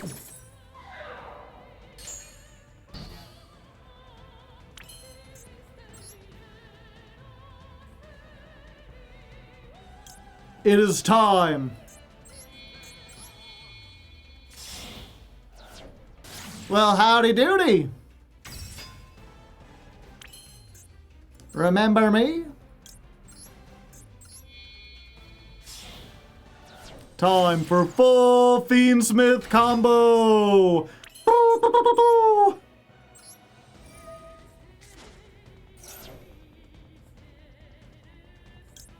The problem, of course, is that, I don't know what we make with full Fiendsmith combo that does anything about this. They got like 2 negates. Those are still gonna be here.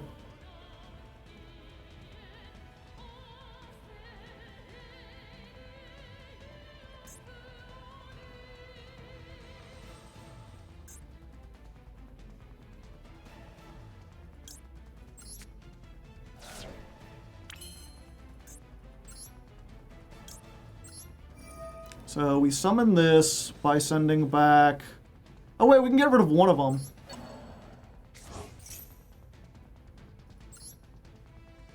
So we go here.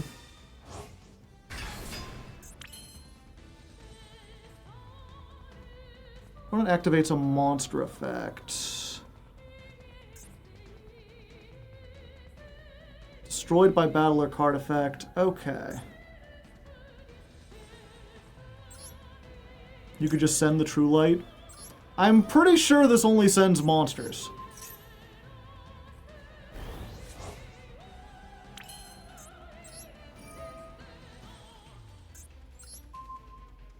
Yeah, I can only send to monsters.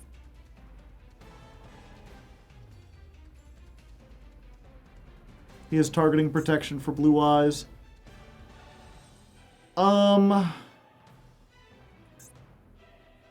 I don't play this Fiendsmith trap. I think this negates more stuff.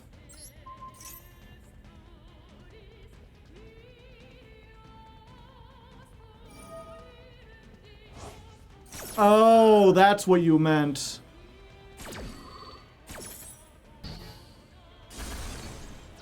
Okay, now I'm dead.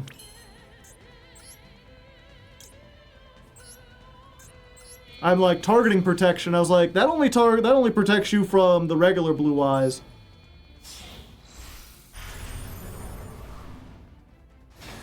My win rate.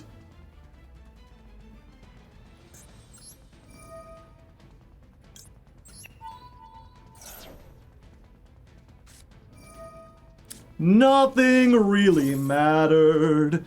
Anyone can see. Nothing really matters. No, nothing really matters to me. Bum bum bum bum bum bum bum bum bum na na na. Any way the wind blows. Okay. Give me a second, chat. I'm gonna start dinner.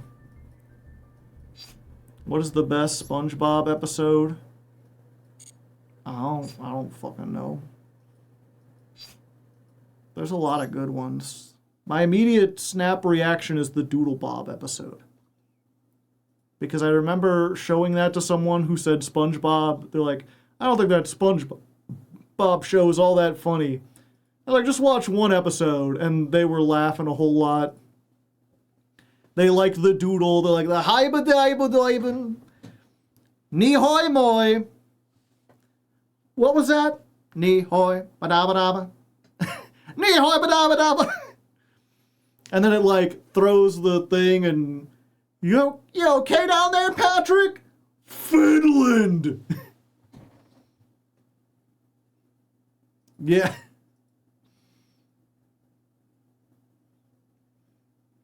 It's random, but it's got its moments. Okay. Real quick, while I go do this, do we got a music we could play for you?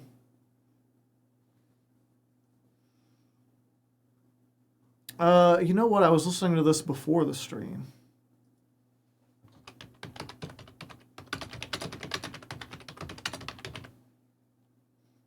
Although, that's not long enough.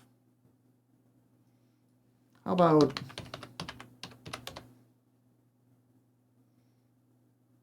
That's a good Patrick. I do a pretty good Patrick, I like to think. But I also feel like Patrick's not even difficult to do, you know? Is it the chicken song again? I don't even know what song you're talking about, the chicken song. It's not a chicken song. This is Drag You Bird Brain. No, it's not Bird Brain. I finally got that out of my head. This is Drag You Lapita. Good stuff, good stuff. I played a ad halfway through that. I keep forgetting I'm supposed to put ad breaks in now. I knew this was DJ. DJ Cumberbutt is great. That's one of his best works, I feel like. Just like getting everything to like mix up that way. I heard bang bang and my head immediately went devil trigger, yeah. Ad breaks are sad breaks, they certainly are. But I just love it. Say my name, say my name. That's not my name. That's not my name. It's like a small thing. Apparently he could just like pay people on Fiverr or get like friends of his, or sometimes it's him and he's just good at like mixing the audio.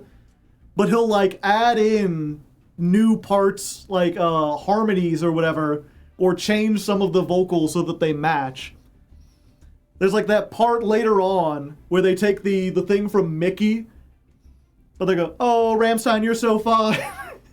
You're so fine, you blow my mind. Hey, Rammstein. You introduced me to everybody in the Sunshine Band. It's the perfect length for my drive to work. That's a good one. Do the ads help you or Twitch? They help me. I get money from them. I'm pretty sure I do. If only Twitch got paid for the ads, I would not play the ads.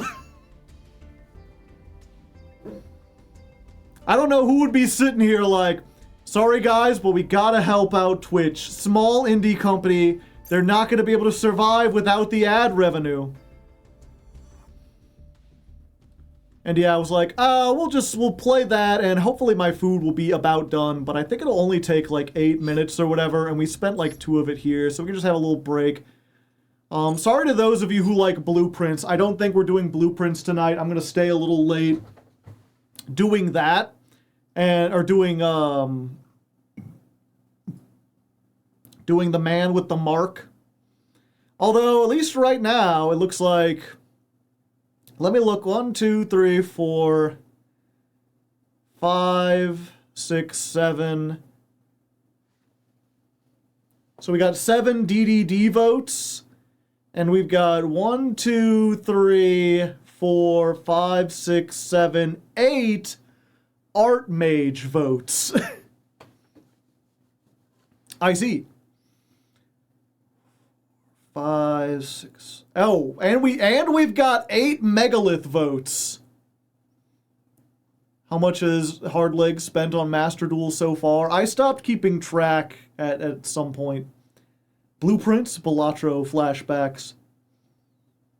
Oh, I should vote now. Yeah.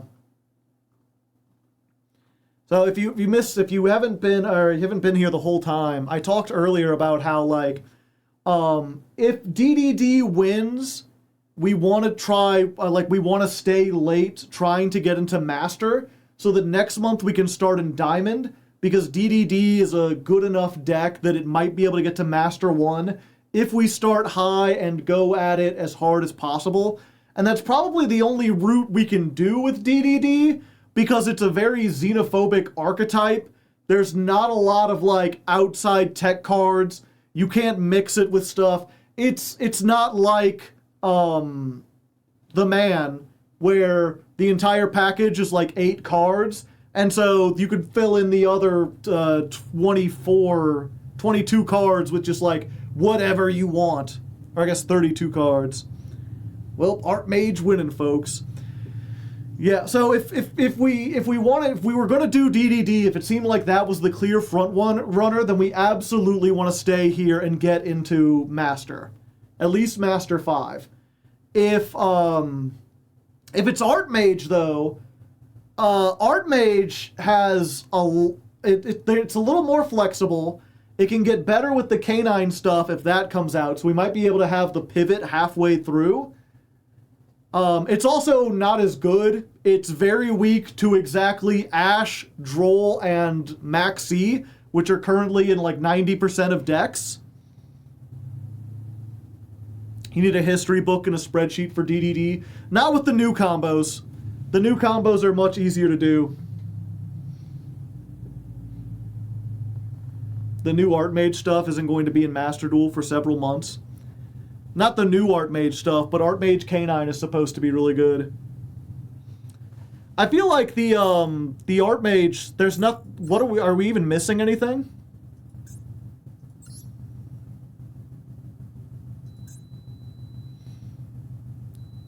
Give me a second. Let me go check that again. I think I just have to flip it. It might not be done yet. Even if it is, whatchamacallit's not done. Okay, three more minutes. Sorry about that. I thought it would be faster, but yeah, we've got Diactorus, we've got Nerva, we've got Medius, we've got Power Patron, the Owl, we've got the 3 kids in class, we've got the field spell, this. They released the trap, right? Or is the trap? Yeah, the trap's here. Yeah, there's nothing that we're missing that I mean, I know there's another fusion, but I don't think the fusion really like changes up the additions. Yeah, so we've got all the Art Mage support. We just might be getting stuff next month that mixes with them. But yeah, if so Art Mage, if it goes off, it can put up so many disruptions that your opponent can't possibly stop you unless they have like Dark Ruler or no more. It's just weak against all the hand traps that are really popular in Yu-Gi-Oh! Or in Master Duel. So if Archmage is going to win, then we're probably going to want to start in Platinum so that we have a chance of going up. Same thing with Megalith. Megalith's not especially strong, even with the new support. I really want Doom Z. Next time on Doom Z. And it looks like those two are winning at the moment. So, you know what? We're going to do a little poll here, chat. We'll ask you. We're at the 4-hour mark. What would you like to see for the last hour of stream? Would you like to see me grind with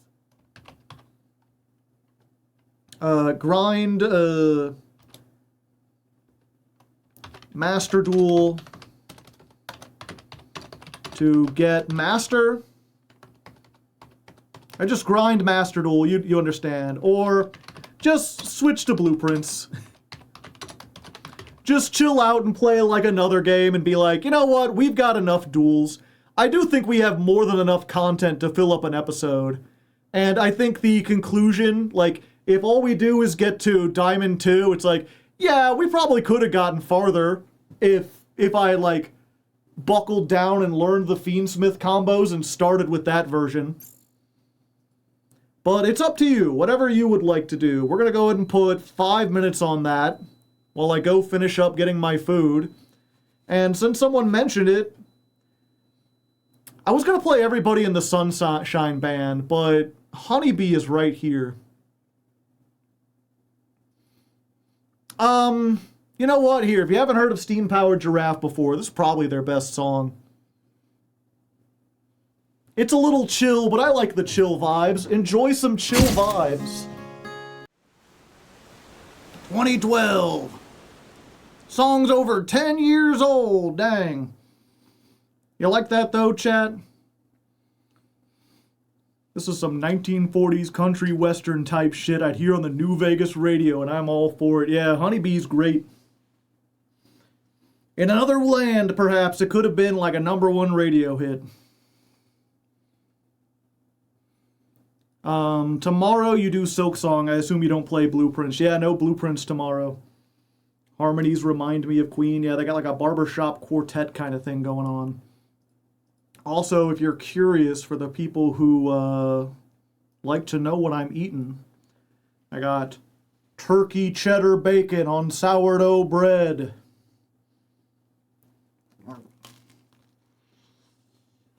Oh. Delicious.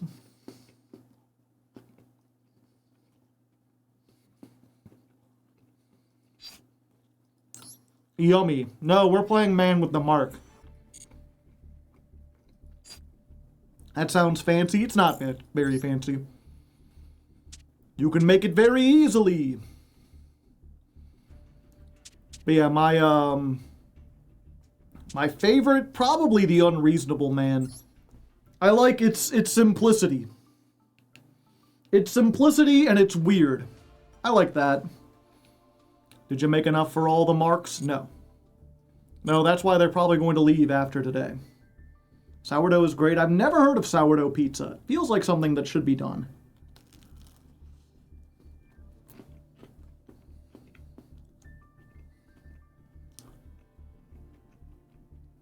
Do any of the major chains do like pizza with sourdough crust?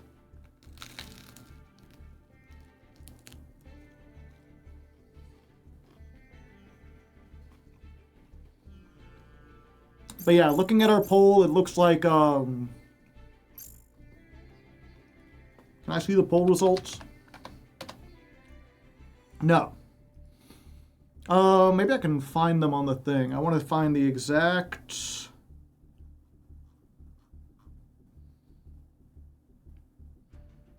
I thought there was a way to look.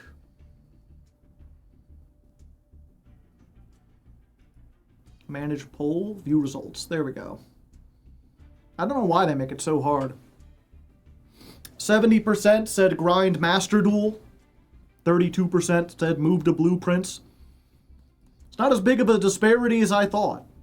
But I am still a Master Duel streamer, through and through. Through and through.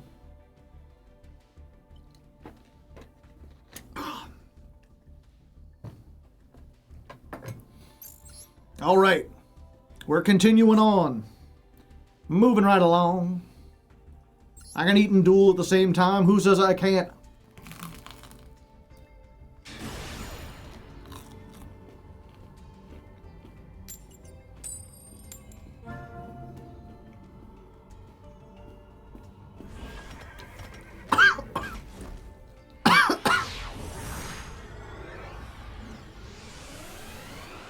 I would have voted Blueprints, but I still need to play it, and I can't spoil it. Okay, good. I didn't want to go first with this hand. I think we wait on the Maxi, because we don't have any starters. We want them to commit to a summon first. Well, that commits to a summon. You got the Ash called by cross out. There's the Ash.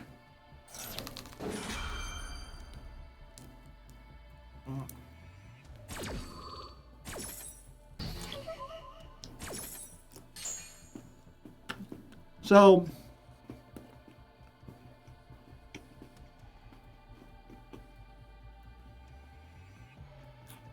the good news here is that Pure Branded rarely makes a spell trap removal.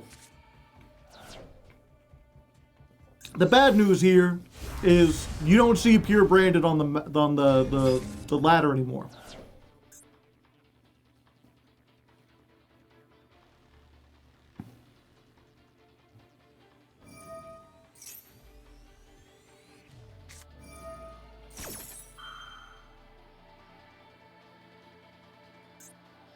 And of course, this doesn't stop that. So they get the flame.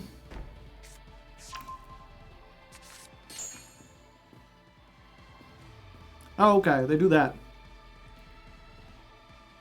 At least Draco Tail doesn't have a good... Oh yeah, does flame only negate spells?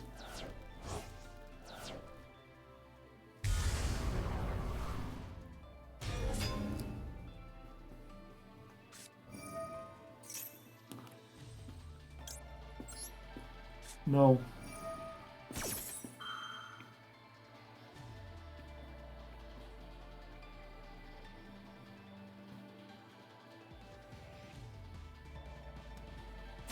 I would prefer if you did not.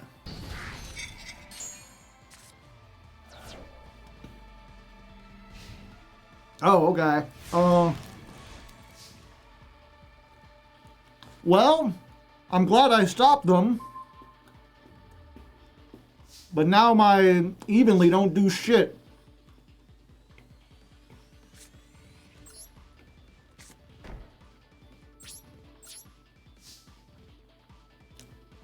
Oops, no starters.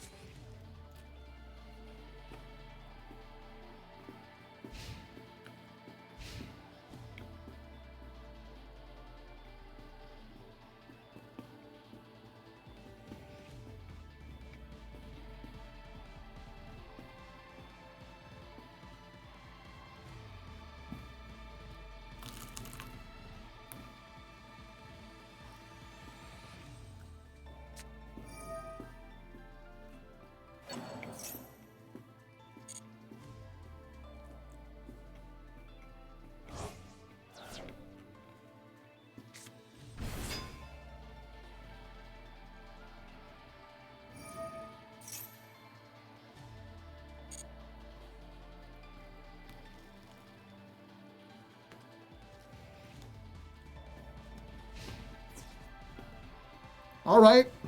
We got one more turn to break out of this, chat.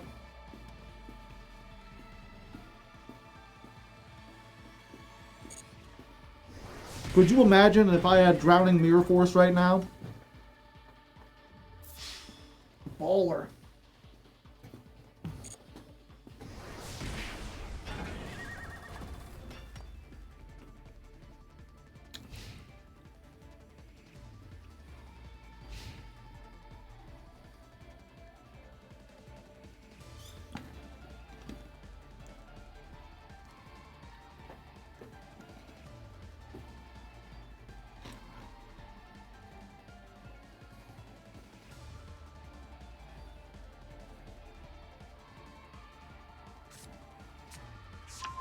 Urgala? They must already have the one girl who lets you fusion summon. You know, chat, can she fusion in the battle phase? Well...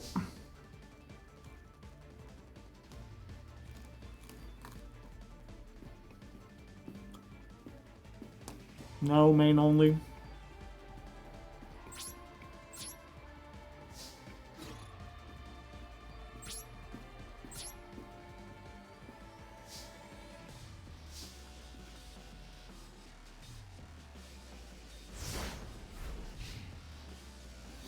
Unfortunately, sometimes you just brick.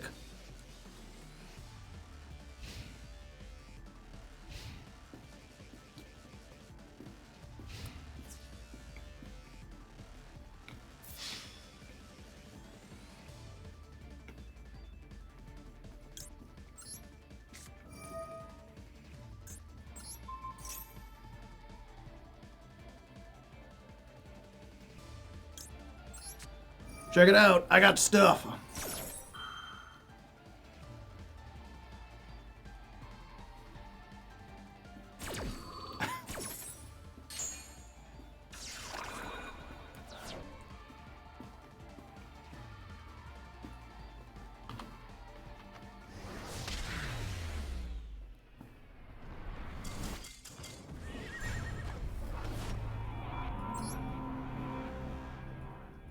You ever brick before, chat? Happens to me too.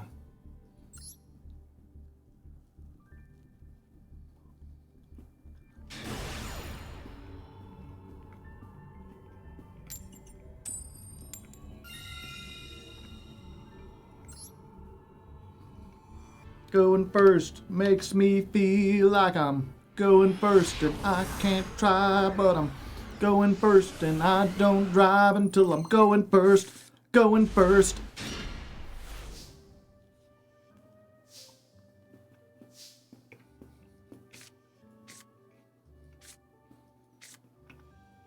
Let's try it.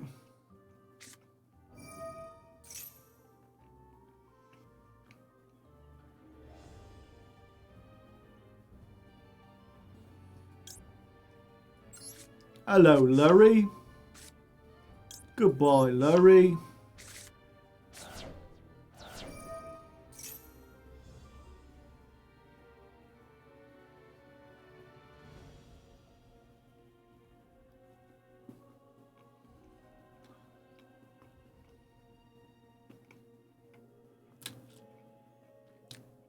I got something. I'm willing to think it's furniture.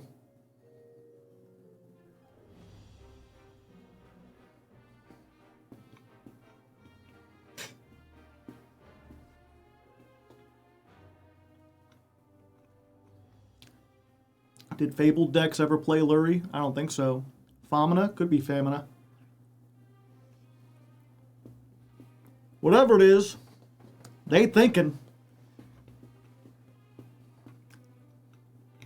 Call them the Great Emancipator, because they're Abraham thinking over here.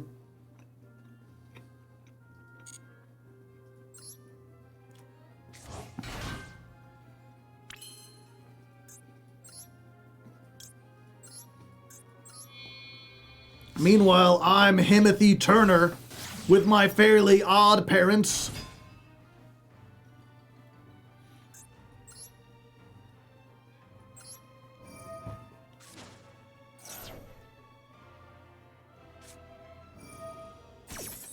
Song of the Dominators. No.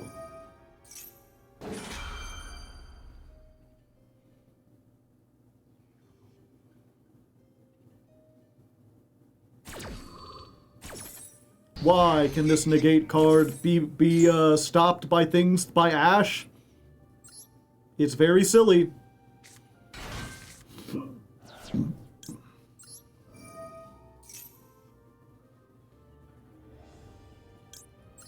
Every day is school day.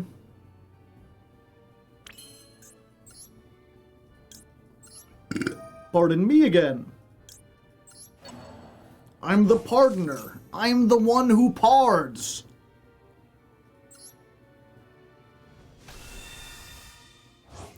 I'm Graven. Do I have enough to make the big guy? SpongeBob Big Guy Pants okay? Desiree?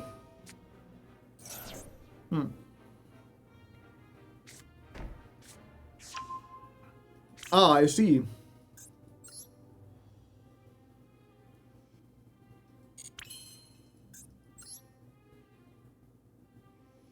Alrighty then, Johnny.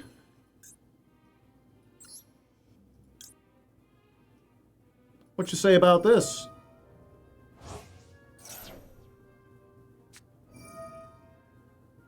Gonna say fusion, are you? Understandable. You wouldn't want me fusion summoning now, would you? Well, if that's the case, I'll just take these two and make me a rabbit. Oh, you wouldn't like a rabbit, would you? You're gonna be raving with these rabbits.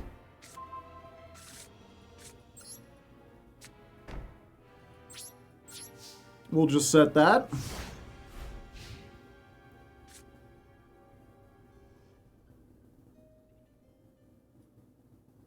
Yeah, that's fine.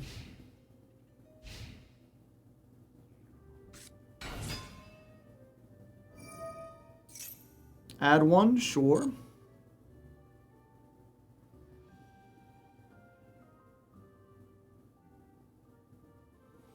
What is her effect again? Target a Fiendsmith Link, shuffle it. So I can shuffle her back into the deck, get the Requiem. Requiem brings her back out, and she sends the other Engraver, so I have a whole bunch of Light Fiends in the graveyard.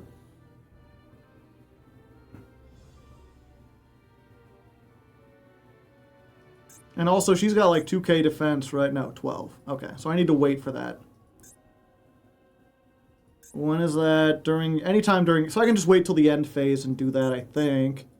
No, because this is only during the main phase. But ideally, I'd want to wait for, like, main phase 2. I assume they're going to go for combat. Interesting, going for the Chandra Liger. I guess you really don't want to put spell traps. Ah, the Zeus Caboose, eh? Typhon, they really don't want me setting stuff. Yeah, we'll go ahead. Apophis.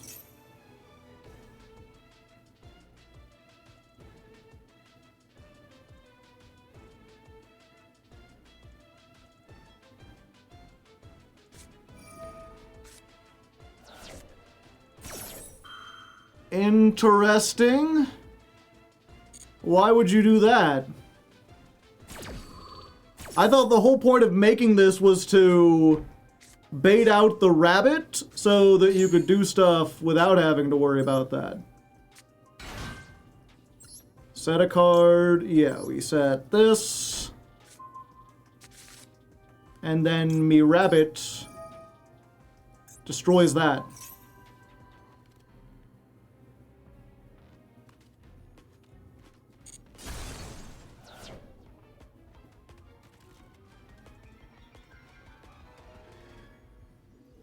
Yeah, I thought the whole plan was to, like, use the Typhon, activate that, make me use one of these, and then once you set one, I have to do something. Before the end of the main phase? No, that's fine. Oh, you want to fight the rabbit? Just getting rid of that? Okay.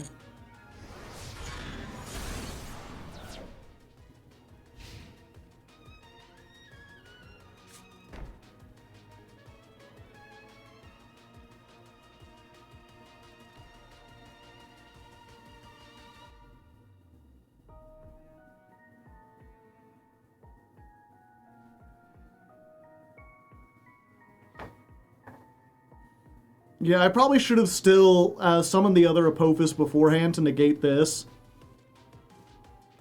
Now they can bounce the rabbit, and it does put me down one card.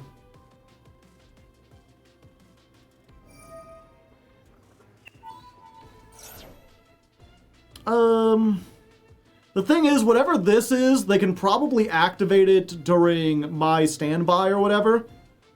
So I think it's worth it to keep these.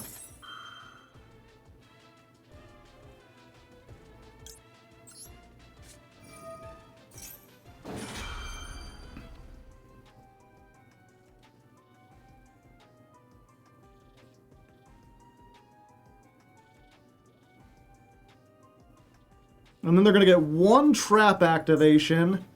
Possibly 2, because they have the big welcome in the grave.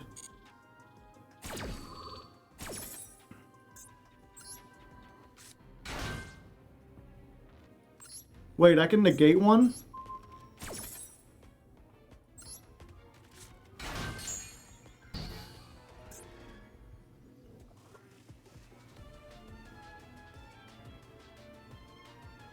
Huh. Why did the first one let me negate? There weren't any other traps on the field. Is that a bug, or did I just mess something up? I thought it was the second one would come out, and then that would be able to negate because there's another trap on the field.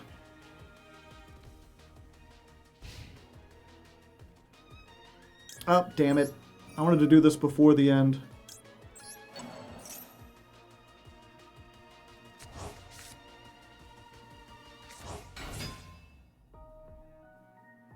It was face up in the spell trap zone. Ah, I see.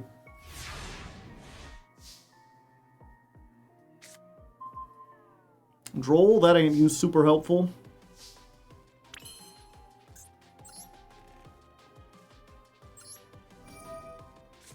Alright, so we tribute this. Trying to think what owns me here.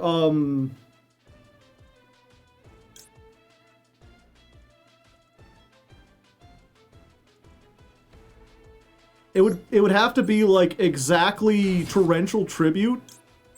Maybe Ice Dragon's Prison.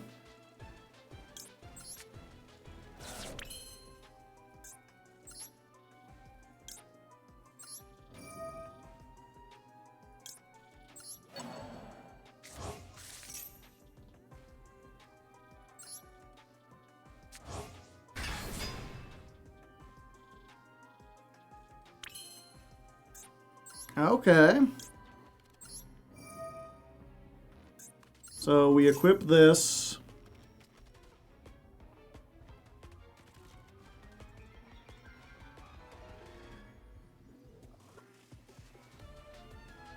It's something they can chain. Big welcome.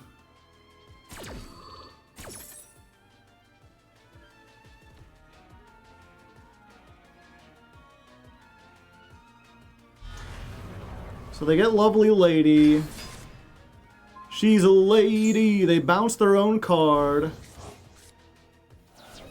And then Labyrinth gets to pop a card. And they get their stuff back.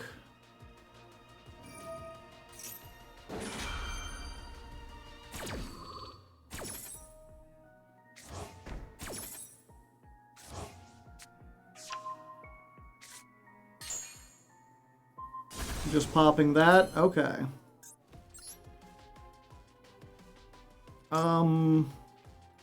Yeah, this seems like the best move.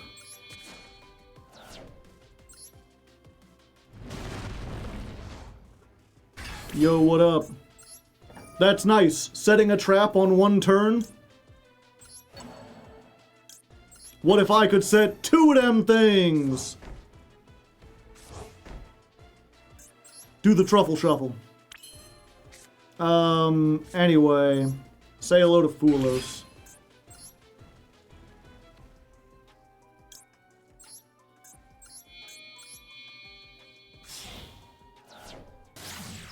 Sequence.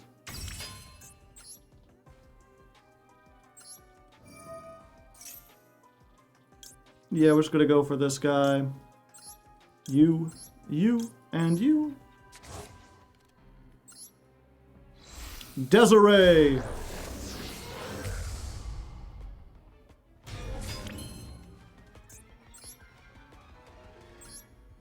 And then we equip. He gain a bunch of attack. He doesn't gain a bunch of attack. Why did I think he gained a bunch of attack? I go for Agmonday, though, right? It's Agmonday. Okay. Mistakes were made.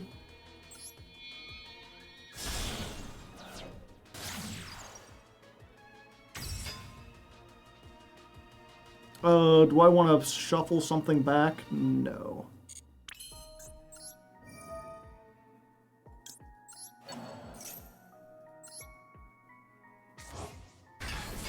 Oh, I probably did, actually.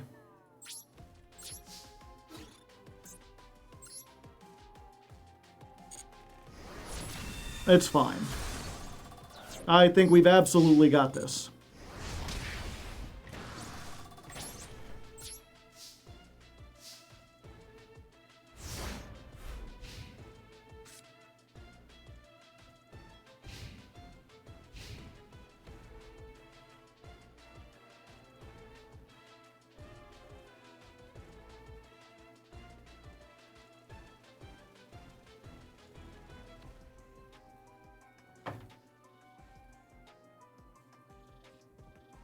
Unless they've got like a lava golem. Okay.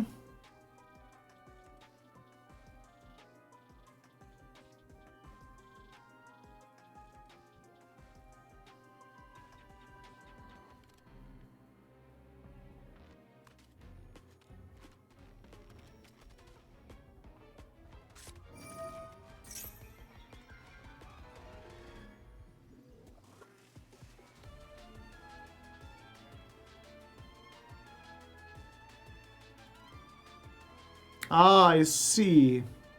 So they could send it off as cost. Yeah, so we just allow that.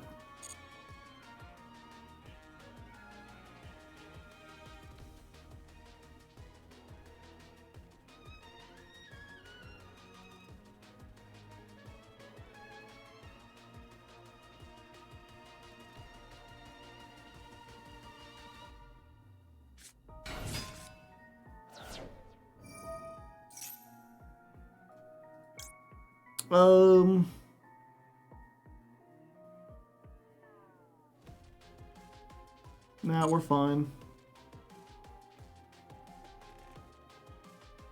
Yeah, I think we can safely do this. So, Chainlink 1, this Apophis.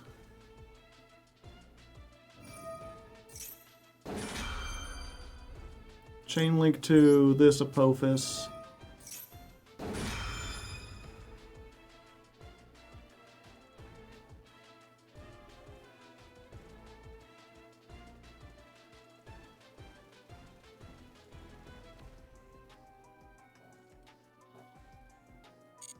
Oh, they didn't do it. Weird.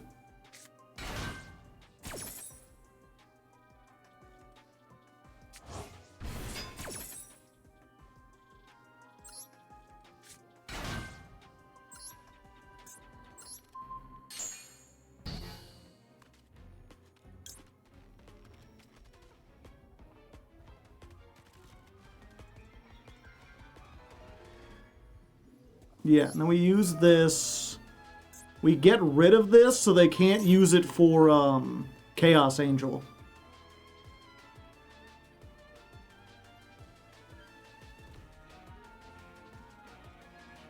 Plus the other two can tag out at quick effect speed, so destroying them doesn't do much.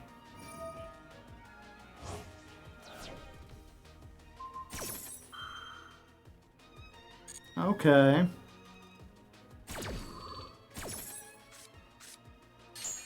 Oh, they still have their normal summon, though. That's unfortunate.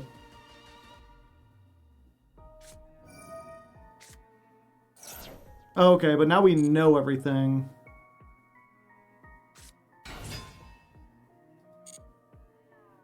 So all they have is, like, Chaos Angel, or...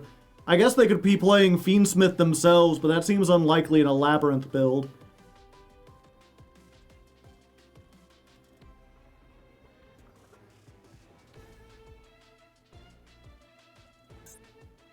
Dark, dark, dark. I forget what Chaos Angel does. It's not as good if you only make it with dark monsters, though, right?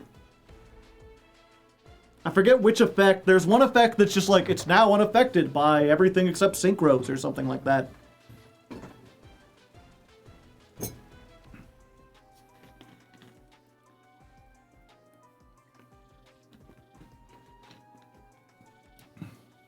The dark is battle protection on all your monsters. I thought one of them gave like effect protections.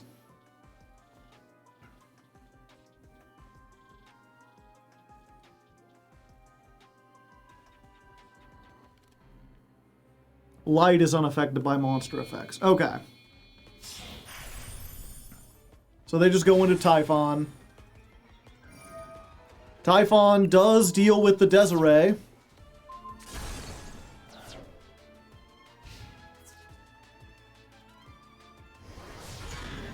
And they can run over that. But then we're just doing all the Fiendsmith shit again next time, right? Oh no, we sent everything away. I might be in danger, chat.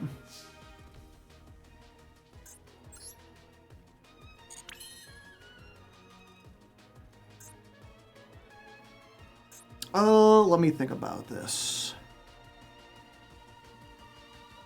SP, probably the better route. So we can make... We can make this. It's a Link Spider. We can summon this. We can make... Spa!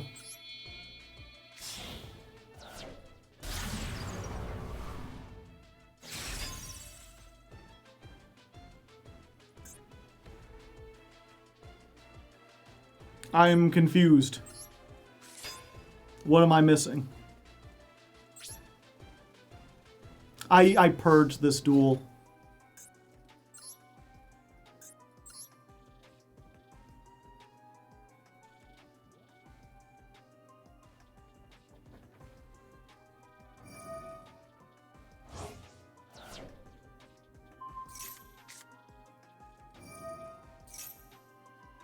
Damn. I really lost this one.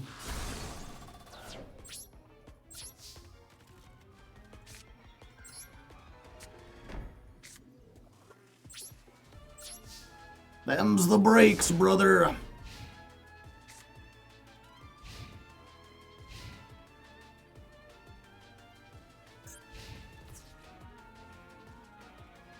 Fortunately, they don't know that I can't use SP.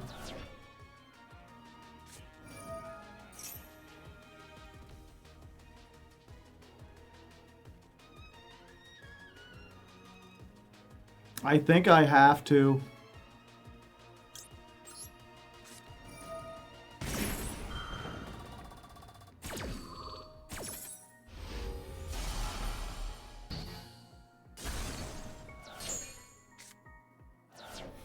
I've still got 3 man, 3 Anubis, 3 field spell. Haven't seen... Oh, you...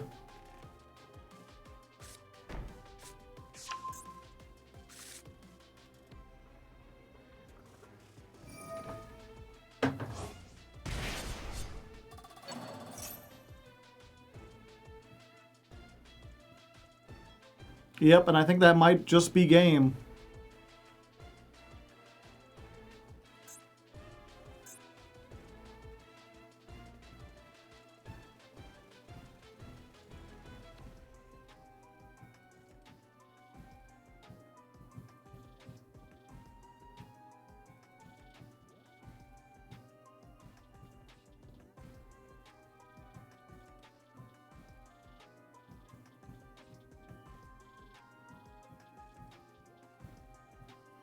Yeah, I guess I should have, because I knew they had the Typhon, so I probably should have tried to use the Desiree first, and then saved the thing for exactly that.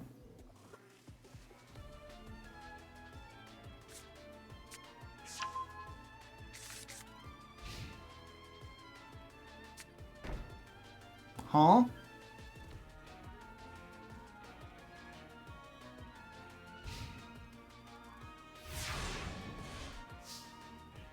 I wonder why they didn't attack.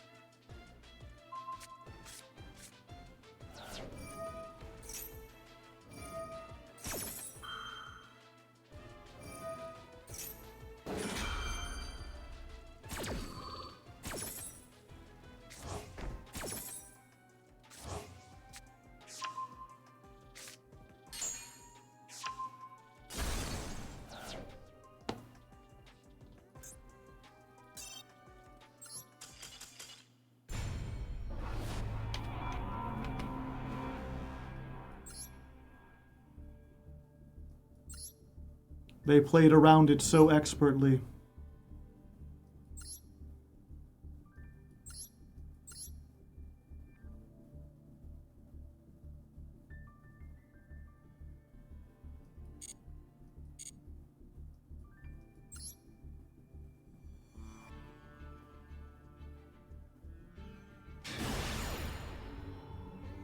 Lose and I'll lose a rank.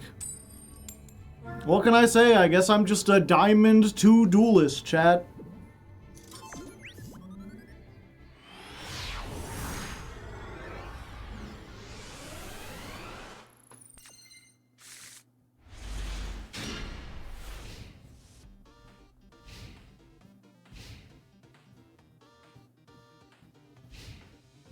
Oh?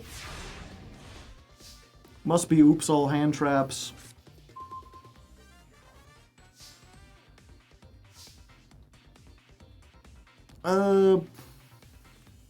Yeah. Start with this. Because this lets us set a card. There's not much that stops this from resolving. Then we set another card. Then we pretend like we need to search. They Ash Blossom, just on time. We reveal that we're cursed, and sometimes that curse helps us, like a superhero. So the fact that the mystical circuit of the mystical scorpion of Circuit is always in our hand works out this time. Be like, nice Ash, we already had it. Yep. So we don't rank down. There's that.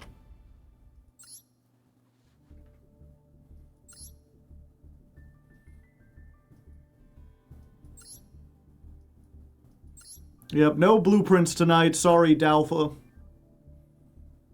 We gotta try to grind this up. At least a little bit. Walloop. Crisis averted. Maybe we should have played blueprints instead. I mean, so far we haven't gotten any good duels that would make it into the episode.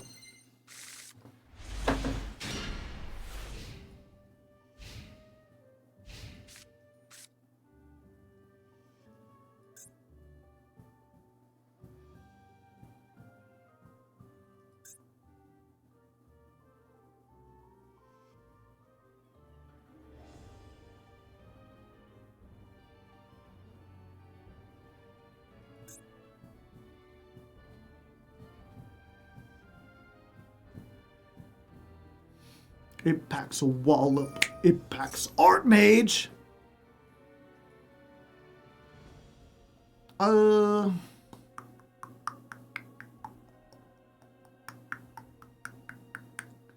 Sure, you can have Medius. Fortunately, I know this deck. Ooh, Royal Medius. You can have Medius because I want the draw.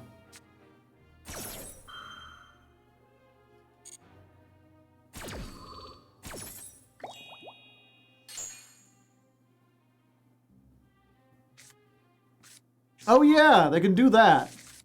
So you must already have the academy then, right? Excuse me? I was not expecting this. I'm not familiar with the thing I'm looking at.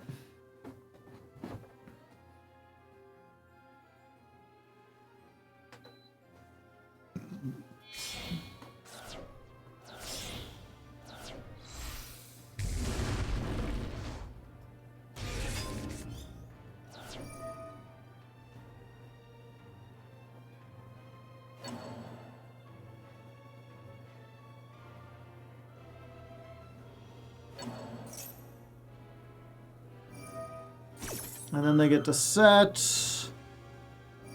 And then they get to set. Did they send the owl off too? They did. But the owl adds. Shouldn't have done that one last, buddy. That's the one I can stop.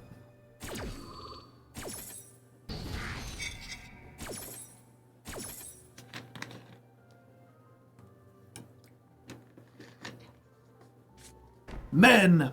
Men are outrageous, ooh, men! Men are exciting! Brilliant in fashion, manly fun!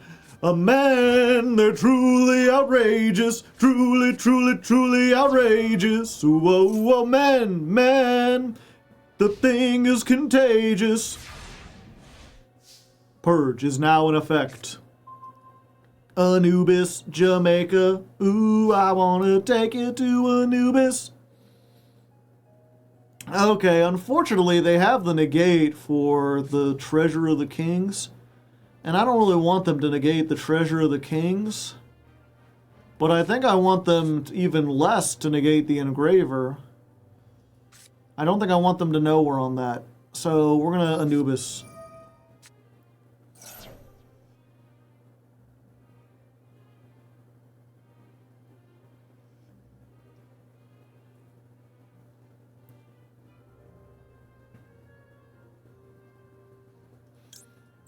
The man! I am a man! Are you winning, son? Nope. Normal summon. The man. With the mark.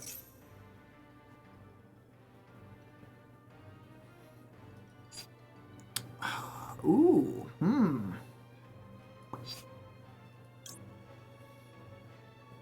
Add Temple of the Kings.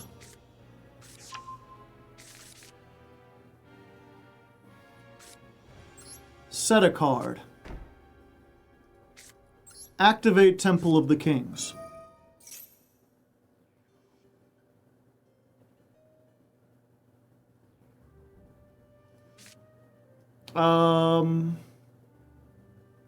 Activate Fiendsmith Engraver.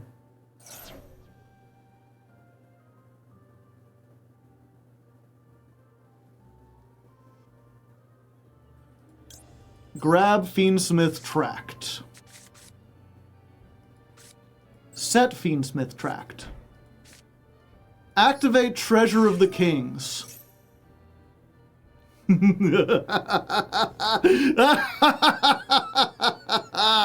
Wait, do I not control 3 yet? I think I might not control 3 yet.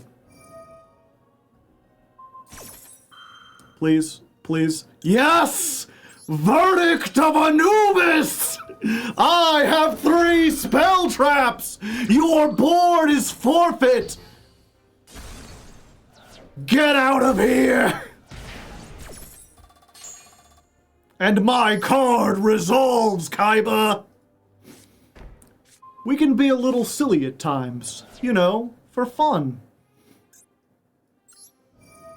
Begone! They haven't surrendered, which makes me think they might still have some stuff. Let's go ahead and get the Merciless Scorpion of Serket. Let's banish this.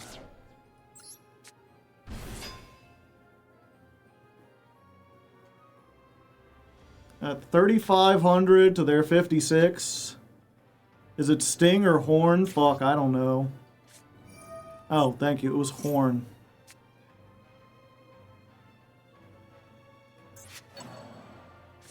Okay. So now we can tract. Let us grab Lurie. Discard Lurie. Summon Lurie.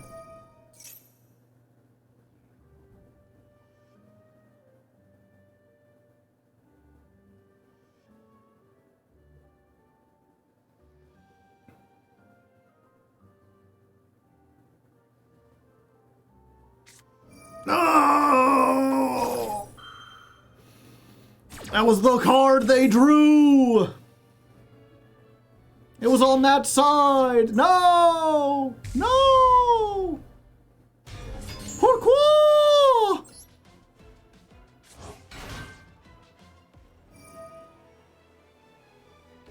Yeah, I almost did a cool thing.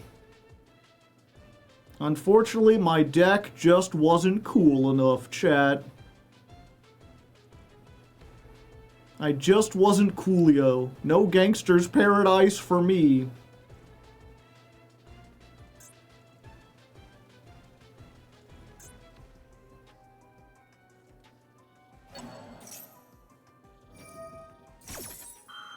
And then they get to summon back the other one. Yep.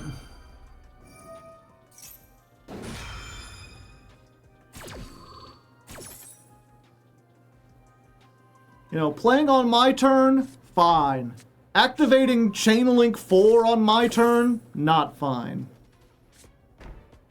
Not a fan, I must say.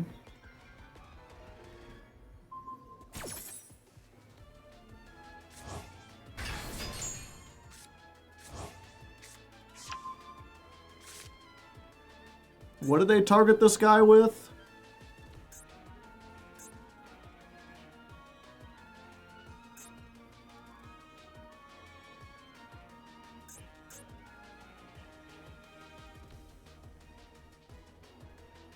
Negate the effects. How come I can't summon, Typhon?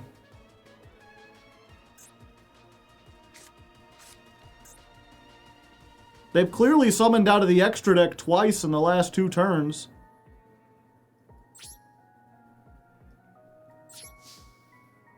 Yep. You can't use Typhon ever, anyway. Oh yeah, Dominus Purge.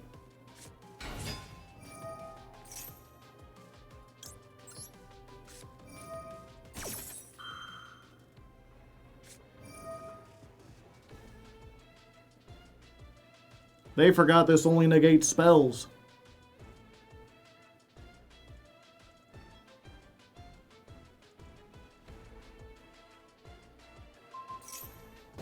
Yeah, you can negate Temple of the Kings if you want. I guess it doesn't matter because it just draws them a card and recycles anyway.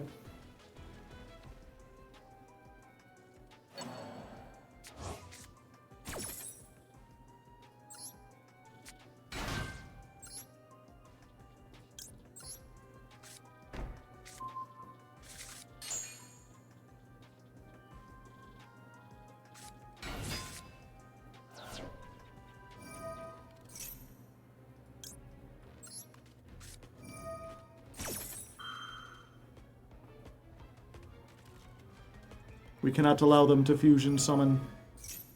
They are fusion summoning anyway. But now I can negate whatever they make, so...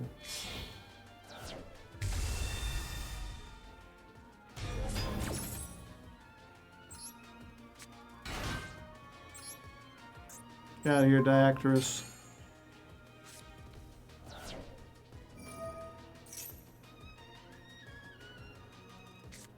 Did Draco Tail really need more ways to fusion summon?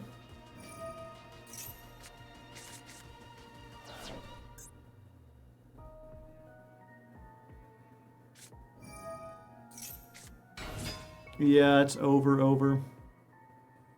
Damn, we had such a cool play, but unfortunately, the Draco Tails are just so overtuned compared to the meta that they can, like, throw in something like the Archmage deck that doesn't synergize very well and still have, like, enough material to just completely overwhelm us.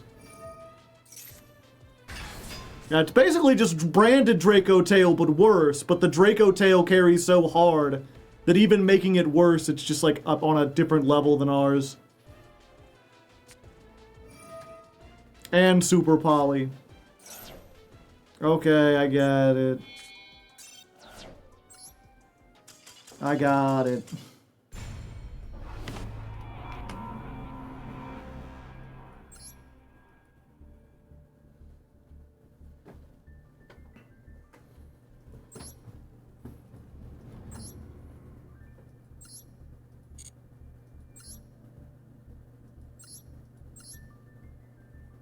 Yeah, I didn't even notice 52 card deck. So they really just did like get a completely pure Draco Tail deck, and they're like, and we'll just add in the entire Archmage package. Like 3 Arcane Arts, 3 Vandalism, 1 Vanish, 1 Masterwork, a single copy of Super Poly, the Trap.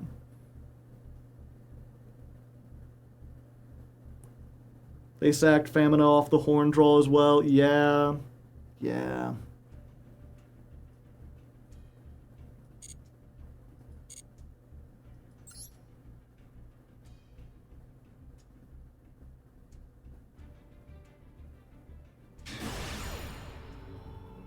Well, it's always good to be reminded. Someone's having a worse day than you, chat. Rank up match and you have to go against me and you lost the coin toss. I guess I could brick. There's always a chance I brick.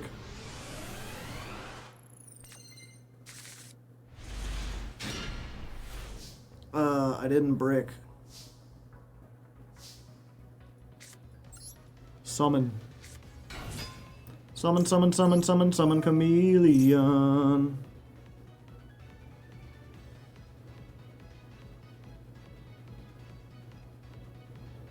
They got something. It ain't what they want, though. Add the treasures. The Dutchman's treasure. Plastic.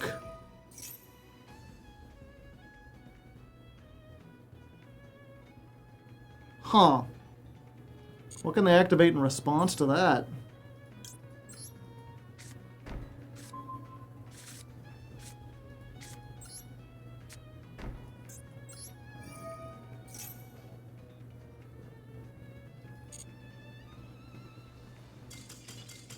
Huh.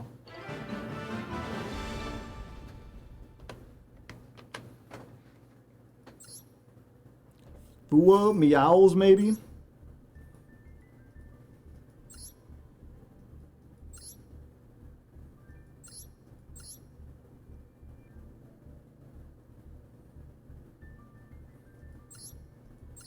Couldn't be that. Yeah, all it could be is Fuelos, Maxi, Ash, Droll. Maybe it was like an Ash and they just didn't activate it. Yep, Fua. They could have still gotten a draw out of me with Fua. They didn't know you were on Fiendsmith.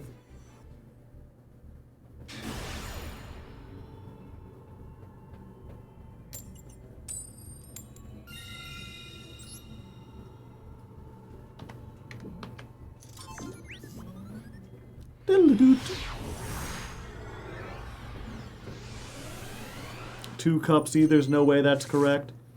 You forget sometimes that people have to play on a budget occasionally. I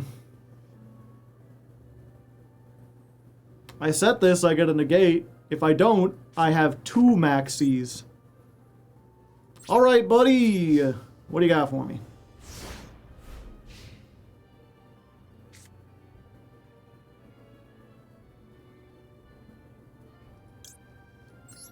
Go Maxi.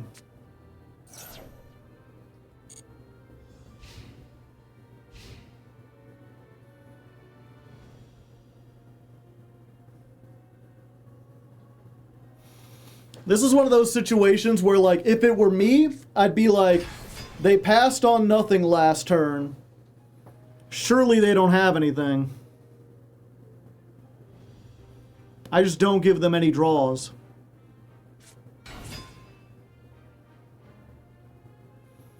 Okay. Yeah, we Foolos.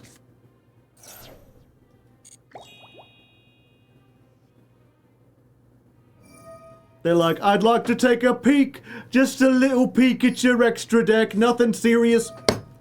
Stop that. Get out of here. No peeks.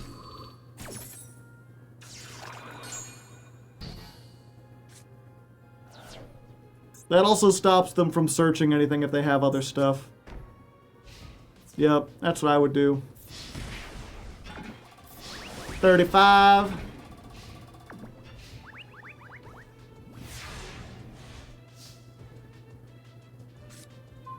The man! There's no way this resolves, right? Or if it does, they take my snakes!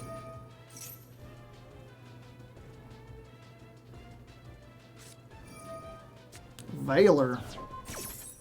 How weird.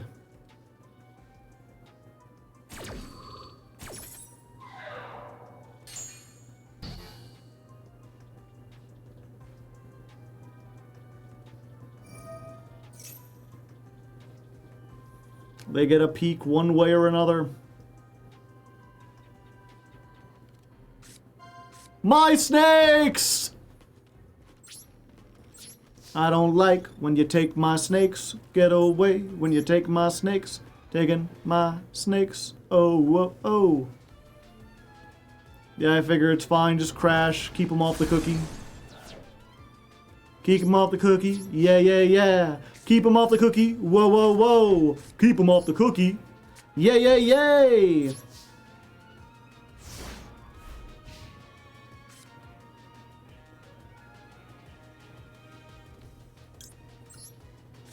Hello, it's me. A snake. And my friend, a second snake.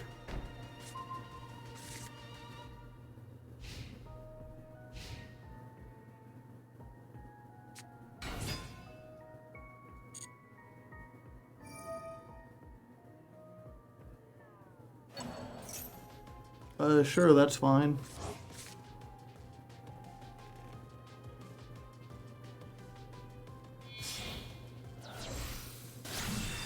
Snatchy? What if you tried to snatch, chat, and God said no?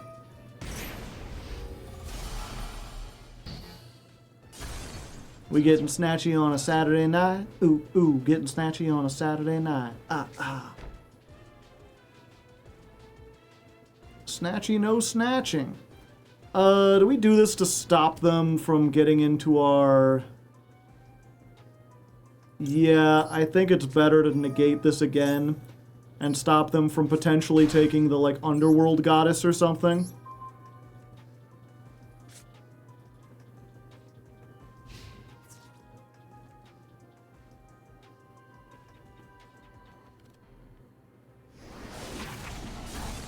Getting rid of the big guy.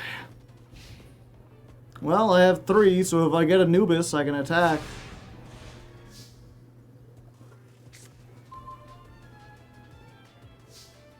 Oh, you. I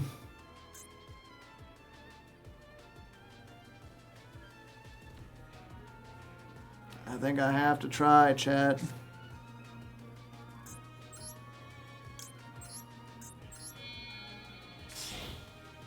The Spider.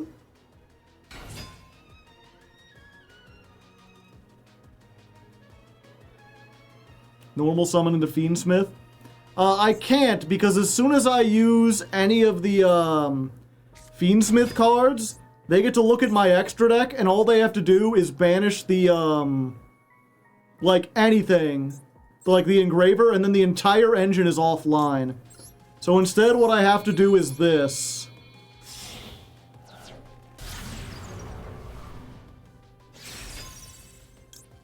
And banish this.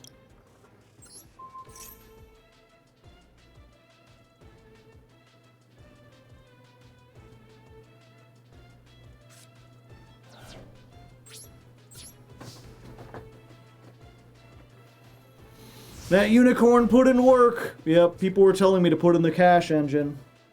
I don't like it.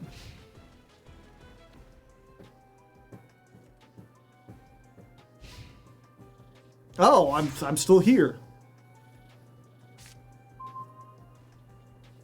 You don't use an effect before Requiem? Yeah, but if I use Requiem, all they have to do is get the sequence and I'm dead. Or not dead, but then the entire engine's like offline, essentially.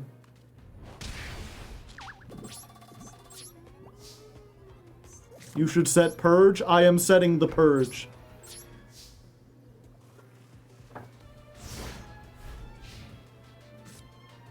I got an SP in a dream.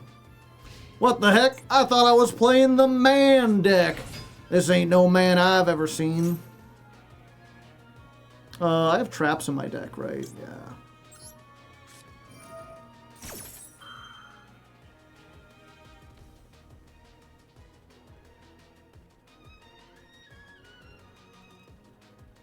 Or traps in my graveyard, I should say.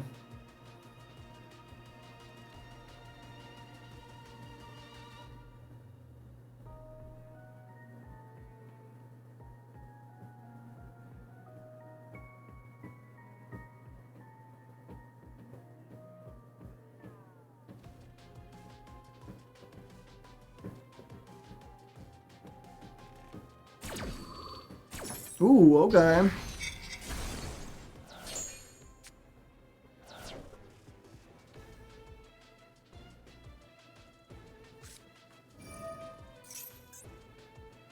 Okay, they get the mignon. They have to control Link 1 for that, though. Where are my Anubises? Honey, where's my super suit?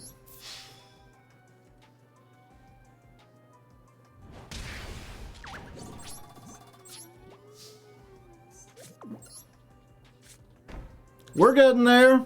1 SP at a time.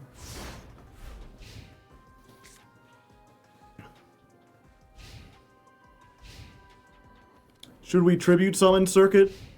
Cannot be normal summoned or set. That's the first sentence on that card.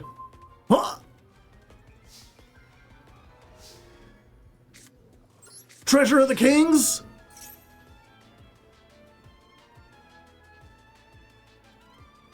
Yeah, I'll set a card.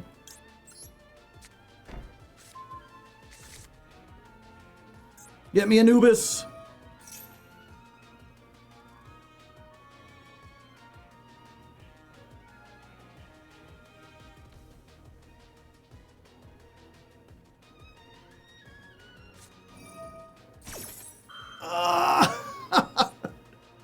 Okay, they don't have any traps in their deck or their graveyard though, so it doesn't destroy.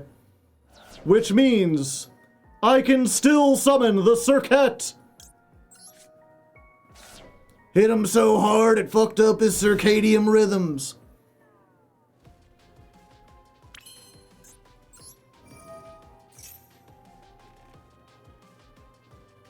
$41. I don't have enough.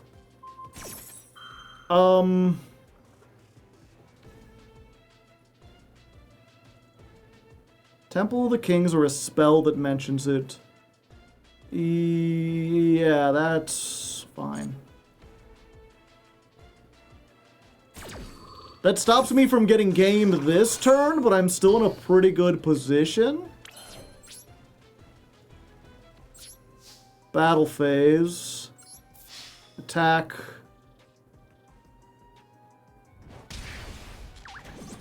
Attack. Do we risk the Fiendsmith combo? No, I don't think we do. We've got 2 disruptions for the 3 cards they've got. SP's kind of a disruption. The risk is like we start going into things and then they reveal that they have like a maxi they've been sitting on. I think it's better to just play it nice and smooth.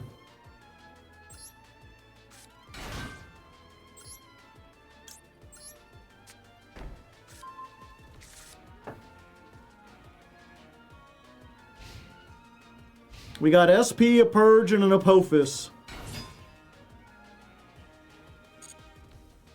Okay, that does get them into Snatchy. Or not! I didn't think we were getting out of that one, but we did. Somehow, some way, for some reason.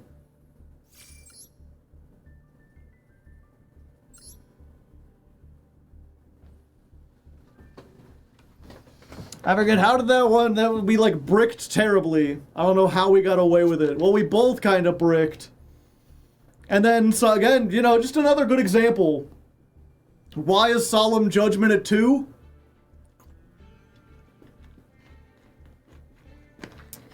Because if they go for the Link 1 summon, you negate the summon, stop the effect. Not only can they not respond to it, but now that Snatchy can't even be revived because it wasn't properly summoned.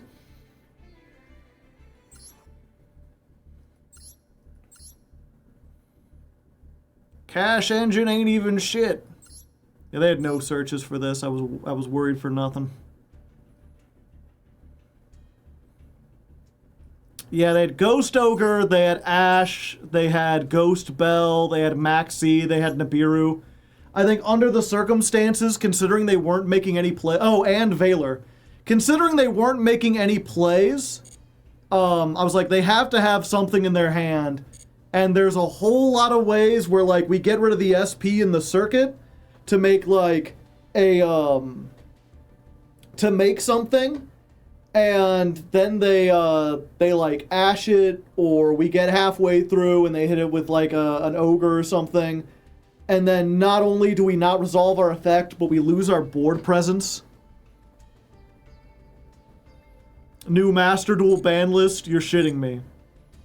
Did they add it while I was live? New update, limited forbidden. Cards to be forbidden. Ryziel Cross? Was that even doing much of anything? Oh! Oh! We're getting so close! You're right there. You know, it's funny, when they hit it to 1 in the OCG, I was like, based on the trend last time, where they hit it to 2, and then it took, like, I think we measured it out to 9 months before they limited it in Master Duel.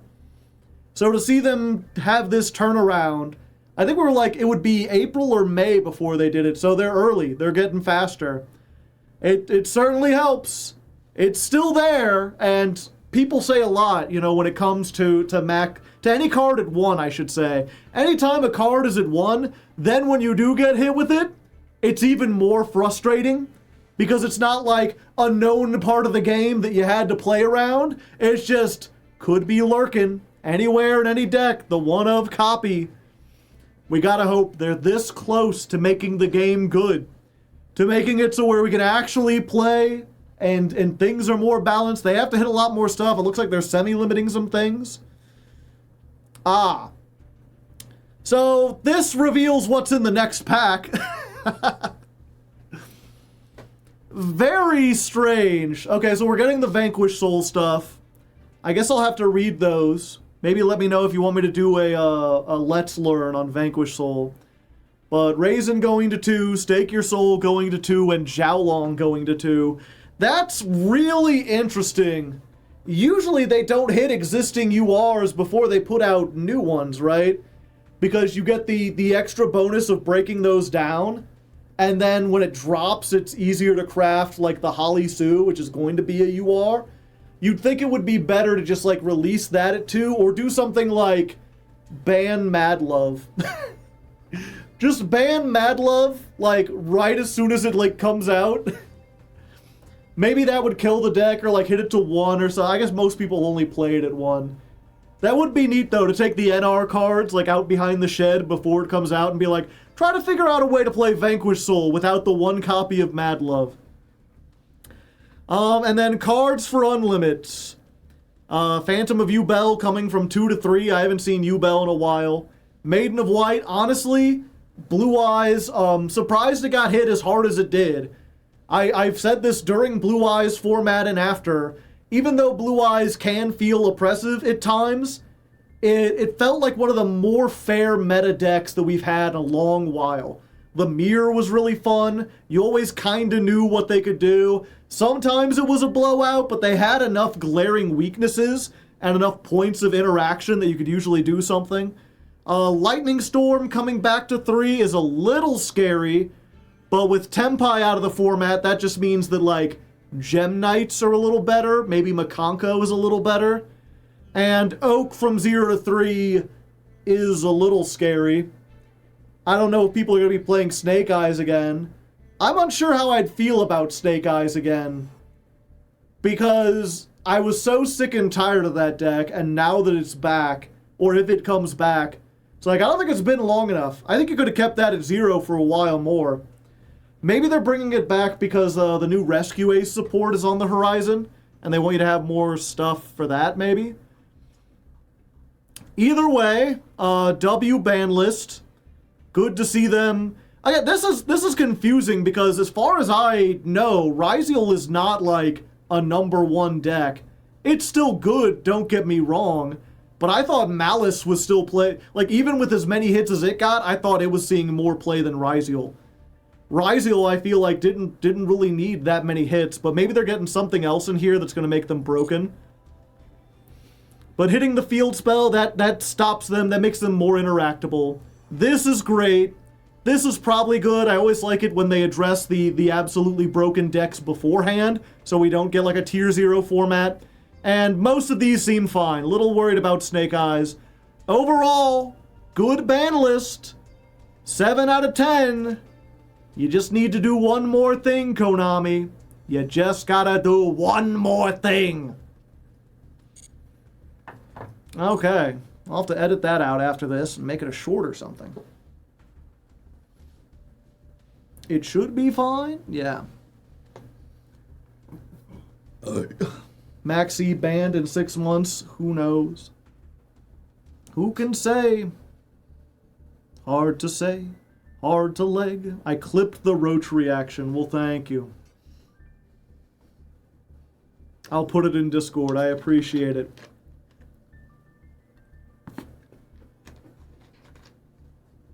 Tribal Chief Haven has redeemed a honk. Critter for the Tribal Chief. Thank you, Critter. Oh yeah, we had a bunch of redeems during a duel, and I was like, I have to wait until after the duel. And then I completely forgot. Are those people still here? Is there any way to look up?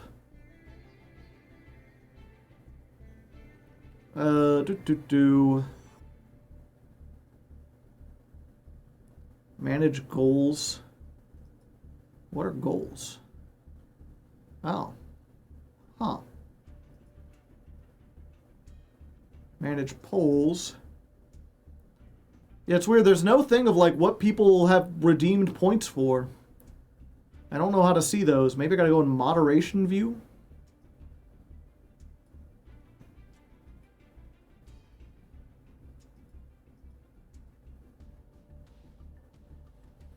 No, that don't do it. Can I see quick action, stream health, stream preview?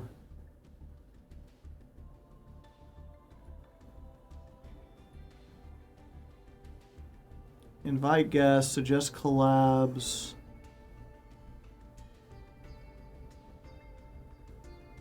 Well, if you claimed one earlier, you know, we'll go by the honor system. Let me know, and you will get the Echo Honk.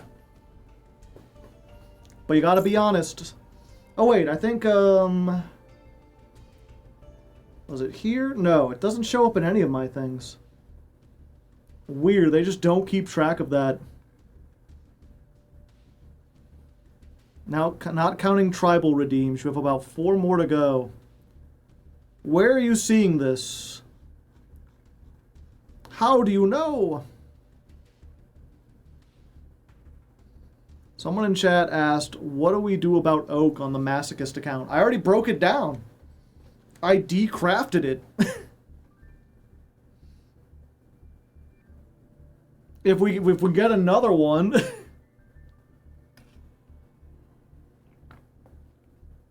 I'm pretty sure. I'd have to look. We gotta pull it again. I forgot, not gonna lie. Yeah, I think we had a wheel with it. It got banned. I was like, if a card we got banned, we put it on the wheel or whatever.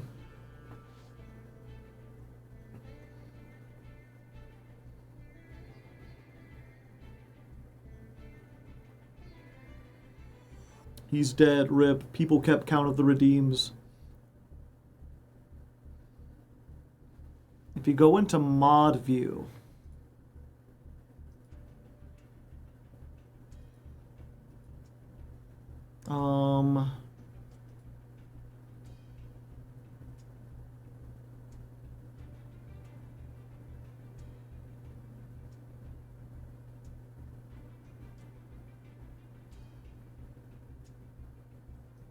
Do I have to go... I'm going to figure this out, chat, one way or another. The redeems must be kept sacred. We can't not have redeems. Okay, so I have to go into my own stream. Row, row, row your boat gently down the stream. Merrily, merrily, merrily, merrily, life is but a dream. Oh, okay, it muted me. Okay, mod view, mod actions, auto queue, chat, community. Where am I seeing edit stream info, other channels you mod, channels you follow, what's new?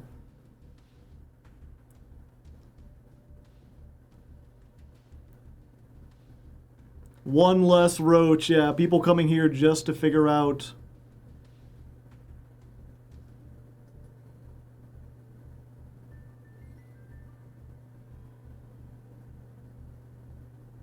There's a tab where you can add about... Oh, I have to add the tab? Fuck, how do I do that? Activity feed?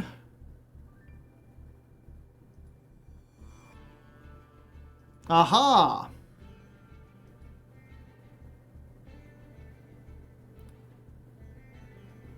Make this a pop-out. Alright, yes, 2 hours ago. Finally, okay. So, I'm not sure if you're here, but regardless, we must thank Binary 1579, Fried Bunny 14, Scully Goat, ooh, and Bell Time.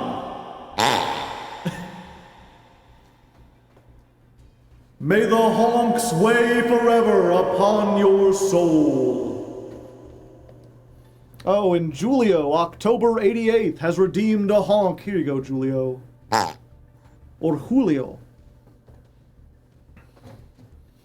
Another one.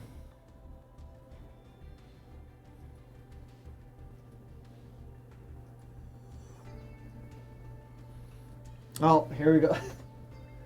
Little Mischief has redeemed a honk. Critter, if you would.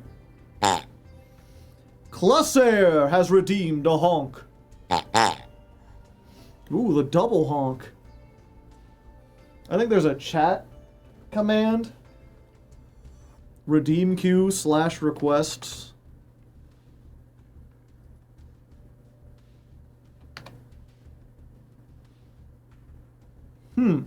I see.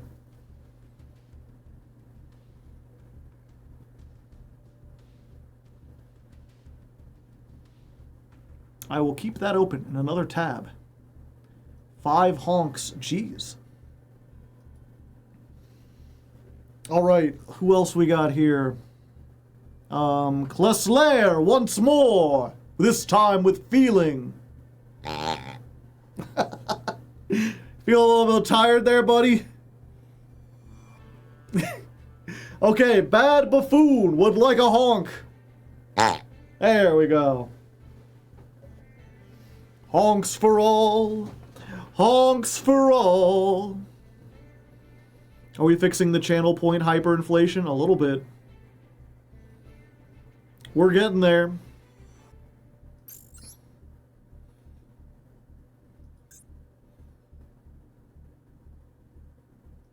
We've still got the karaoke redeems.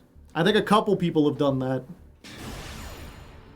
I need to find... I was going to add one specifically for Echo Honk, and I still haven't done that. Can the mods add redeems? Or do you not have that power?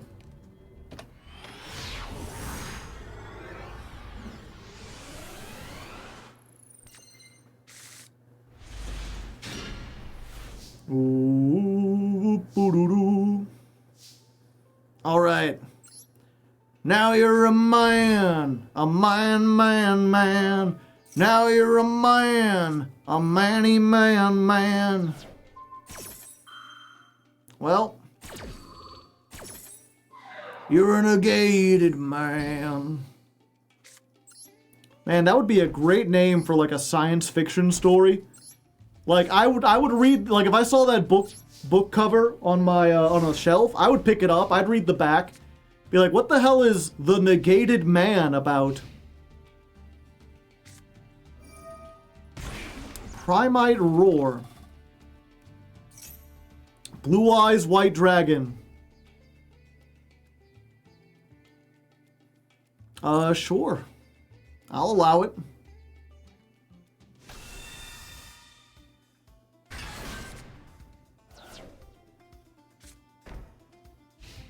That's it? I mean, I guess it gets the job done.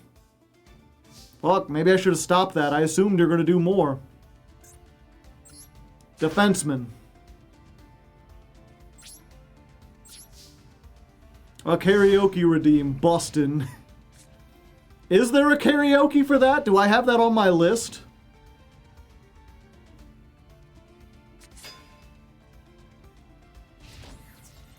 I'm in danger, chat.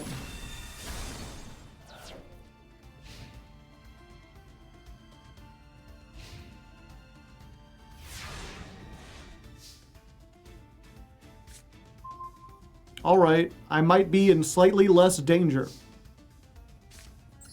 Treasures of the Kings! Set a card. Haha. Activate!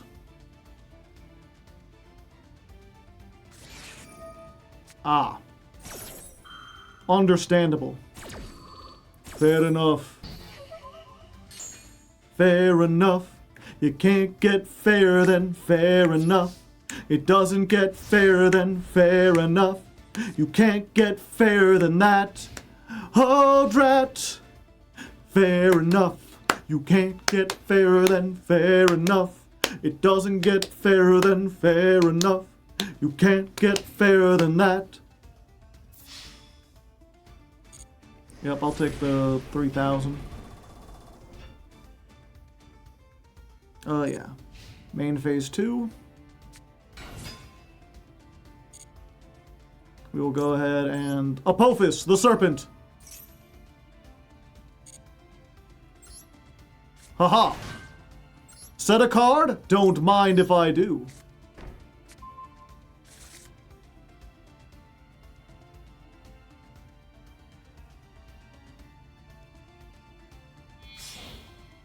Ah, that is a nice synchro monster you are making. Would be a pity if someone negated its summon! God say thee nay.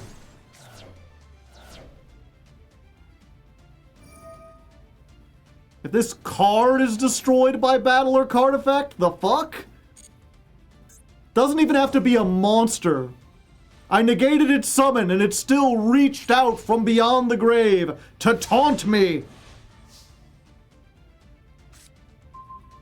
The man. Okay. Another one. Yeah. I really want this to resolve, please.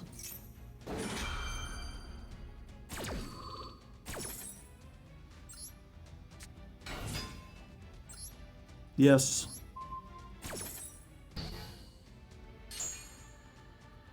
We will get Circuit.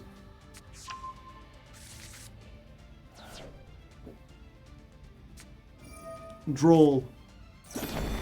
How droll. How very droll indeed. 30. I could make 40. Fuck. What does this card do again? It was the first card they activated. They reset it. Pay 2,000. Declare a normal monster name. They can't be destroyed by battle until the end of the turn. Control no monsters. You could special summon the declared monster from the deck. Okay. Banish an Anubis. I cannot search, but I do have a monster. Alright, that's all we need. Did they only have one Blue Eyes?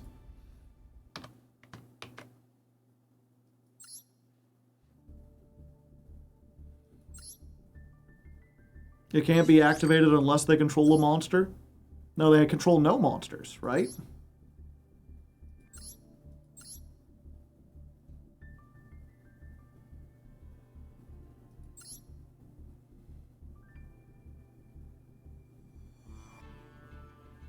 Yeah. They could have summoned a Blue Eyes from the deck and blocked. Blue Eyes in hand. Ah! How do you know? Aren't you sleepy? Yeah. But that's my trick, Cap. I'm always sleepy.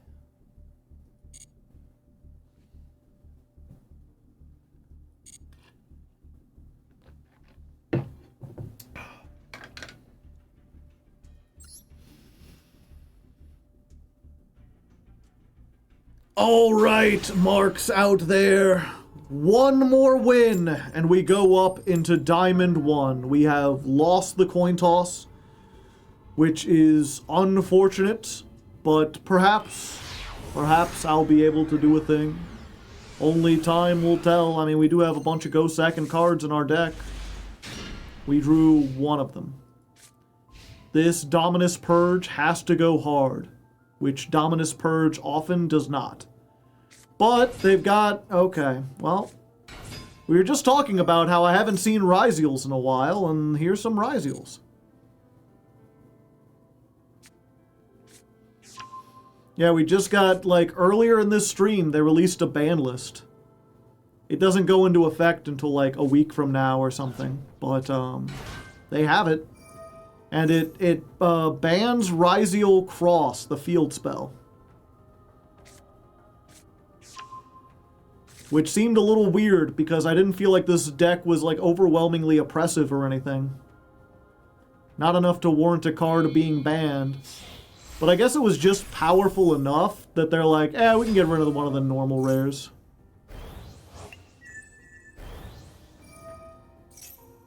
Yeah, this seems like the way to do it.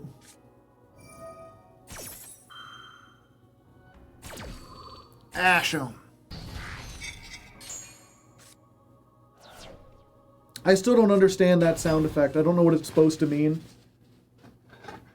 It sounds like a... You know? It's like a...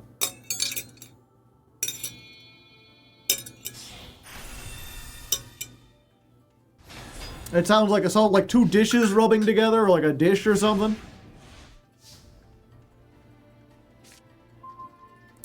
Great. So many times when I wanted my engine and I don't have it. Now I have nothing but engine. Unfortunately, it is not useful in this thing. You forgot about the karaoke. My apologies. We'll get that after this one.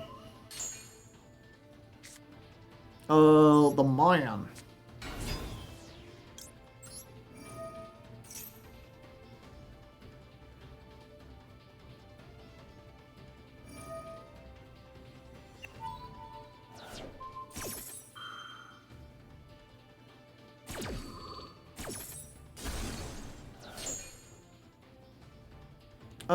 Okay. I still get to do this. Okay, so I have one option, chat. Set a card. Activate Temple of the Kings. Come on, you know you want to. Yeah! They're like, you're not going to be able to activate that trap. Like, I know. I wasn't planning to. Thanks for using your last material. Oh wait, they can take it off of other stuff, can't they? Unbreakable Ixie barrier.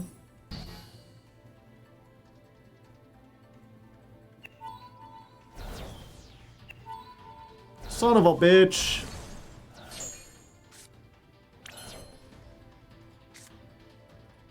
Well, at least I've got enough in the graveyard now. I can put these two back. Anubis. Let's battle. We can go over this. Then we can go to main phase 2. We can Typhon it up. Don't Typhon, baby. Typh it up. Don't get the big Typhon.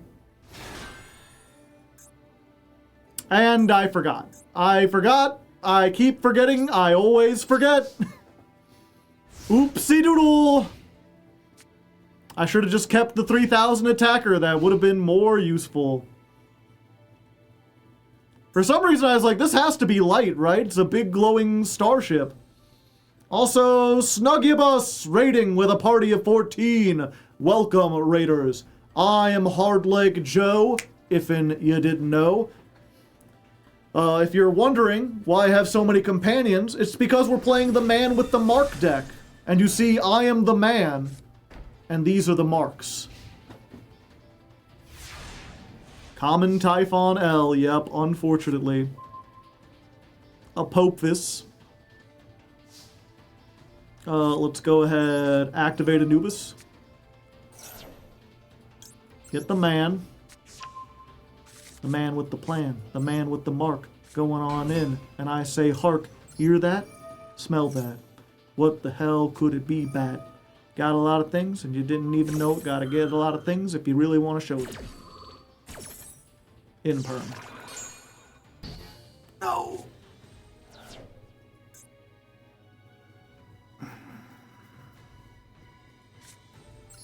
We're setting.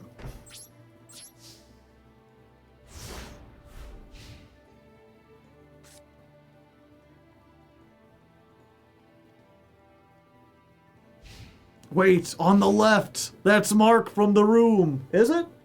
Oh, hi, Mark.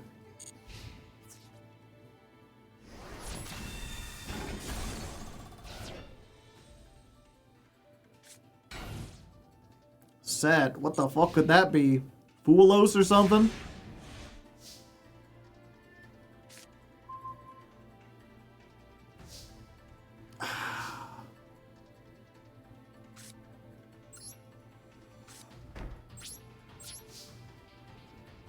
We're in an unfortunate position, chat.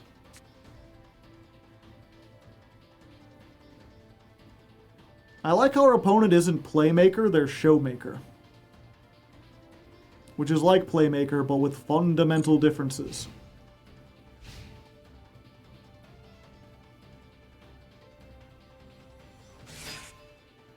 Oh no. Another one. 2 level 4s, you say? Well, that's all it takes, baby.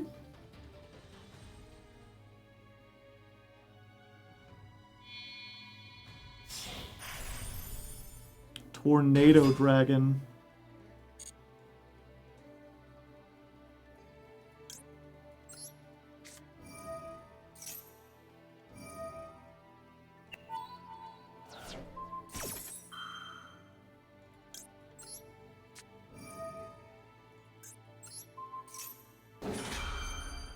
We need this just to get traps into the graveyard so we can summon Anubis next turn.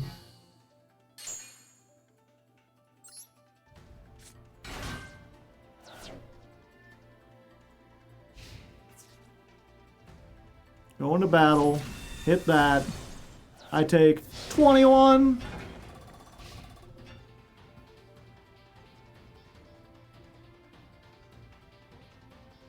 They make Zeus. Is the Zeus caboose on the loose? It's not. Interesting. That's funny. That's a funny one.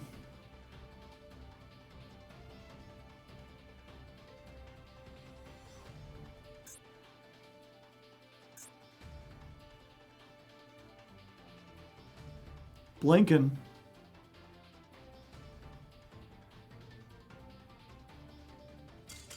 Oh, what a anticlimactic ending. I thought they were gonna continue to fight and we would have like a big battle or whatever. I was like, oh, I could do full Fiendsmith combo. Maybe sometimes I've heard that there are like common hacks that let you see your opponent's hand, and sometimes they make these moves that make me consider that. I don't know. Either way, we rank up into Diamond 1. We're way past our time, but I'll at least try a little bit more. See how far we can get. We're pretty close, but it's been an uphill battle, I tell you what. Okay. So that was duel 114? Yeah.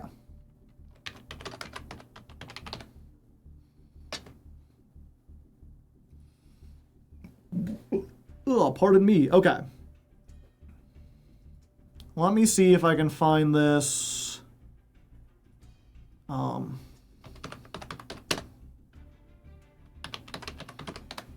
They said they wanted me to do... Yeah, okay, well...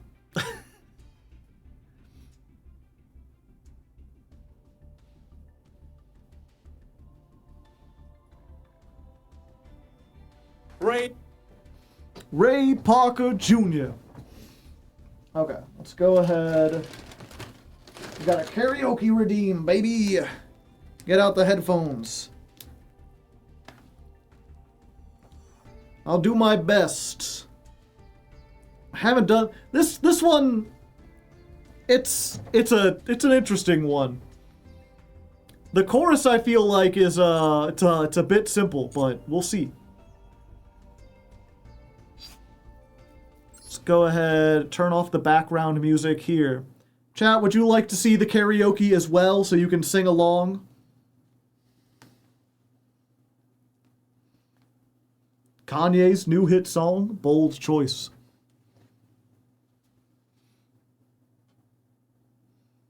All right.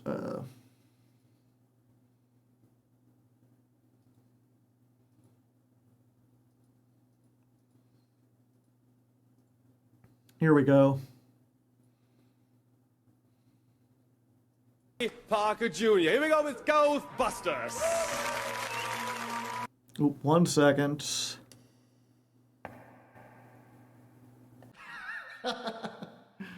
Yeah.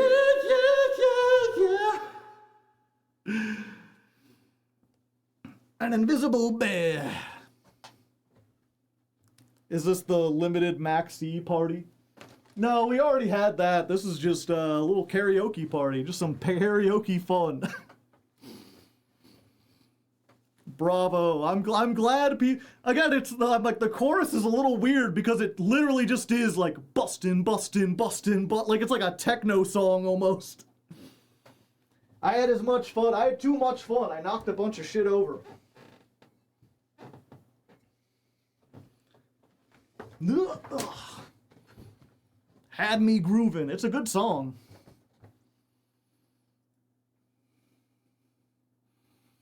An invisible bed.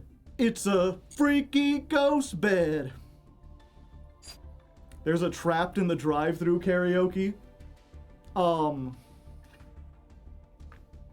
Yeah, but if you want me to do like a 10-minute long song, I think that's gonna take like 2 redeems or like 2 people adding their redeems together. I draw the line at about like 5 minutes. 5 minutes more or less, like yeah, that's a pretty good song. Once you get longer than that,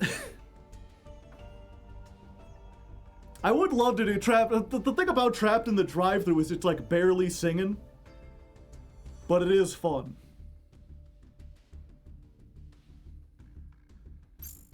I used to know that one by heart. Ironically, I would sing it while I worked at fast food, and I would sing it in the drive-thru.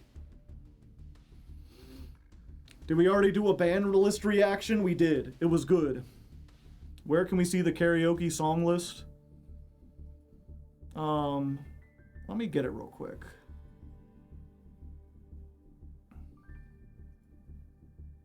And close out a couple tabs, too. And she looks at me, and I look at him, and she looks at me, and I look at him, and he looks at me, and I look at him, and he says, I'm sorry. What did you want again? I say ketchup, and he says, oh yeah, that's right. I spaced out there for a minute. I'm really kinda burnt to might. Okay. Here is the playlist. So all the karaoke songs I know. I might know more, but those are the ones I'm most familiar with, and I feel like I can do most of those fairly confidently. And I should see if Bustin' is already... Oh, it is already on there. Okay. I was like, is that on there? I'd be surprised if they had it. Yeah, and there's a good... 140 songs on there, so there's a lot to choose from.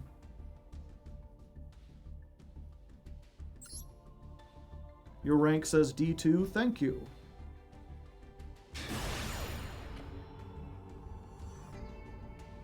Also, thank you, Tribal Chief. Here's some bits for good luck. Make it to Master, we believe. You gotta believe.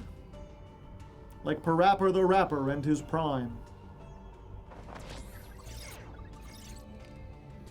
Although, again, at least looking at this, Art Mage is in the lead, chat. So maybe we don't want to get into Master.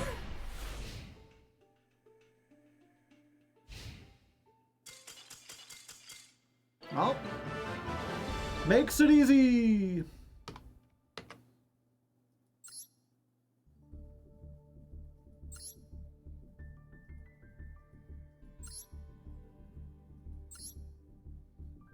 Three more wins till Master 5. 3 more wins and we feel alive. They're just playing Regenesis with Floodgates. I guess they open no hand traps. Wait. Deck check. What, you need to see more? Oh, this isn't a real deck. It's a real deck. They got Replicard Lad in here. I told you it was good in Genesis. I remember reading this. I was like, you might be able to play this in Genesis. And people are like, really? Really?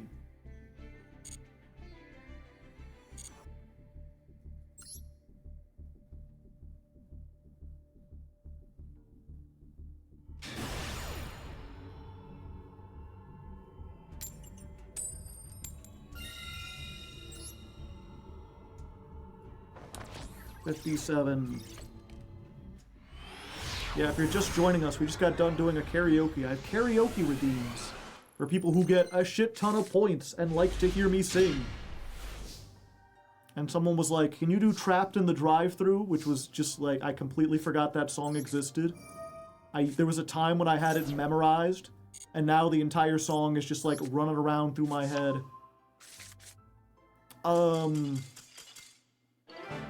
Okay.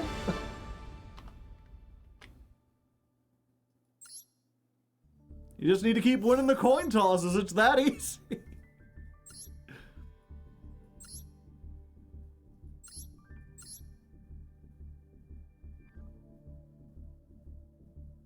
Huh. I guess they can't OTK going second. 2 more. Paid actors.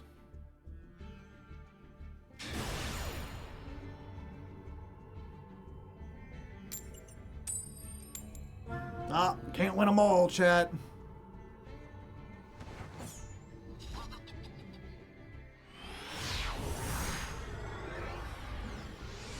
pick up my change, pick up my receipt, and I drive to the pickup window. Man, I just can't wait to eat. Then I'm looking at an acne-ridden kid, about 16, wearing a dorky name tag that says, "Hello, my name is Eugene." He goes and hands me the bag. I look him in the eye. I say, "Hey Eugene, can I get some ketchup for my fries?" He looks at me, and I look at him, and he looks at me, and I look at him. He looks at me, and I look at him, and he says, "I'm sorry. What did you want again?" I say, "Ketchup." And he says, "Oh yeah, that's right. I just spaced out there for a minute. I'm really kind of burned tonight." So he hands me the ketchup, and now we're finally driving away, and the food is driving me mad with its intoxicating bouquet.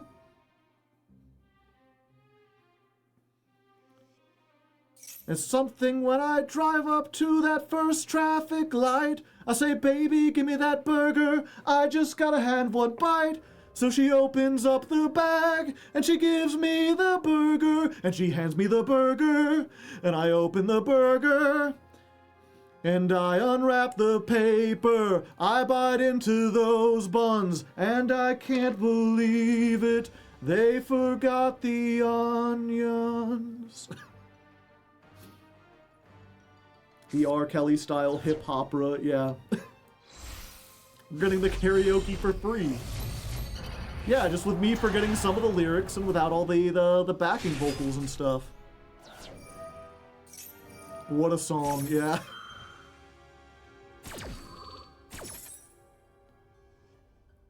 I want to get a chicken sandwich. I want a hamburger too. She says, "You want onions on that?" I said, "Yeah, I already said that I do. And make it curly fries. And don't you dare forget it. Plus 2 medium root beers. No, wait, one will split it." And I said, "I guess I'm thinking that you're not too bright. So read back my order now. Let's make sure you got it right." She said, "1, you want a chicken sandwich. 2, I want a cheeseburger. 3, curly fries and a large root beer." "Stop, don't go no further. I never wanted a large root beer." I said, "Medium, not large." She said, "We're having a special. I supersized you at no charge." Oh. That's all I could say was, "Oh." And she said, "Now listen here, there's something you should know. You can get unlimited refills for just a quarter more." I said, "Great, except I'm in the drive-thru, so what would I want that for?" She says, "Wait a minute, your voice sounds so familiar. Hey, is this Paul?" And my wife is no, like that ain't Paul. "Now tell me, who's this Paul?" She said, "He's just a guy, goes to school with me. I sat next to him last year and copied off his geometry." My wife says, "I used to name Paul. He used to be my plumber. He was prematurely bald, and he moved to Pittsburgh last summer. And he also had bladder problems and a big infection on his toe." And she says, "Mister, please, you can stop right there. That's way more than I needed to know." And things got really quiet, and things got real intense. And she said, "Next window, please, it'll be $3.52. So I inched ahead in line, moving painfully slow. My wife got a little bored, so I turned on the radio. And then it just goes into, whatchamacallit, like Led Zeppelin for a few seconds.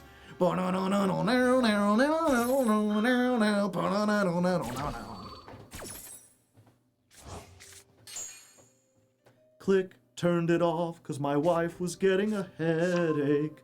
So we both just sat there in silence for her sake. Well, I looked at her, and she looked back at me, and she said, "You have something in your teeth." I turned around and then turned back and said, "Did I get it?" She says, "No, I mean, most of it, but hey, you know, don't sweat it." So I tried to do it again, and she said, "Yeah, you got it almost." Well, fuck. Fuck you, buddy! Running around with a fossil Dinosacchia Piccolo. Okay. 3. Activate.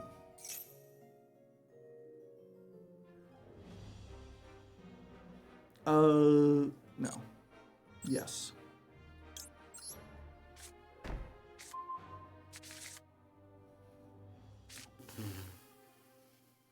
Twelve. 12.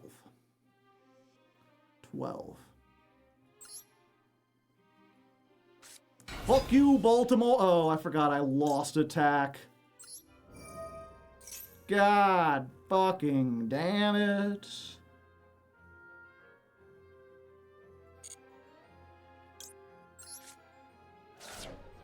Yeah, this is no fair, chat.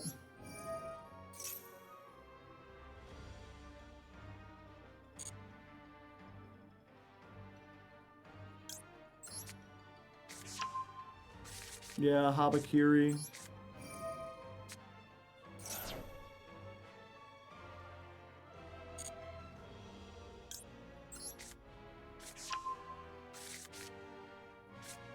Granite should be banned. Yeah.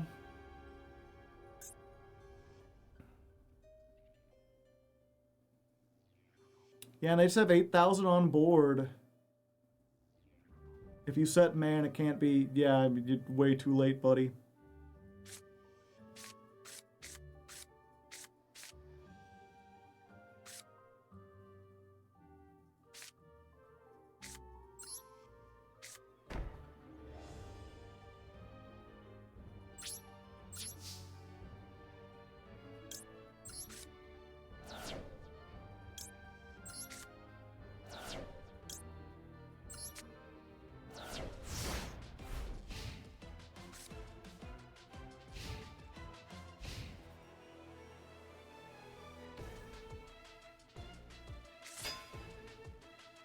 $91.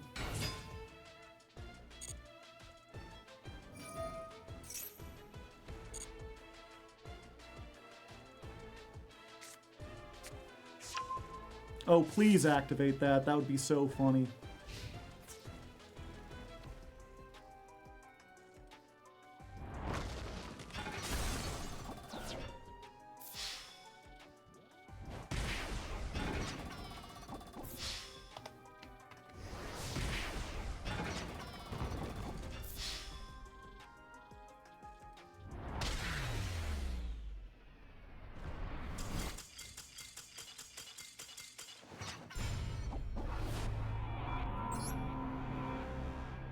Yep, I forgot about the Habakiri.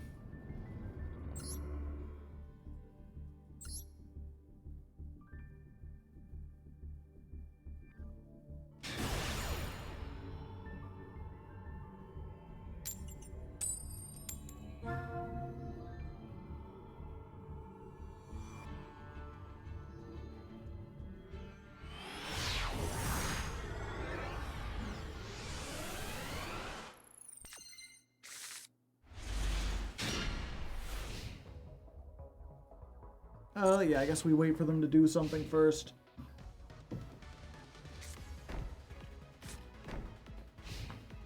Alright. Good thing I didn't activate it immediately. I mean, I guess it doesn't matter, because now I'm going to have cards on the field. Alright. So if they called by this or whatever, it don't really matter. Gotcha. Go man. I'm a man, I'm a man.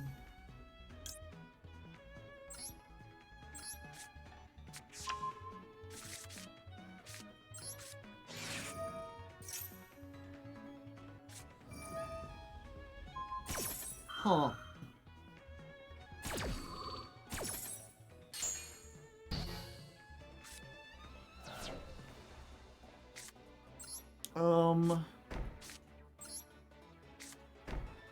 Oh, it just negates it for the rest of the turn.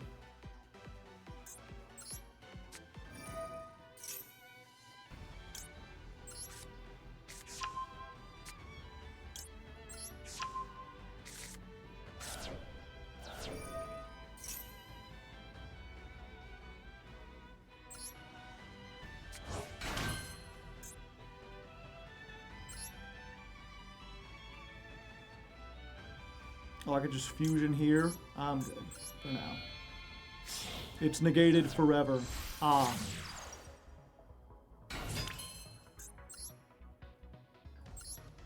I mean, oh, its name isn't even Temple of the Kings, unfortunately.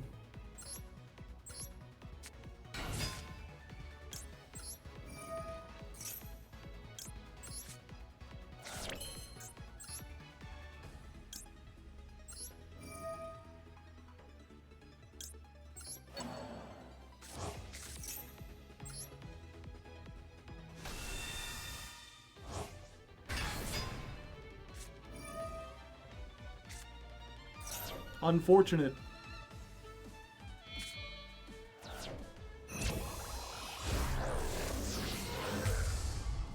Garou. Well.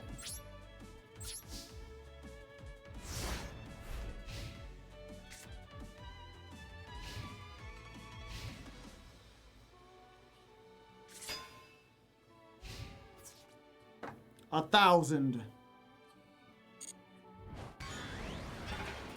But the man stands.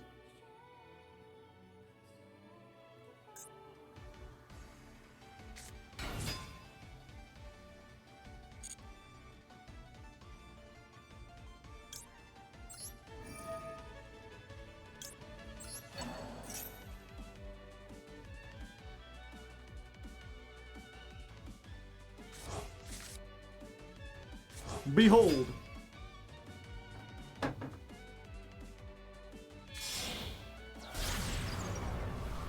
Verte? I think not, bucko. God doesn't abide by a lizard.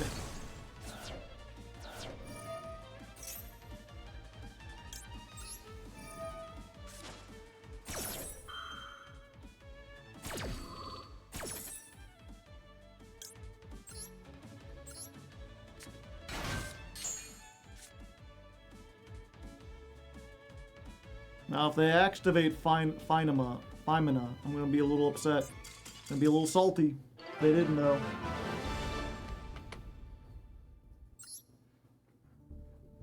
Solemn Johnson's just too good.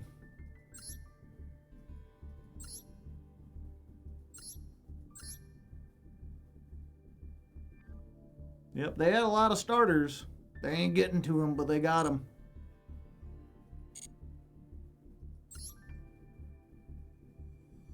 You shall not pass this day. Well, someone's trying to rank up. Can't we stop them? We get to go first. Lucky number first. Going in first. 3 more duels. 2 more if we win both of these.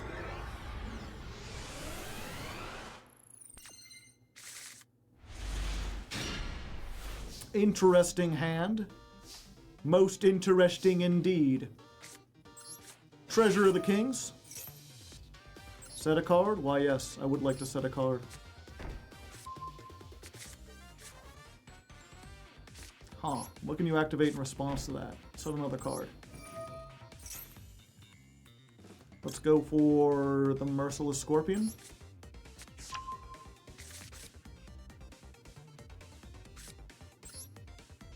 Let's summon this.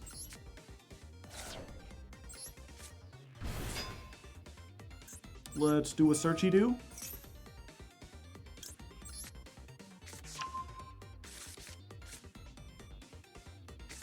Let's get Treasure of the Kings on here. Apophis 1. And they surrendered.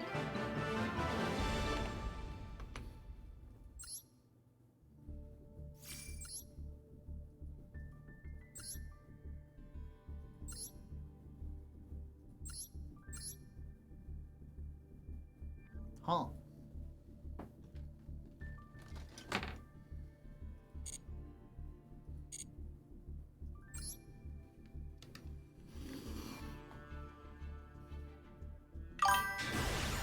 All right, Marks. One more win. I tell you what, Diamond 3, an absolute nightmare. Diamond 2, we sped run through this. We've played like 5 duels, and on 4 or 3 of them, we won the coin toss, and our opponent just immediately surrendered. Or like we started doing combos, and they immediately surrendered. We're going first again. We've got a pretty good going first win rate. Let's go ahead and start with Anubis. You can ash this if you want, it's fine. I understand. They are not ashing it. They're letting us get the man. With the mark. Let's normal summon this. I'd like to get the counter trap if possible, but if they want to imperm Veiler that, that's... Oh, okay. Grab this. Let's go ahead, Treasure of the Kings. Set some cards, yep. We're gonna go for... Oh, we already have that one. Okay, yeah, so we get Apophis.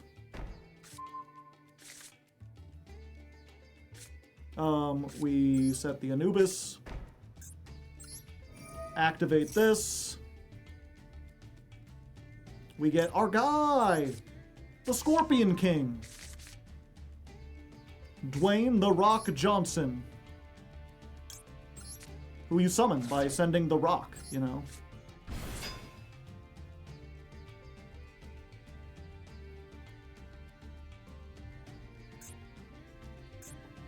I still don't know what they've got.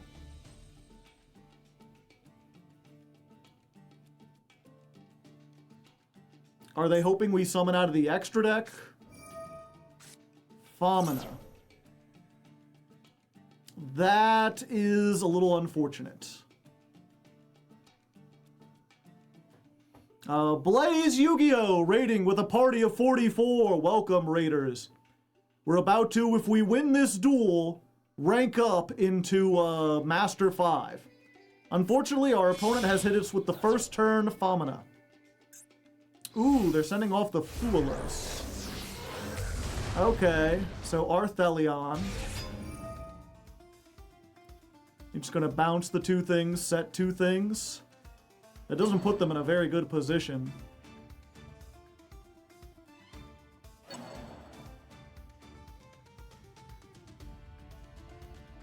Of course, it doesn't put us in a very good position either. Although, them setting 2 spell traps doesn't help a whole lot when we've got, like, the most powerful spell trap negate known to man. Wait, are they just adding back their own stuff?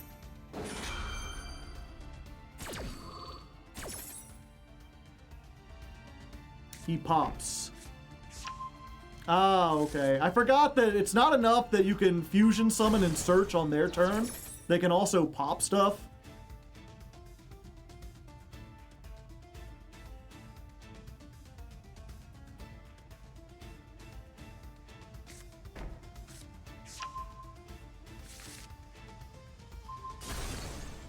Well,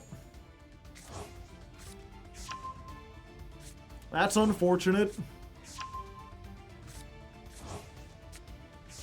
So they basically, it cost them nothing to set 2 cards and pop a card of mine.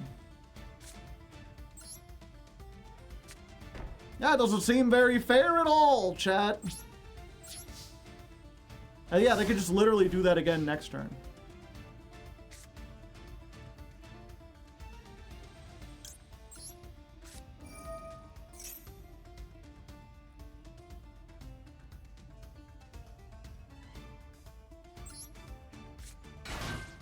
Card cost doesn't mean anything.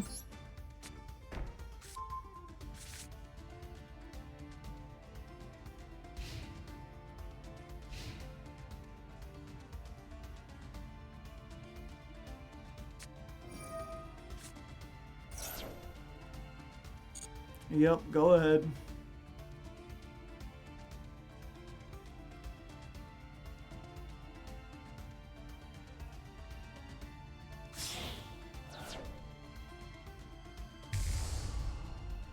Ghoul, how ghoulish.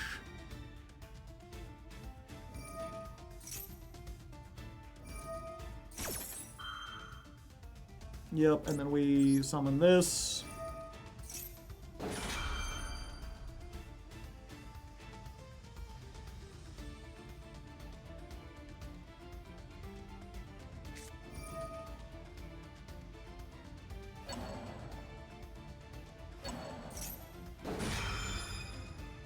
Target one spell trap, banish them, place one Draco Tail from the banishment.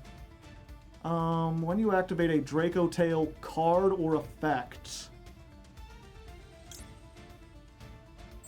Yep, that's unfortunate. Oh.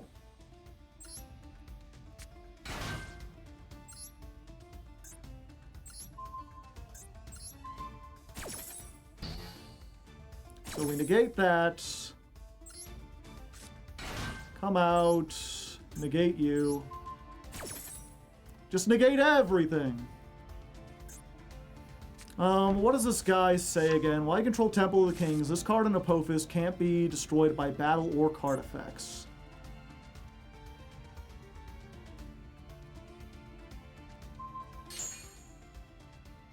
Okay. So none of my shit can be destroyed. That's good.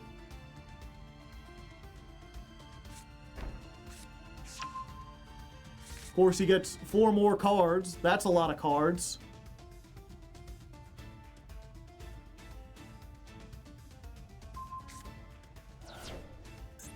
And the man said, oh yeah, wait. Temple of the Kings and Apophis. So nothing can be destroyed by card effects.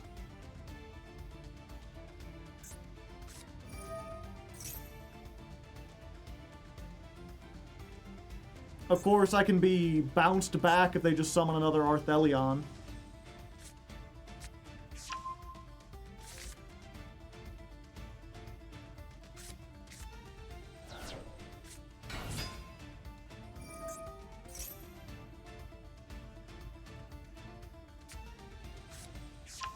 This is honestly going to be tough for them to out. Don't they just summon another Arthelion and, like, bounce the man and something else? Then they attack over everything? Next turn, their effects are back, so all they have to do is activate the back row and they can just start popping everything. I feel like they've got a huge advantage over me at the moment. Especially if they have any other, like, dragon fusions that might do something, but I guess we'll see. They have 1 trap out of rotation.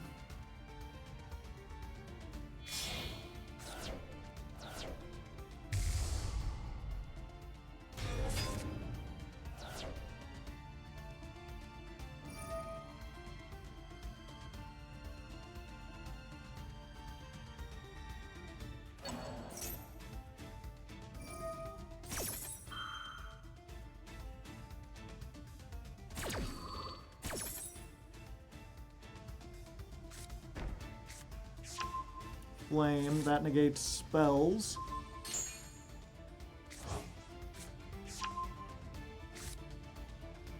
Did they try to pop this? No, they negated him.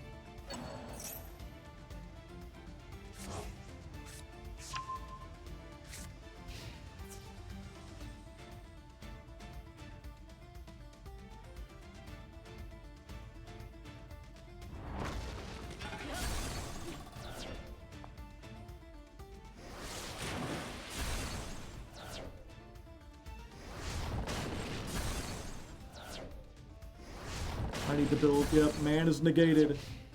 Then they can just run over everything.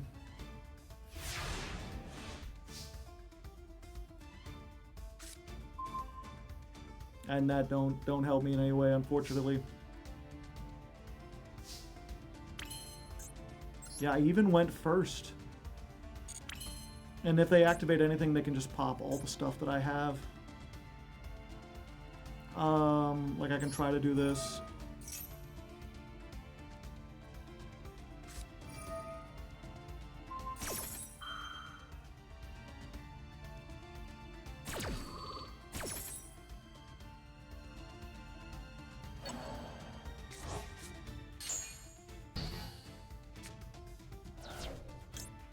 If I droll them, they can't activate the other one, right?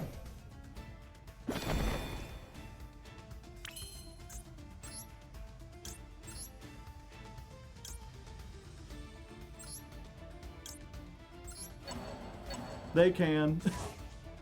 The draw is optional.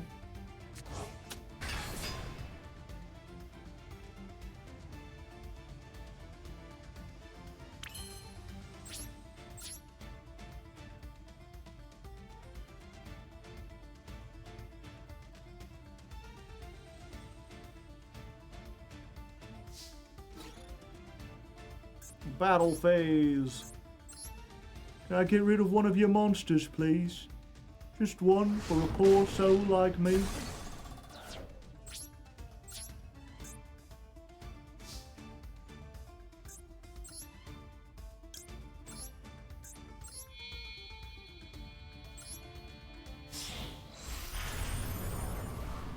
Save us, Anubis!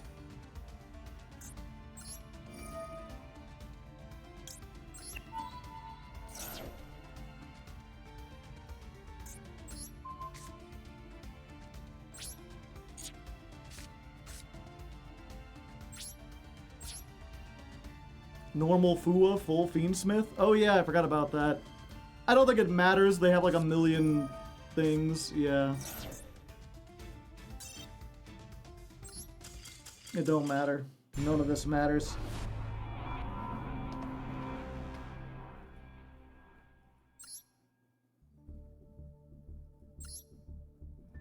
A sad state of affairs.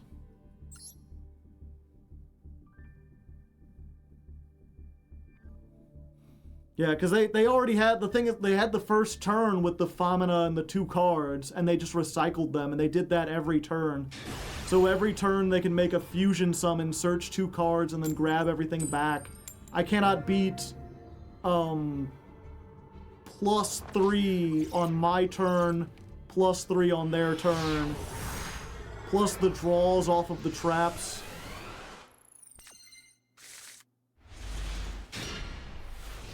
That guy went first and second.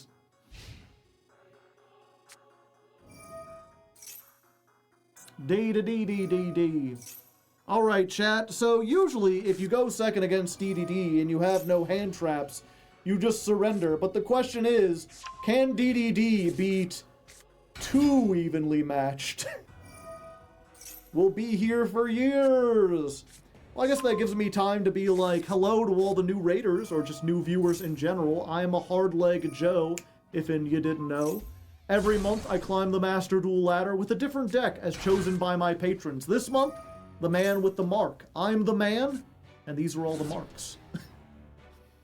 Previously, what did we do before that? It was Jankmas, and we did Super Quantum.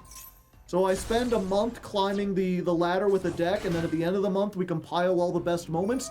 I release it on my YouTube, which is up there, youtube.com/hardleggaming. Tell your friends. You can check that out and watch every ladder climb from every month since the game launched. Do they have the link 3? Yes, they do. So if you like this kind of content, consider following me over on YouTube. Consider following me here. I stream every Tuesday and Thursday.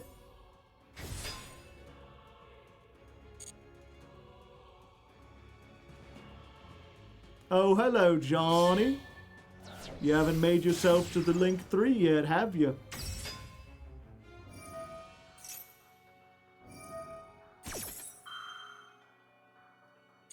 Yeah, there is also the rock.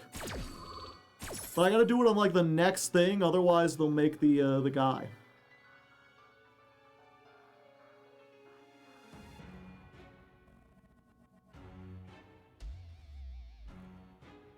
Last month, Super Quantum. Before that, Gem Knights.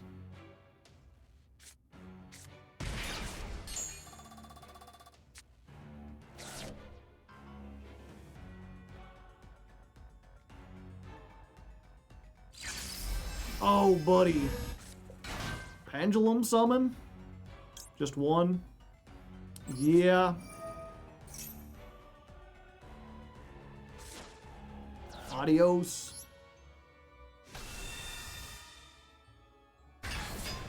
Nib could kill you. Oh, could it?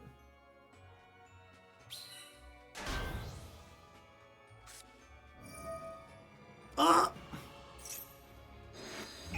Uh-oh. Yep, I guess I should have.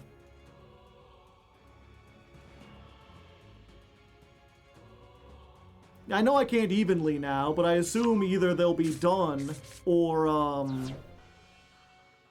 and I'll top deck a starter and I'll go, or they'll continue going and they'll destroy the nib, or summon a monster in attack position, I can crash the nib.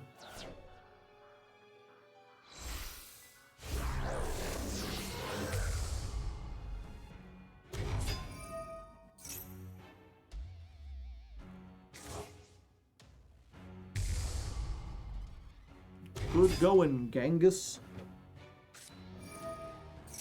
I'm sure that'll last a long time. They aren't even close to done? Oh, okay.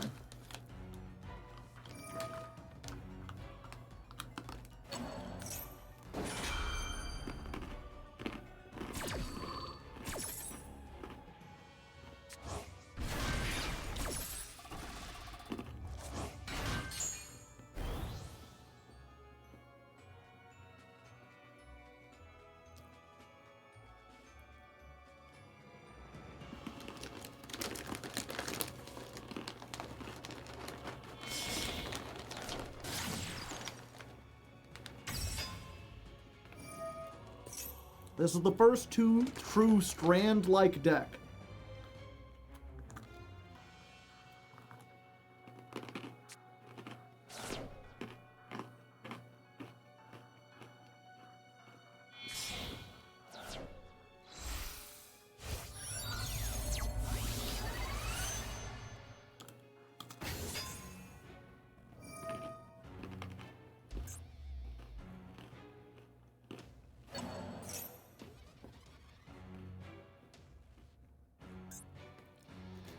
I do have another option, chat.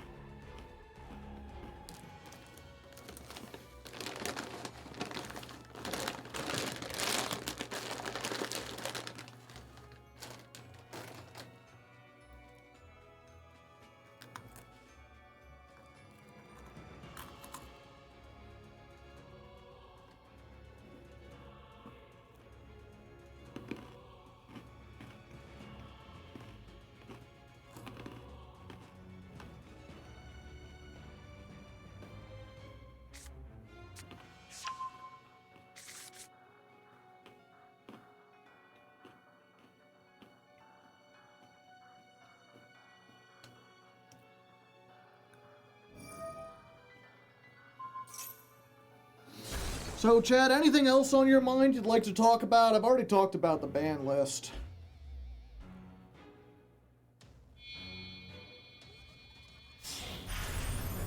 I've mentioned a little bit that I've been playing, like, Magic the Gathering. I've been playing Commander format. I built one deck. It worked pretty well. I'm already thinking about the second one, because, like with any gang, it's like, you make a good thing, you want to go again. Okay, chat. Watch these skills. You ready? You ready about this?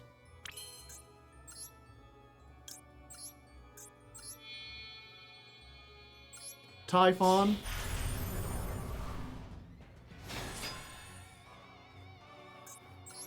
Activate Typhon.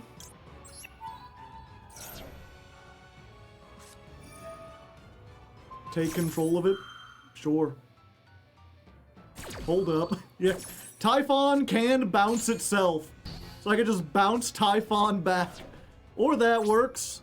Alright, you know what's coming. The question is, chat, do they know how the rules with tokens work? Because you still have that Nibiru token, friend, and that can't be banished face down. So, you know, anyone telling me I was wrong to do the Nibiru, who's laughing now? Must banish all things. That's awful. The question is, do they have enough resources to do that again?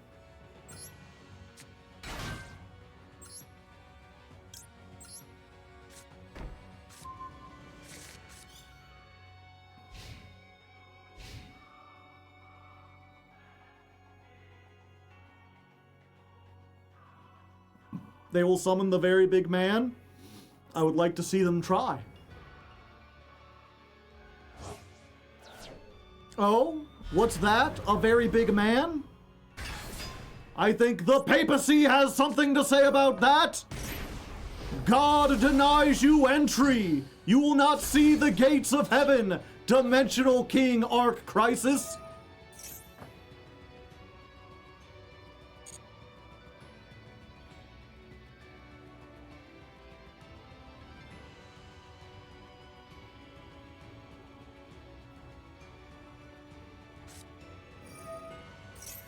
Gone from this realm. Out of this house. Okay, they've got pendulums. They can pendulum. Okay, I might still be doomed, chat.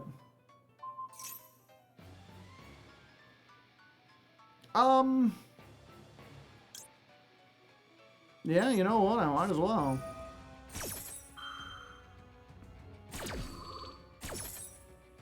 They get the draw, unfortunately. I will negate that, though. It stops them from destroying something. And also, I just realized their scales only allow them to pendulum level 4 monsters.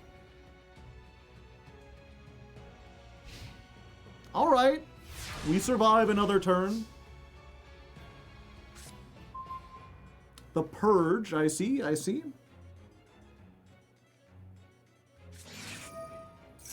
What is this? While you have 2 DD cards in your pendulum zone, your opponent cannot target monsters on the field with spell traps effect, tribute them for tribute summon, or use them as material. Okay. Battle phase. I'm going to attack over this. I'm going to hit you for 2,000. And I think we got to try it, chat. We're gonna try it. Now, if they hit me with Solemn Johnson, it'll be very funny. Snakes! Ah! Savior of the universe. Can I get my snakes back?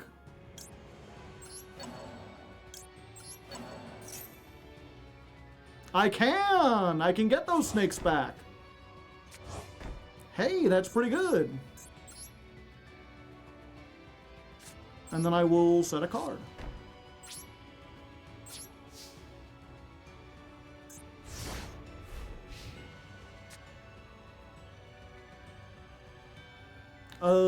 Yeah, we'll do this now.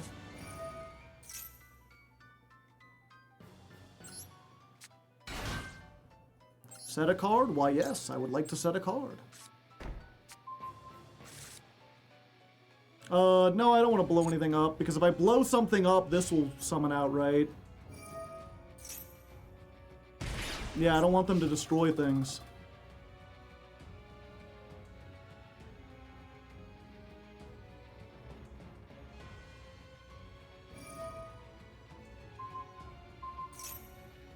Yeah, I mean, I'm gonna stop it again.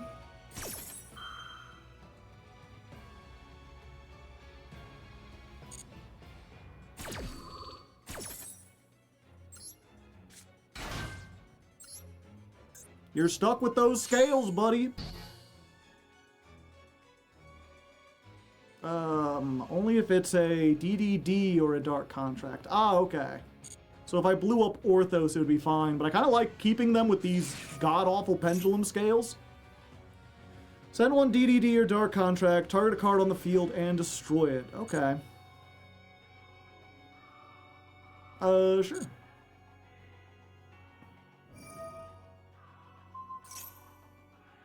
Destroy it, and if you do, damn.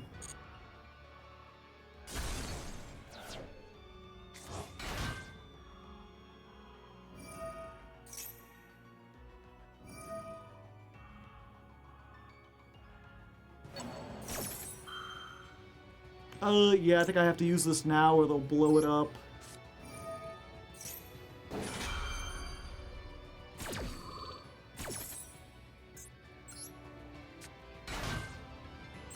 We'll negate you.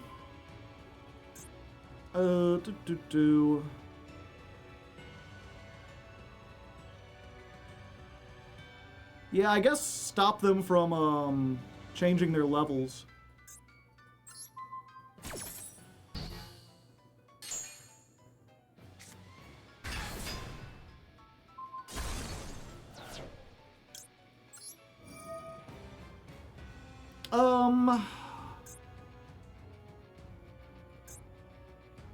Yeah, they don't have a griffin. Yeah, get out of here.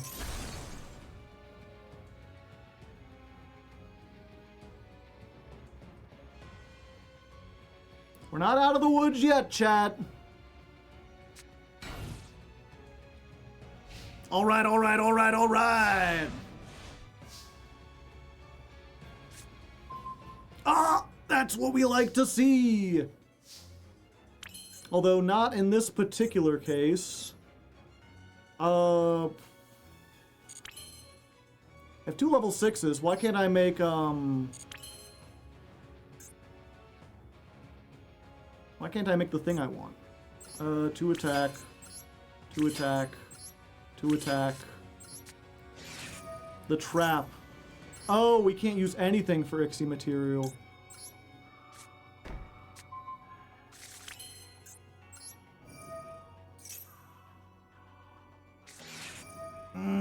That sucks. I would have really liked to get the one guy on board. I'm looking at target monsters with spell traps, tribute them for tribute, or use them as fusion, synchro, or Ixie. Gotcha. Yep, let's battle. 16 to go over this, and it gets banished, I think. Yep. 2,000. 2,800! Go, Apophis! Attack the DDD for game! Ladies and gentlemen, we got him. Was that our rank up? I forget if that was our rank up or if we still need one more. No, we still need one more. Dang, that was a good one. That would have been a nice one to rank up on.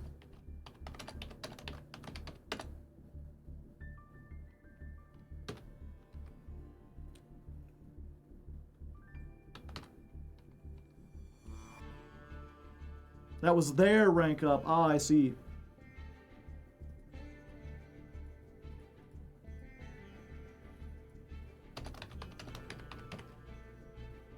One more win. Yeah, we gotta show that one.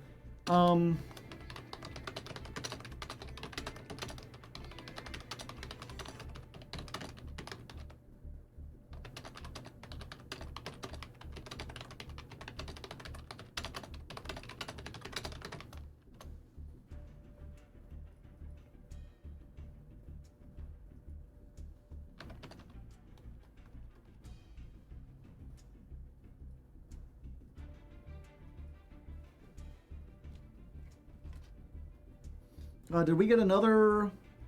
Someone mentioned karaoke. Did we get another redeem? No. That was an hour ago. Okay.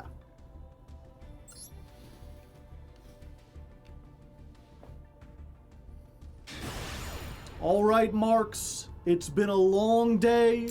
We have a high-stakes duel. Whoever wins, someone gets into Master 1, and you know what? I think this, either way, this is going to be our last attempt. We've gone late trying to get into Master. I think if we had started with a better version of the deck, we could have. We've lost the coin toss.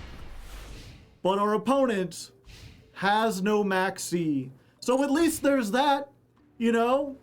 At least we found a kindred spirit.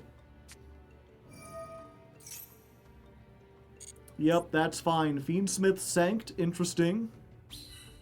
I get a light fiend token. I will go ahead. I don't have Max E, or I do have Max E. I don't have Max E on me, but here's a Foolos.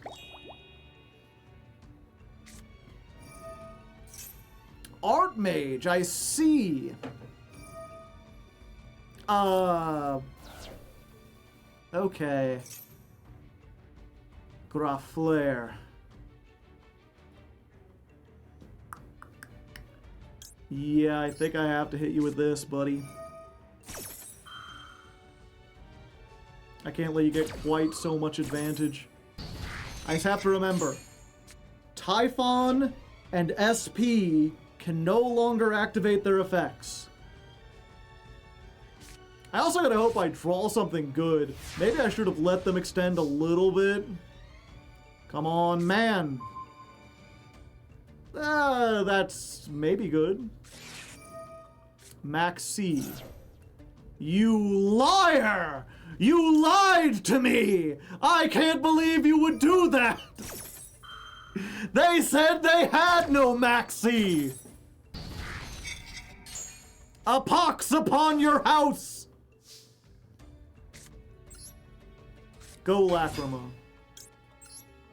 I'm Lacreman. Go Engraver.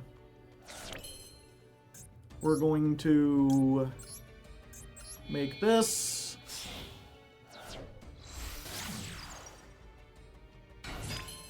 We're going to do this, so this is 1. 2.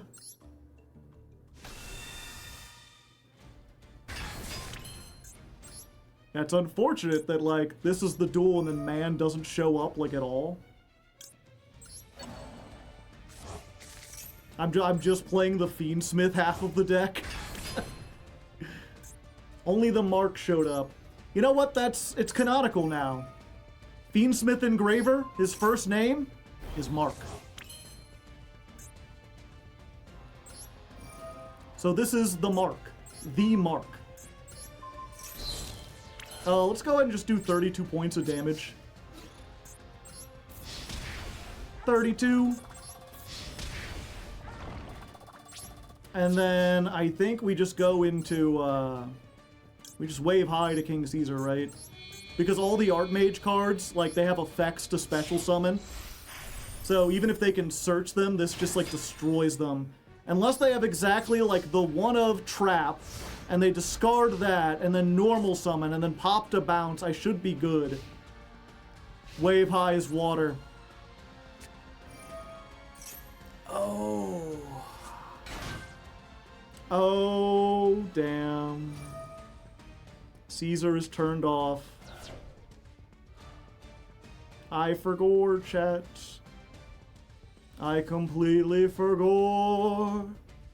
And they can't ignore everything at my door. Droll will save us. Droll will probably save us. They get the power patron. We hit them with the Droll. That means even if they can fusion summon, they can't search off of it. Yep, I remembered that Typhon and the other one were turned off. Do I play Zeus in this deck? Okay, it don't matter. None of this matters. You know what? It's fine. I threw for content on purpose as a comedy joke to increase the drama. And with that, as soon as they saw the man, they were like, you know what? Fair enough.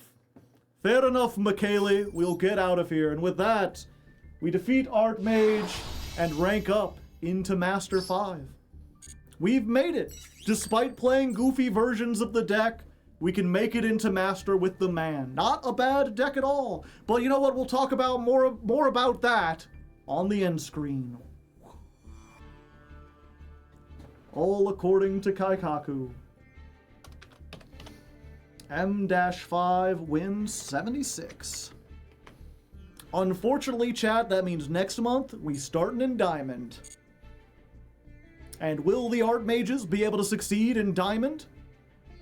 Hard to say. Hard to leg. Where's the end screen? I see no, because you're not watching the edited video, chat. You see, I record the live footage here. Okay, now I can get rid of all the mark. Pardon me. And get rid of all the marks. Goodbye, Greg. Everyone wave goodbye to the marks. It's been a good day. They've helped us out. They've been good companions. Wait, these 3 items. What are you talking about? I just wanted to delete one folder. There they go. Off to the world of tomorrow. Wave high, King Mark. Wave high. Now, you're in your base form. This is what we call a super hard leg. And this is a Super Hardleg 2. And this is to go one step beyond.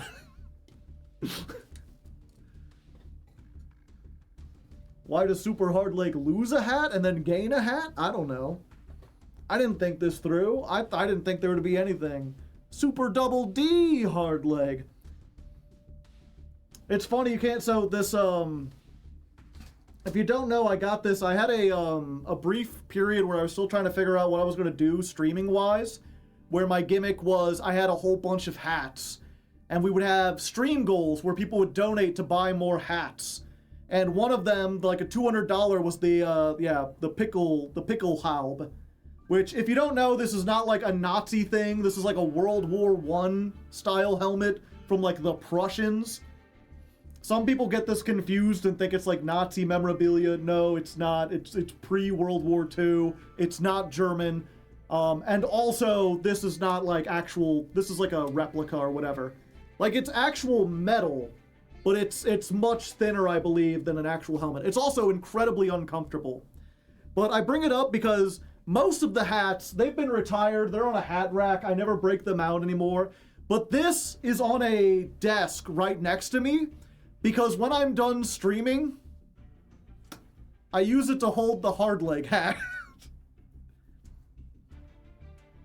So this is the, if you wonder, like, what does Joe do with his hat? Does he have a box or something with it? Does he keep it somewhere special? Does he hang it up? No, I hang it on the other helmet.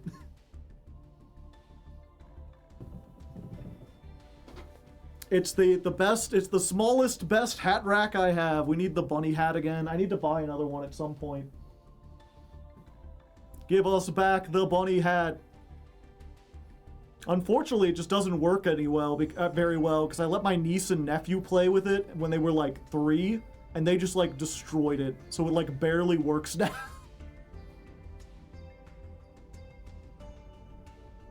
A hat for a hat, yeah. My hat has a hat on it.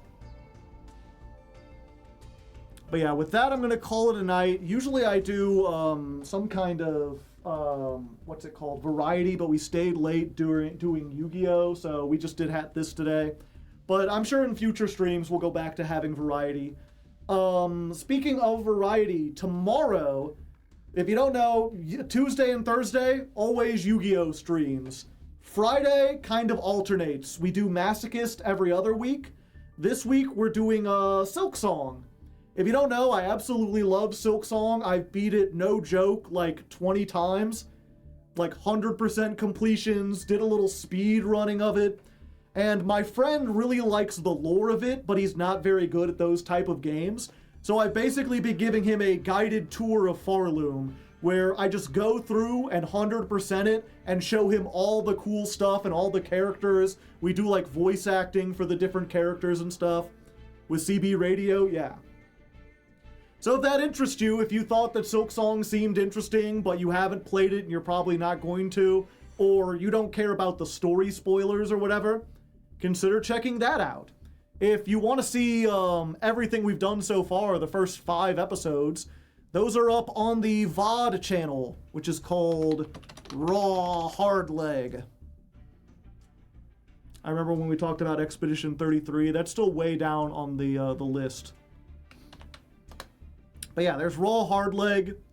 If you look there, there's the second playlist is the guided tour of Farloom. You can find all our streams in order. That channel also contains all the stream VOD archive in general. So whether you want to see full Masochist, the ladder climbs completely uncut, or the blueprints run through, you could check it out there. Go subscribe. If you really like the channel, patreon.com/hardleggaming. You could follow me there. Donating on Patreon is the best way to give me money, the best way to support the channel, because I get the highest cut of it, as opposed to like YouTube memberships and Twitch stuff or whatever, where I only get a smaller cut. Also, you get the best rewards there, because you get to join the Hardleg Discord, you become part of the community. $1 patrons get to participate in the monthly hangouts we have. We have like tournaments and stuff like that. It's a neat little place. Unless Joe wants to play Resident Evil 9. Probably. I do like me a Resident Evil. But I also still have other games. One, I still need to beat Blueprints. We've been slowly working through it. I'm at the point where, like, all that's left is bullshit, but I still enjoy the bullshit a little bit. Put the Roach clip in with 2 others. Thank you very much. Yeah, we're almost... I'm almost to the point where I'm done with that. But then afterwards, what was it? I bought a game that I've been wanting to play for a while called Laika Aged Through Blood, that is like a Metroidvania where you're in a post-apocalyptic desert riding a motorcycle. It's like motorcycle Metroidvania with foxes and guns. It seems really neat. And then someone has also donated on the Patreon to get me to play the Outer Wilds. So I'm going to be playing the Outer Wilds, so Prime 4. It's a 2D game. It's got like a really stark art style. I feel like I've heard about it. We can, I guess, real quick, I'll have to turn off the, the sound because I use, like, licensed music.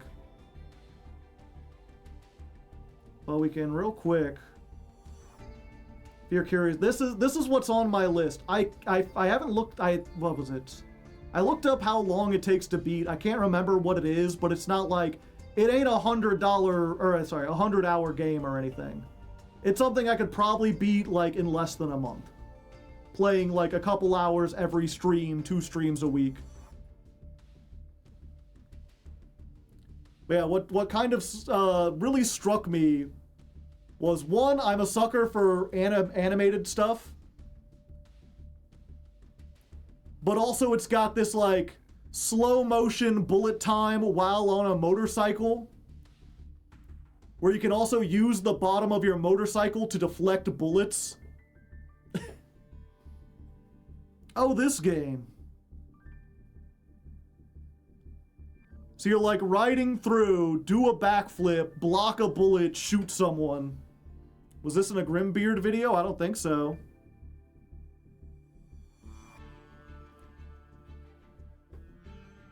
Choice games like Life is Strange and The Wolf Among Us. I really liked the original Telltale, whatchamacallit. I like the Telltale Walking Dead. But I haven't played much after that. And every time I think one looks kind of good, I see, like, some of the dialogue and shit, and it just immediately turns me off of it.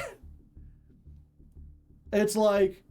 It's weird because I know Life is Strange is, like, really popular with a subsection of young people, but to me, all I ever saw whenever I saw, like, the opening scenes or people talking from that, it really struck me as a 40-year-old being like, how do kids talk these days? Dispatch is awesome, Joe. It's the same, you know, Dispatch, I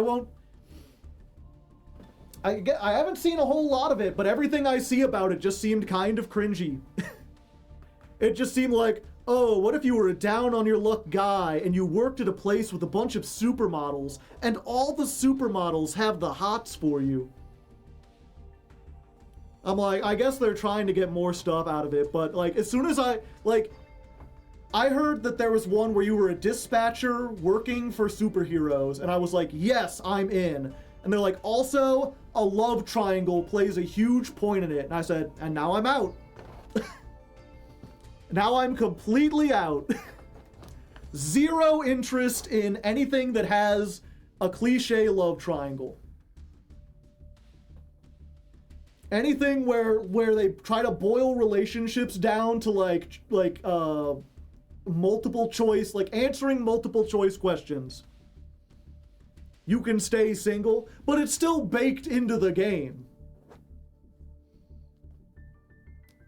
Like, well, because I've heard some people have like a backlash where they're like, I don't like games about relationships at all. I don't like games about like romance that have like sexual implications or whatever. It's like, no, I have no problem with that.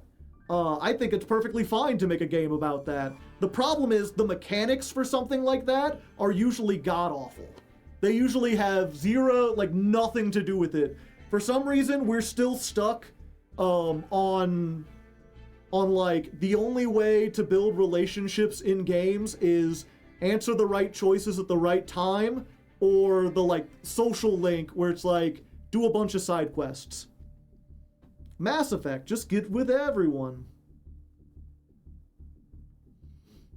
It's also really annoying because you could snub one the whole game and it still feels like you have a chance. Do you have thoughts on co-op games such as It Takes Two or Split Fiction? They seem like fun. I watched a couple of my friends play Split Fiction, and it looks like it would probably be kind of a fun game to run around with. But that's one, like, the story on that one is, that's... Like, my friends enjoyed the game, and even they could do nothing but, like, laugh at the characters. I think it's supposed to be taken seriously, but I don't see how anyone could. It's really strange, because if you've never seen Split Fiction, it's about a couple of artists, a couple of writers, who get put in, like, a virtual reality thing that's built like AI style off of their various writings, and one really likes science fiction and one really likes fantasy, so it's an excuse to have set pieces in both realms, and they both get to like gush about their their universe that they've made or whatever. Except somehow, here's the thing, because it's like, this had to be written by a writer, right? Like a writer, someone who has creative ambitions had to sit down and like write all this dialogue and write stuff, and yet they've done it in a way that makes it feel like they don't understand why creatives do what they do or how. They're like talking about writing as if it were like some magical thing, and then all their ideas are the most like stereotypical, like uninteresting, bottom of the barrel ideas. They're like, oh, my I love fantasy stories, and my fantasy is exactly like Tolkien, except there are like cat people. Isn't that unique? Like, no. Cat people have been done for like eons. That's like a slightly, you've taken like the most mainstream part of like Japanese style fantasy and incorporated into your Western fantasy. That's nothing. That's terrible. Read something. Yeah, It Takes Two, I don't know anything about. I know it's another like co-op only game. The big thing for that is like I don't have anyone to play that with. I guess I could bring CB Radio over here, but he's not especially good at like platformers or anything. I feel like you'd like the humor in the Stanley Parable. Yeah, I've played it. It's a good game. But yeah, so those ones, I would say, like, I'm open to playing them. If you really wanted me to see, I could maybe drag Brandon over here and get him to play, but they don't, I'm in no rush to play them. The choice style games, I would still play them, again, if you, this sounds bad, but it's like, if you were thinking about joining the Patreon at a high level to make me play Dispatch, like, I'll play it there, I guess. You know, I can give it a try or whatever, but I'm not looking forward to it. It Takes Two was a very emotions-driven game. I just want to see Joe play more games in general. Yeah, we're going to keep doing it. The big thing is also I'm trying to balance, like, I want to do more variety and get away from being locked into only Yu-Gi-Oh! But I'm also trying to work on my novel, and having the streams go long has really cut into the time that I spent working on my novel. So I've been trying to rebalance that by having the streams not be like 8 hours. Not staying up super late so that I have more time to write on stuff. We've also been, what was it? Mari joined the Patreon at a high level, but instead of requesting a game, they requested that I work on The Legend of Lefty on stream. They wanted to see a stream where I worked on my book and just sort of like talked about it and everything. We did one of those 2 weeks ago on the last Silk Song stream. It was like after CB Radio left, then we chatted about my book and I worked on it. For the low, low price of $100, Joe will play Dispatch, yeah. I missed The Legend of Lefty, didn't want to see a ton of spoilers. Was it good? I got some work done. And there were a couple people who had read everything and they wanted to see it, so they were interested in going in. There's like a select few people who are like really interested in seeing where it goes. I'm dangerously broke. Yeah, if you're broke, don't join the Patreon. But if you have the extra money, go right ahead. But yeah, also I will say, if you've already listened to part 1 and 2 of Legend of Lefty, and you're like, oh, I don't know if I want spoilers for part 3. I'm literally on like the 3rd or 4th chapter of part 3. So you ain't getting spoiled for much. It's not like I'm going to reveal the ending or anything. I tried to join the Patreon, but Visa sucks. A sad state of affairs. You could join through PayPal, I believe, if you have that. I'm really interested, but I also want to watch the finished product. Yeah. I'm going to be really curious to see how that ends up turning out. That is my one hope. I keep giving up hope, or not getting my hope, where it's like, okay, the first part didn't do too well, but I'm like, maybe the second part has a chance to bring it back. And then the second part did even worse than the first part. I'm like, okay, but maybe once it's complete, maybe once you have the full complete story, there's people who are waiting for it to be finished and they'll go back. Or maybe once it's finished and people can see the like whole vision, they'll start like recommending it to people more. What are the contenders for next month? Let us see. Gonna read them off. I assume you're talking about the ladder climb.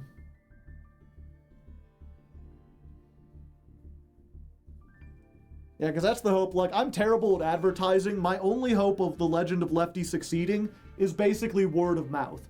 It's like other people have to recommend it. They have to talk to people. And eventually it has to spread enough to get to someone who's like an influencer or something.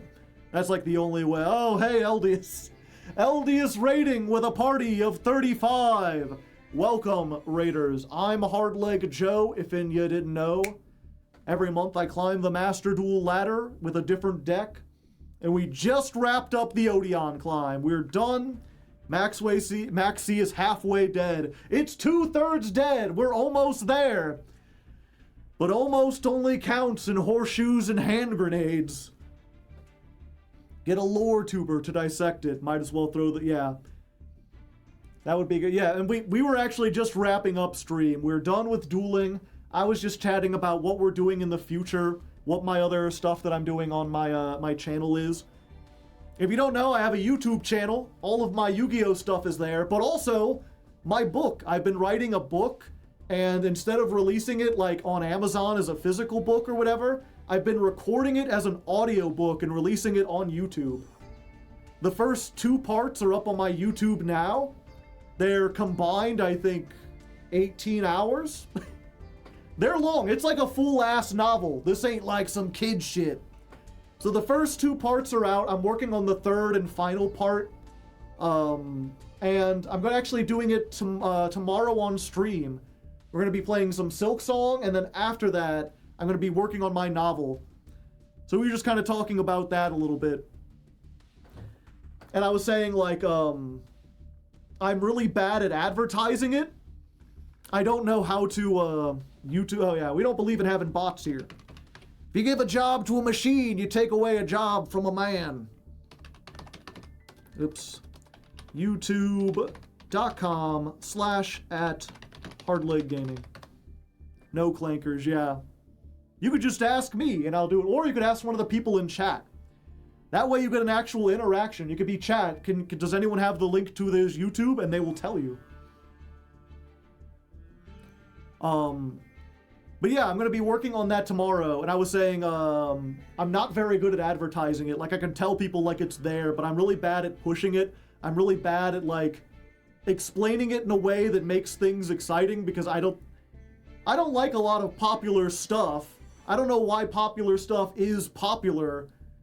So I don't know how to like advertise it very well. My only hope is that I make something really good and then people like it enough to tell their friends to go check it out.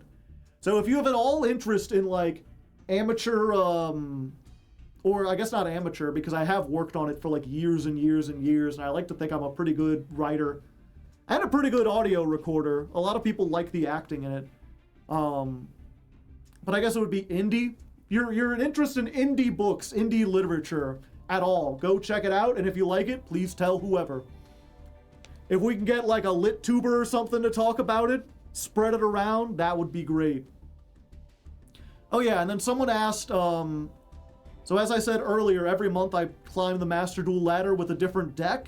Those decks are chosen by my patrons. Since this was the last Odion stream, we have a poll up right now for next month's deck. The options as chosen by the patrons are DDD, Archmage, Speedroid, Sulfacord, Megalith, Sky Striker, Gate Guardian, Lunalight, Dragon Maid, Valmonica, Yummy, Chimera, Tachyon, and Azamina / White Forest.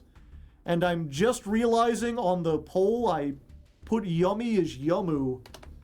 Those letters are right next to each other. There we go. Sorry to the one Gate Guardian fan. Hey, they got 3 votes, putting them in last place, but they did get 3. How did that get in? I'm no longer limiting people. If the fans want to see me die, I will die on camera for their entertainment.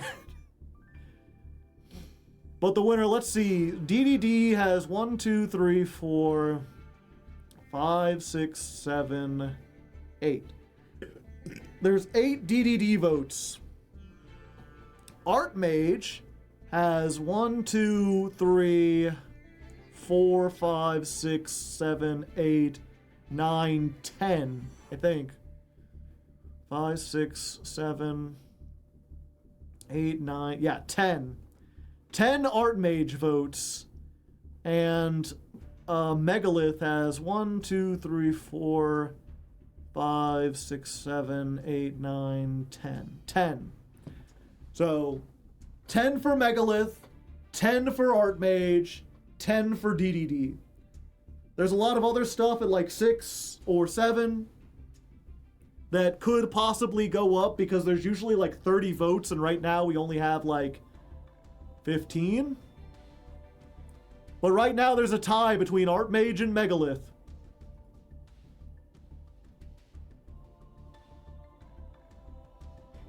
So you can look forward to that. For now though, I am gonna get going. I was like, I should stop streaming for like 8 hours, and then we're at like 7.5 hours. Let's see who else is playing. I was like, oh, we'll go raid Eldius, but Eldius just raided us.